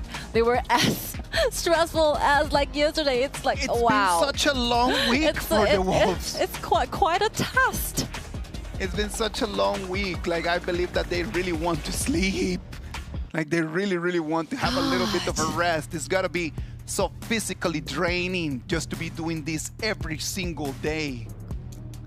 I thought it's gonna be a Lianpo for one to play because if they need a front line to get that ultimate to counter back this Liang.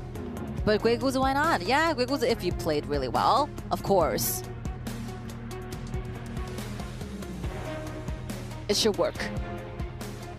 But can they do this? Is it gonna be the last game of this best of 7 or do we have the honor to see the ultimate battles? Let's wait and see. Let's wait and see. This is going to be game 6. Ladies and gentlemen, let's listen to the audience over there in Changsha.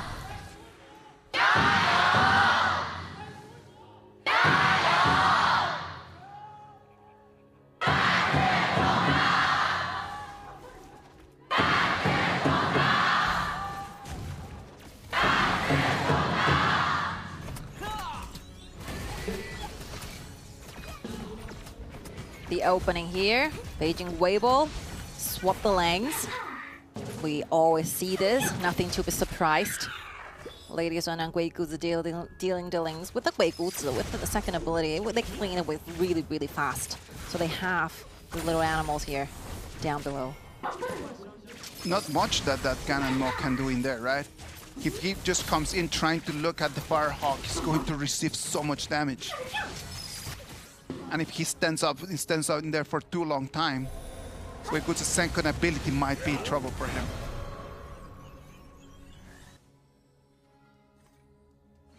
They should wait patiently before everything one reaches to level 4. Pound using fatigue in the jungle, good one. Look at that Monkey. second ability. Monkey's gonna have to dream roam out of that. Pound with the King's Return, dealing damage. Gotta be careful, he's not as tanky as he would love to be right now. Top lane, 1v1. While Sakula is having those advantages here.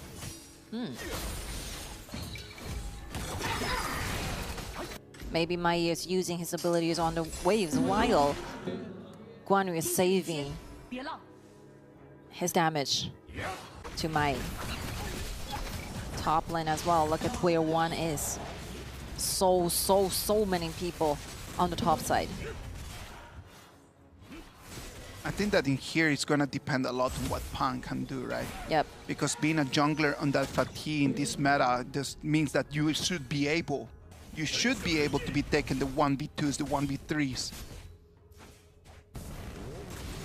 But for that, he's gonna have to just keep farming consistently, quickly, build the items and collect the gold. 单西撤。 Wow. The audience says you can breathe. I'm so sorry to say this, like nothing happened, but it's the tension is out there. Look at how fast they can clean the wave altogether.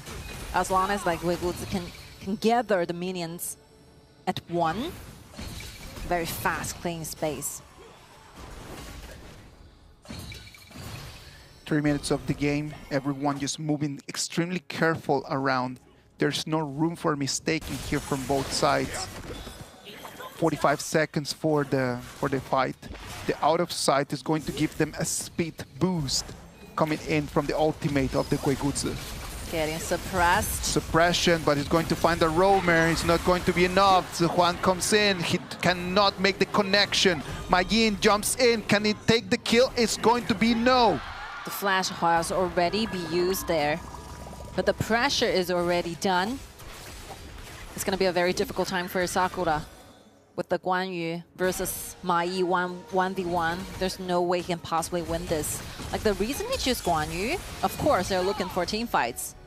So at this phase of the game, it's not time for the Chongqing Wolves. Nope, not at all. But that mid lane skirmish, you can see, as long as Monshi is ready, and he will be ready to build that radiance they really need, trying to detect, find out where this Guigutsu is. He can always use the ultimate to lock Guigutsu down and will be followed by the swords from Ganemo. So this will be a matter of how one can control this game. He has to find those bush they really, really need. He needs to hide himself in order to create those threats to the backlines. In terms of vision, Wolves is going to have the upper hand, right? So if they have a better vision, if they are able just to go around the river, control and send information, they should be able to initiate some fights soon. The problem is that right now they don't have the composition and they don't have the items. I love the idea that Beijing WEIBO, like, they do their rotations in pairs, in groups, so that no one will be leaving solo on the lanes, or otherwise they will be the target. They are willing to sacrifice half of the map to their opponents while remaining safe as a team, trying to make sure that the vision is safe enough. Right now, they're trading things on different sites. There's nothing in there for them to have. Right over here, we can see. They're just trying to just take it extremely slow. Nobody wants to be the first one to make the mistake. And that just makes this game, just to watch it like if it would be a chess game. Yes. You come in and then you don't need to be making a lot of very big moves, but every small move, it's just going for one very big victory. Like you do not actually want just to push your way through. You want to be methodical. You want to be careful with this.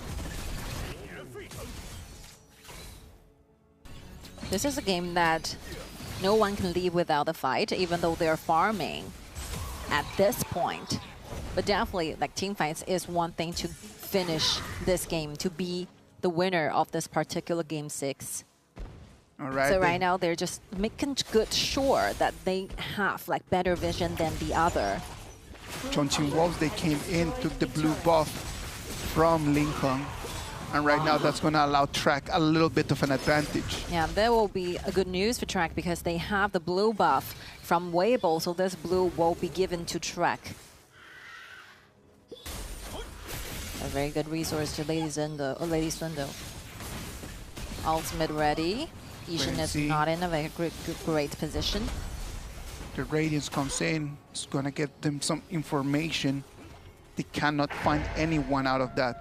Howlin' Howlin' there. Amblant comes in, the suppression comes in, it's going to be one that is going to be taken on that one. Look at that, Track comes in, and he's going to be taking the mid laner. That's going to be first blood for Chongqing Wolves. From the Wolves gives a false vision to WEIBO Gaming. They think that the Wolves are going to the top lane while they make a quick turn using the Howlin' to cat Ling Yue. Oh, look at that.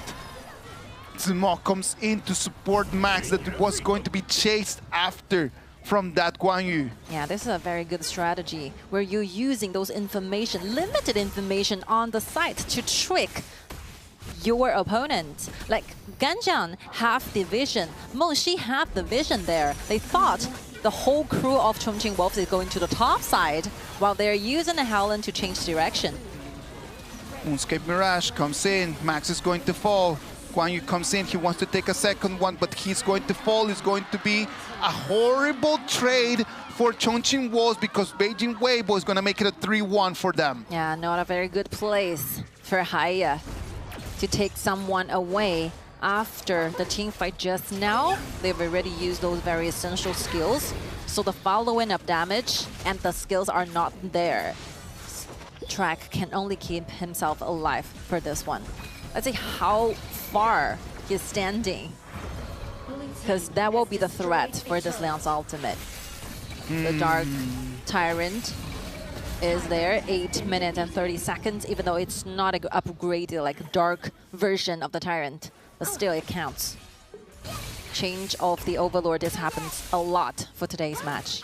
It has been the trend, right? Like since they do not want to engage into those unnecessary fights, instead of just going there and trying to challenge for the Tyrant, if I cannot have priority over it, I'm just gonna go for the second option.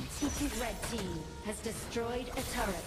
Look at that, very difficult. Ganon Mo is always a threat. Blue team has destroyed a turret. One has eyes on the river, goes back.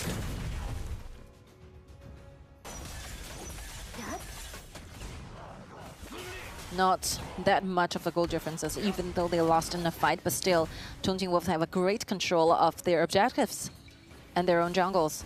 That fight brought Beijing WEIBO back into the game, right? Yeah. They're waiting for the flash. The flash is available, but it can be happening in the mid lane though.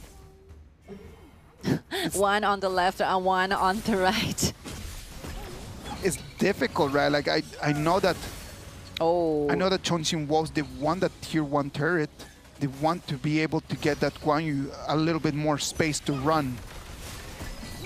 That's why right now Beijing WEIBO is trying their very best just to hold to that turret for a little bit longer. It will be much more interesting if we are watching this game in one-sided vision. So we have the idea of what they are searching for. Right now, this will be... Oh, someone is spotted. Comes in. Big trouble. Moonscape Mirage is going to isolate one person, but there's no way that Chongqing Wolves can come in. They're waiting. Guan Yu still has his Razor Cavalry available. He comes in. He's going to save his teammate back. Very quick response, even though Zibo is going to be spotted by 2 people. But still, he used the Purify and the Flash to keep himself alive one more time. The bursting damage coming up from the Chongqing Wolves are really, really high. I think WEIBO needs to step away from the Dark Tyrant. Step back from this fight because right over there. Oh, look at that! The Flash comes in. Liang is going to be attacked. Splendor is ready. Splender's going to go golden. Is not going to save him. Right now it's going to be Zihuan, the one that's going to claim onto that one.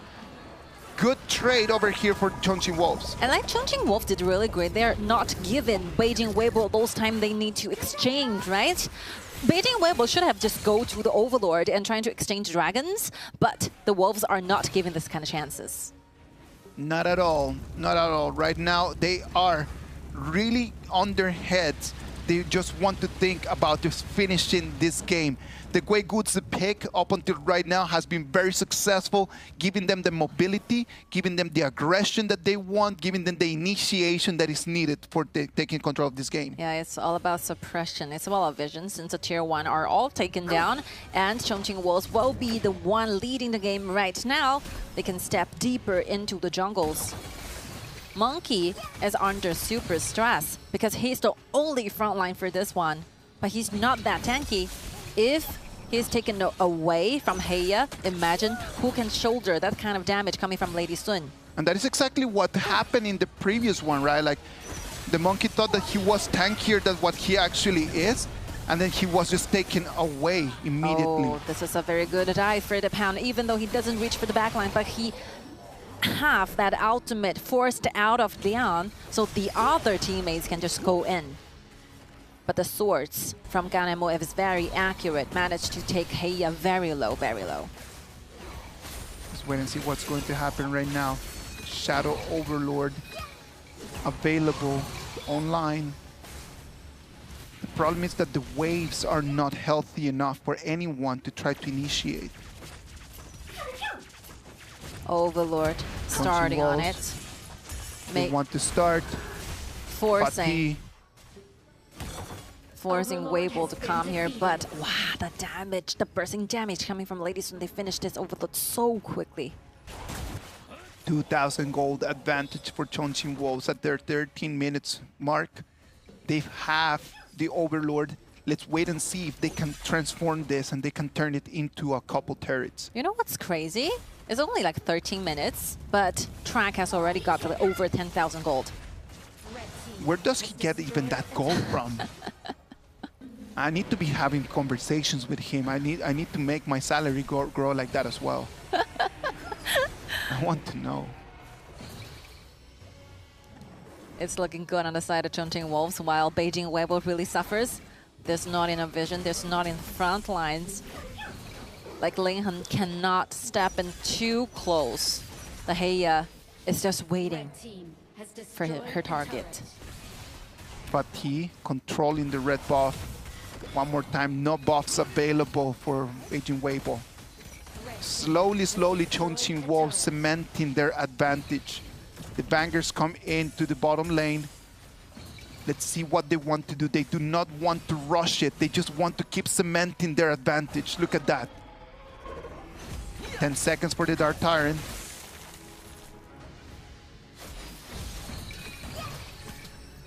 The Vanguards are ready. They're waiting for the next round.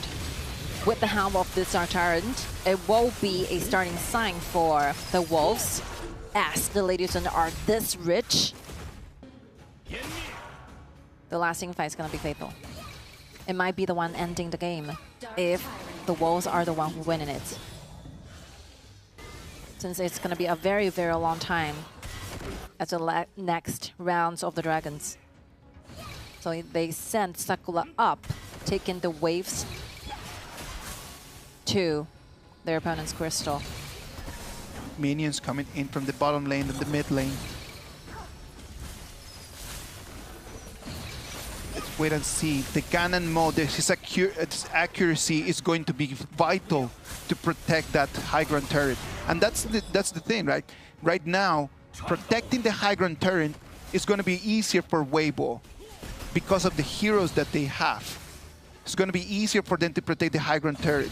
Yeah. So it's going to depend on Wolves Esports if they can take their hands in the Shadow Overlord that is coming in 60 seconds. At this very second, like the WEIBO won't come out. They know, like standing like underneath their tower and on their high ground towers will be the safest place because they have Ganon, they have those burst damage. If like Wolves Esports does not do well with the help of the tower aggro, they can safely just defend. So like Wolves are simply like patiently waiting for the next round of the Dragons. When the Dragons is up, they go directly for the Dragons, and that will be given answers to WEIBO. Do you want to have that fight for that Tyrant, or otherwise you're just simply sitting at your own house waiting for me to get stronger and more powerful when it comes to our damage, right? Already a 5,000 gold advantage for Chongqing Wolves, right? So it will be very easy to Wolves to play. Just wait for the Tyrant, wait for the Dragons. If the Dragon's there, go over there, and if WEIBO doesn't come, use double Dragons to force onto the high ground. 16 minutes, 30 seconds. The Overlord is going to be only the Lady Sun and the Fatih taking it down. There's nothing that WEIBO can do right now. They're just waiting in the high ground, hoping for the best. They're just hoping for a mistake. They're just waiting. They're just hoping that Chongqing Wolves is going to just overstep a little bit, taking one person away. That's exactly what right now WEIBO Gaming is waiting and hoping for. Yes. And the Wolves know exactly what WEIBO Gaming is waiting for, right? Come in. Put some pressure at the farm lane. Not a very good accuracy on the right target, though. Lady Sun are so well farmed with a Sage's Sentry available on his body. Red buff available for her as well. The Dark Tyrant. It all comes down to one: problems. to WEIBO. Do you want to give the Tyrant directly to the Wolves? And you have to face the fact that your enemy, your opponents, have that buff, damaging buff, and the Vanguards will be helping you as well, helping them as well. I'm a little bit worried right now because in terms of going into the high ground, Chongqing Wolves does not have they don't have a composition that might make that an easy task. Yeah, so they have to lure WEIBO members out to have that team fights, engage into team fights in the jungles, in the roads, but not on the high ground. But WEIBO knows that. So they are going to be standing on their high grounds. At the same time, knowing that Chongqing Wolves are having the Dark Tyrant to their pocket. Chongqing Wolves have to fight. This is going to be a one-fight game. That's it. In the next fight, if Chongqing Wolves is able to win the fight, they're going to just make it to the finals. It's going to come in one of these waves. All double lives already. Guan Yu, Fatigue, and Lady Sun, 8 lives adding together. A very good attraction. There's no one protecting the high ground on the top side. A good Howling strategy. Like a very quick transfer goes to the top. If they have the high ground for even one round, it will be easier for Guan Yu to play.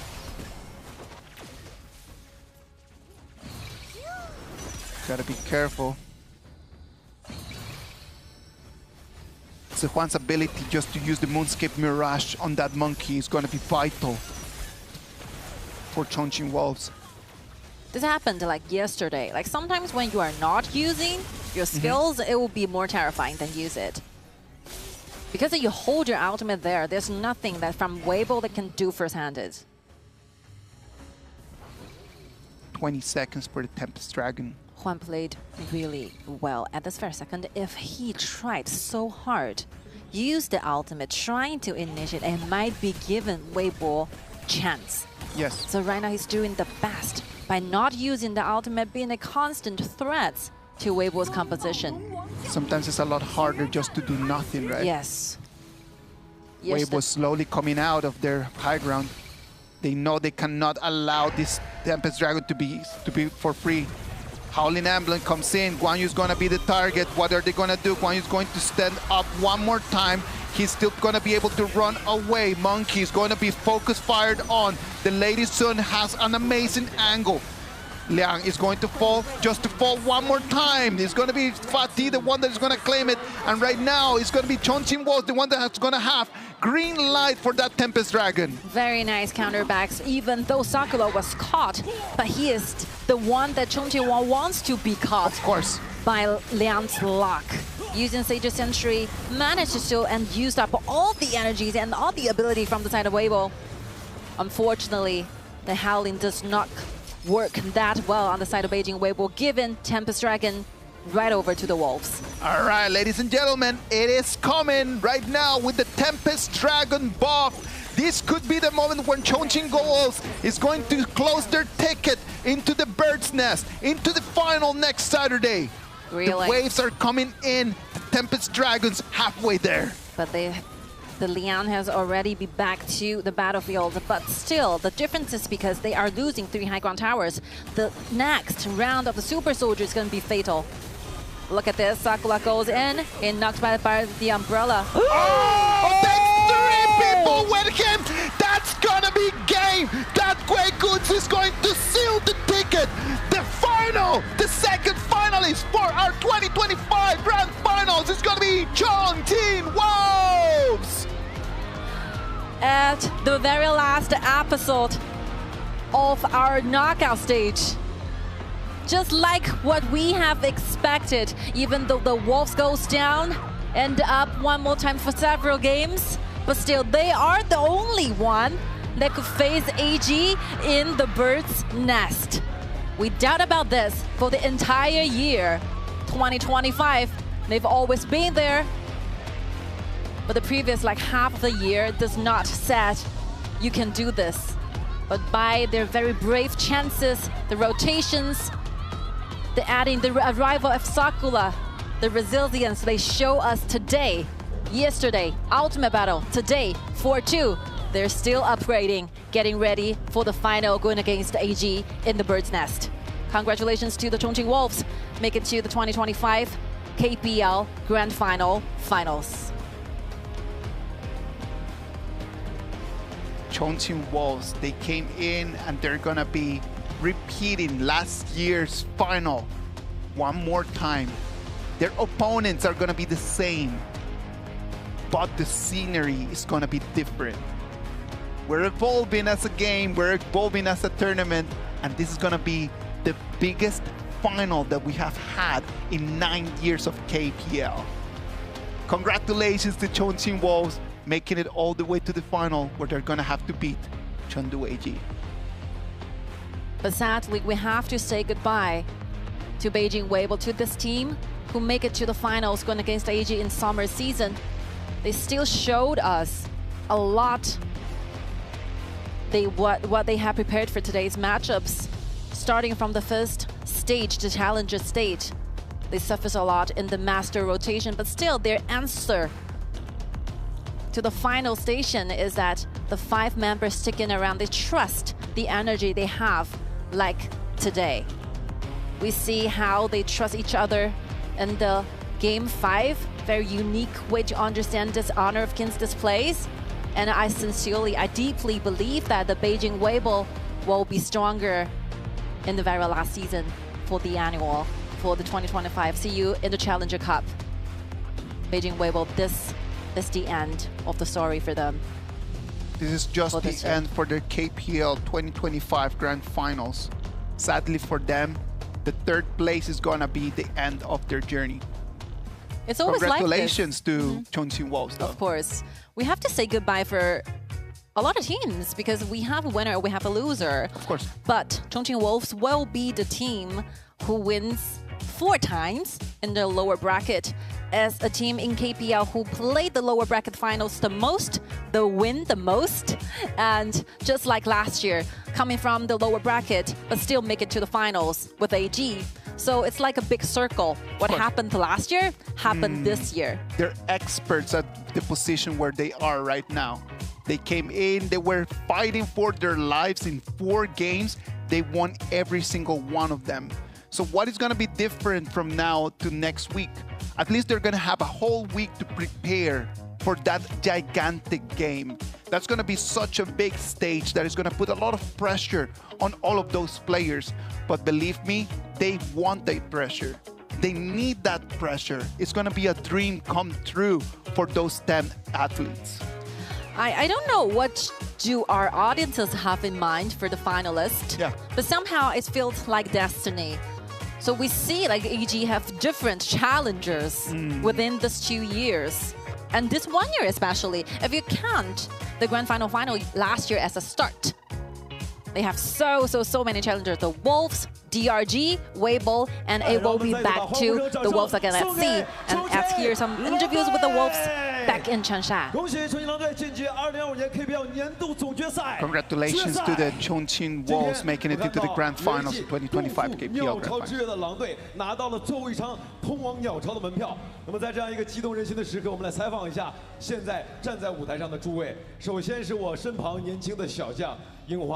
Let's talk with Sakura first. Coming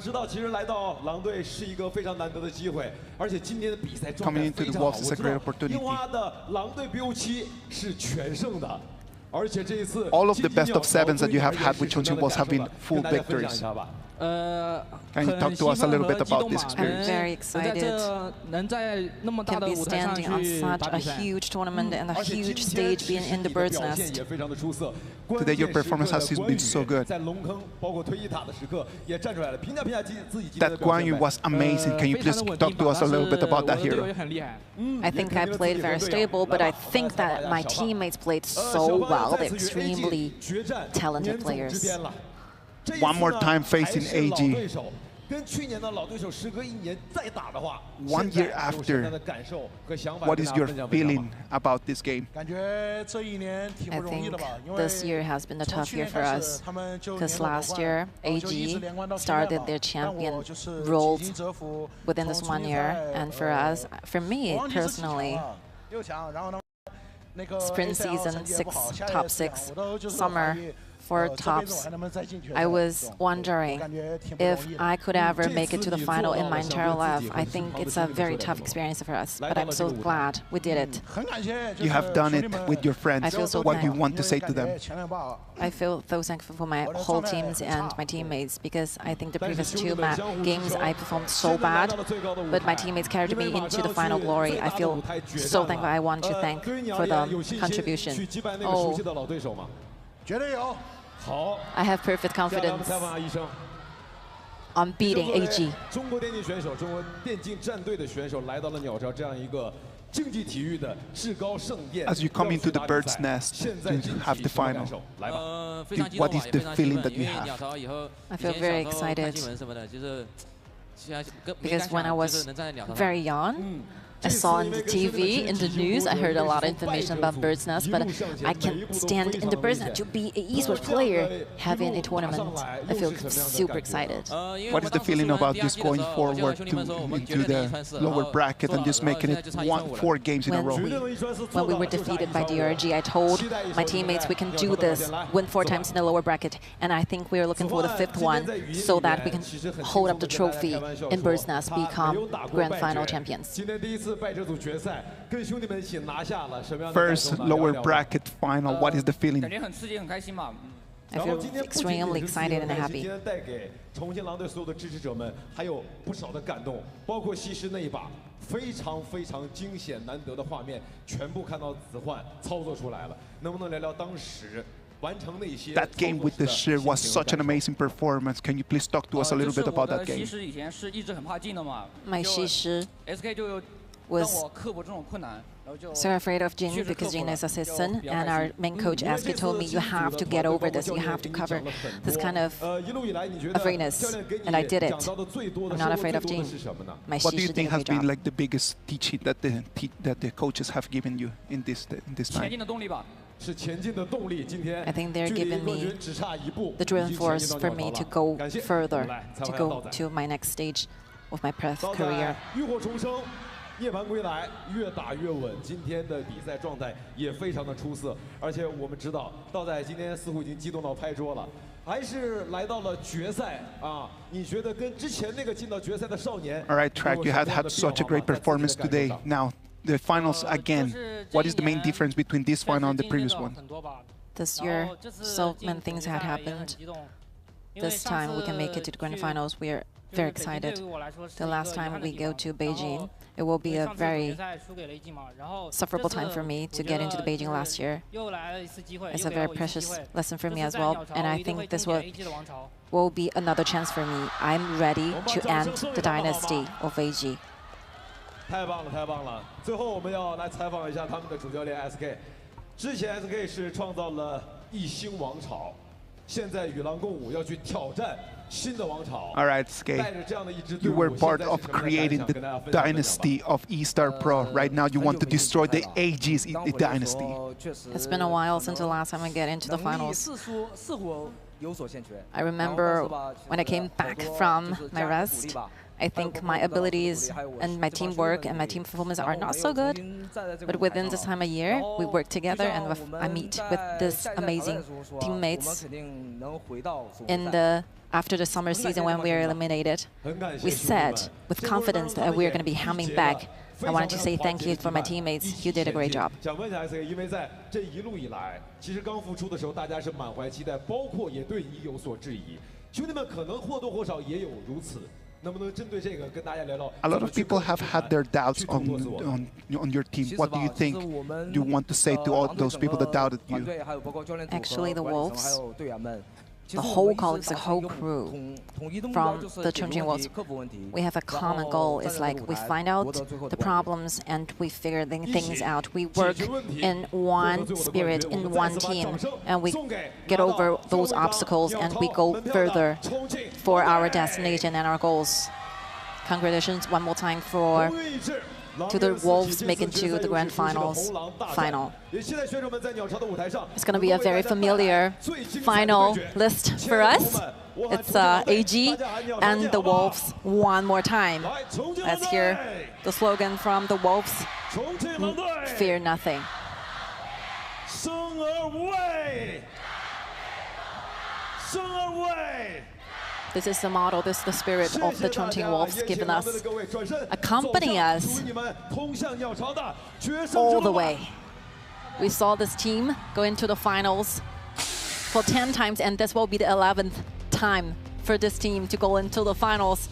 We have no idea who's going to be holding the trophy in next weekends, but I believe the final is going to be amazing. I feel extremely happy and very blessed that we are able to be part of this historical moment, because it's gonna, next week's final is going to be a very interesting storyline. Yep. Is it going to be AG deciding who's gonna be the top team in KPL's history? Because they're gonna come to a moment that no one has ever been there. If they come in and take that trophy against Wolves 2 years in a row, that's gonna just give them a little bit of a difference. That's gonna build a gap between them and the rest. That is a very emotional moment for the Wolves. You can see tears. Yeah, you see so many tears. You can and see so Pang. many players. Like Pang knows that in a lot of the games today, he did not perform the best, and he goes out and he admits it. He does not go around just saying, "Oh no, there were some different things," and he goes in and with tears on his eyes, he's saying, "It was not my best performance, but I still have 1 week to go and turn things around." As colleagues, as a caster and a host, like being together with these teams and these players for a very, very long time, I knew Pound as a friend. Yeah. So I can see the difference within 1 year. You can see that confidence is fading out in his eyes. Like he doubted, he wondered what's wrong. He doubted himself really much. I could say like 1 year ago, Pound is a very outgoing person, as a person. And he's a very cute guy with a very, very straightforward personality. But among this year, when I see this player, he changed a lot. He has less, he talks less. I think it's one of those things that happens in life, right? Like when you are successful at a very early age. Yep. And then if you analyze the way that Pang came into KPL, he comes in and then immediately starts winning tournaments, start winning trophies. And then just right now, just going through that bottleneck. It happens to most professionals, and I do believe that it happens to a lot of the athletes, not only in esports, but when you think about the athletes in all traditional sports, it's impossible to always be performing at your best. It's impossible to always be winning. How do you face this? Are you able to bounce back? That's what defines who are great players and who are going to become legends. I think that interview gives us a lot of information. Finally let us feel how stressful, these players are. They really suffers a lot because like everyone holds so high of like anticipation towards the Wolves. So the MVP, well, goes to one perfect performance in the very last game of today. I think that the Chongqing Wolves, they saw the Diao Chan from game 5 and they were like, you think that you can make weird picks? I can make unorthodox picks as well. The Weigutsu has not been a very favored hero in this 2025 KPL Grand Finals, but we have known this hero to be extremely aggressive, and it was exactly what Chongqing Wolves needed. They needed control over the fights. Just the speed boost that you can get from the Weigutsu's ultimate as well, right? Exactly. I think just like what Pound said, I think the previous 2 games, he's not in his best move, of course. Yeah. But as the time goes to the second half of the best of 7, especially for Game 4 and Game 6, you can see the Wolves are getting online. They make very smart and rational decisions. They're not rushing into anything for this one. They're waiting for the gold to grow. They're waiting for the dragon to spawn. They don't gives you those mistakes that happened in the first 2 previous matchups. So I think this will be the thing they have to do in the bird's nest. That's crazy. He pulled everyone in. He could have put 5, but there were only 4 in there. I'm telling you, that over there, One's performance, amazing. Such a strong performance that is going to send them to such a great opportunity. It finally feels like the Wolves are coming back. You could say this. Like the upper half of the year, 2025 spring season, summer season, they're not there. No, they did not have their best performances, right? Like not being able to go into the finals for the first 2 tournaments of the year. At least right now that they know that they're going to make it to the final, that's going to take one weight out of their shoulders. Now, what they're going to have to do is to face AG with everything they have and leave no regrets behind. I think AG, after watching today's matchups, they're pretty tensioned up, right? The Wolves are on fire. The Wolves that gives everyone the most strength seems to be coming back. So I feel extremely happy for the Wolves. And I still hold a lot of hope for Beijing WEIBO. This game does so well in this year.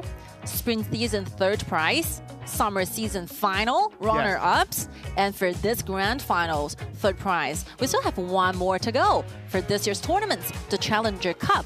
As long as they keep things moving, as long as they have confidence inside embodied in them, I have strong faith for Beijing WEIBO to do better, get better scores. Ladies and gentlemen, the stage is set at 5:30 UTC +8 next Saturday. Remember, it's going to be Saturday. AG against Wolves. That's going to be our KPL Grand Finals for 2025.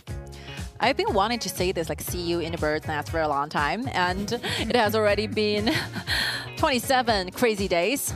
September the 28th, we see the very first day of the 2025 Grand Finals. I've been in 3 different cities. I was in Chengdu, I was in Changsha, and now I'm in Shenzhen. So I feel like everything is worth it. You know, everything is worth watching, worth casting, worth working for. And these 2 finalists, they deserve to be in the bird's nest. I've seen every single minute of every single game since September the 28th, and I am super hyped up for next week. Next week is going to be a celebration. And what about if we celebrate all together? The stage is set. We are done right over here. We'll see you in 6 days on next Saturday, right over there, to make history together in the bird's nest. We'll see you there. I'm Isaac Peña. I'm Sky. See you in the bird's nest.